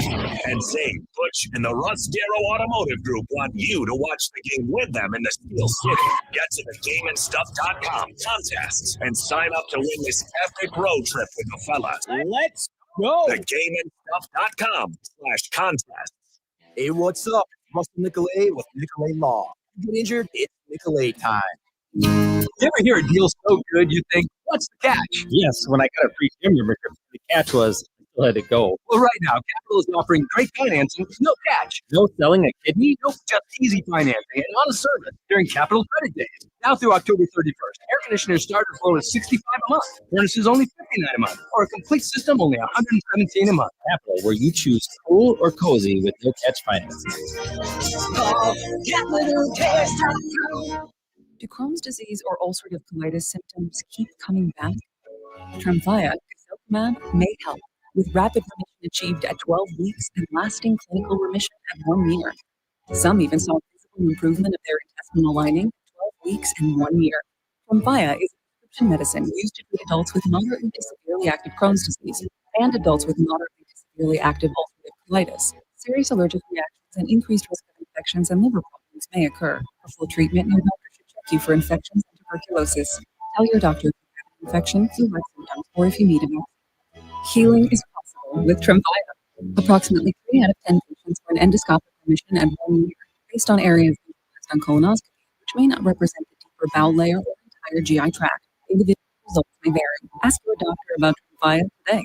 Call 1-800-526-7736 to learn more or visit TremfyaRadio.com. Thielman Heating, Cooling, and Plumbing is celebrating 96 incredible years of trust and service. Right now, get a $96 furnace tune-up, a deal as solid as our reputation. From top-tier equipment to expert installation, Thielman delivers comfort and you can count them, backed by nearly a century of experience. But hurry, this limited time offer won't last long. Visit ThielmanHeating.com to schedule your $96 tune-up today. That's ThielmanHeating.com. Comfort you can trust for 96 years and counting. Things today can seem kind of unpredictable. Who knows what's around the corner, right? Well, at Total Wireless, we want to give you something to be sure about. With us, you save 50% off Metro and Cricket when you switch with one line, guaranteed, and get the phone and number you love. Visit our Total Wireless store today. 50% savings on unlimited plans plus comparable Total Wireless limited plan basis and plan rates. Some customers may only receive guaranteed savings by contacting us and validating terms. Includes promotional discounted and phone rates. For Total 5G unlimited plan, higher option required. Like on renewal day. Additional terms apply. Are you looking for ways to give back to your local community? Use volunteerwisconsin.org to find opportunities to volunteer your time with organizations making a difference near you. As we celebrate United Ways Month, we're also celebrating you. Visit volunteerwisconsin.org or get in touch with your local United Way or Volunteer Center to find out more about local opportunities to get involved. Volunteerwisconsin.org is hosted by United Way of Wisconsin and Serve Wisconsin. Paid for by United Way of Wisconsin. My perfect day at Sand, Salt Water, and Friends. But my moderate to severe plaque psoriasis can take me out of the moment. Now I'm all in with clearer skin thanks to Skyrizi. Rizin isn't that Rizin, a prescription-only 150 milligram injection for adults who are candidates for systemic or phototherapy. With Skyrizi, most people saw 90% clearer skin, and many were even 100% plaque-free at 4 months. Skyrizi is just 4 doses a year after 2 starter doses. Don't use if allergic to Skyrizi. Serious allergic reactions, increased infections, or lower ability to fight them may occur. Before treatment, get checked for infections and tuberculosis. Tell your doctor about any flu-like symptoms or vaccines. Thanks to Skyrizi, there's nothing on my skin, and that means everything. Ask your doctor about Skyrizi, the #1 dermatologist-prescribed biologic in psoriasis. Visit Skyrizi.com or call 1-866-SKYRIZI to learn more. The Fox 6 weather experts are presented by AdventNose.com. Mostly sunny to partly sunny skies for your Tuesday. We'll have high temperatures warming into the mid-70s by the afternoon and a south wind about 5 to 10 miles an hour. Clouds increase tonight with a slight chance of a few isolated showers late Tuesday night into early Wednesday morning. I'm Fox 6 meteorologist Lisa Michaels. This report is sponsored by Rybar Storage. Are you looking for indoor or outdoor storage for your RV, truck, boat, or car? Call Rybar Storage at 262-672-1967 or visit rybarstorage.com. That's rybarstorage.com. Or check out their second facility in Bristol. The game has changed. What the hell are you talking about? It's the Game in 60 with Doug Russell at 9 a.m. No BS at 10. And Drew and KB at 2. More of what you love on Milwaukee's most listened to sports station, 97.3 The Game.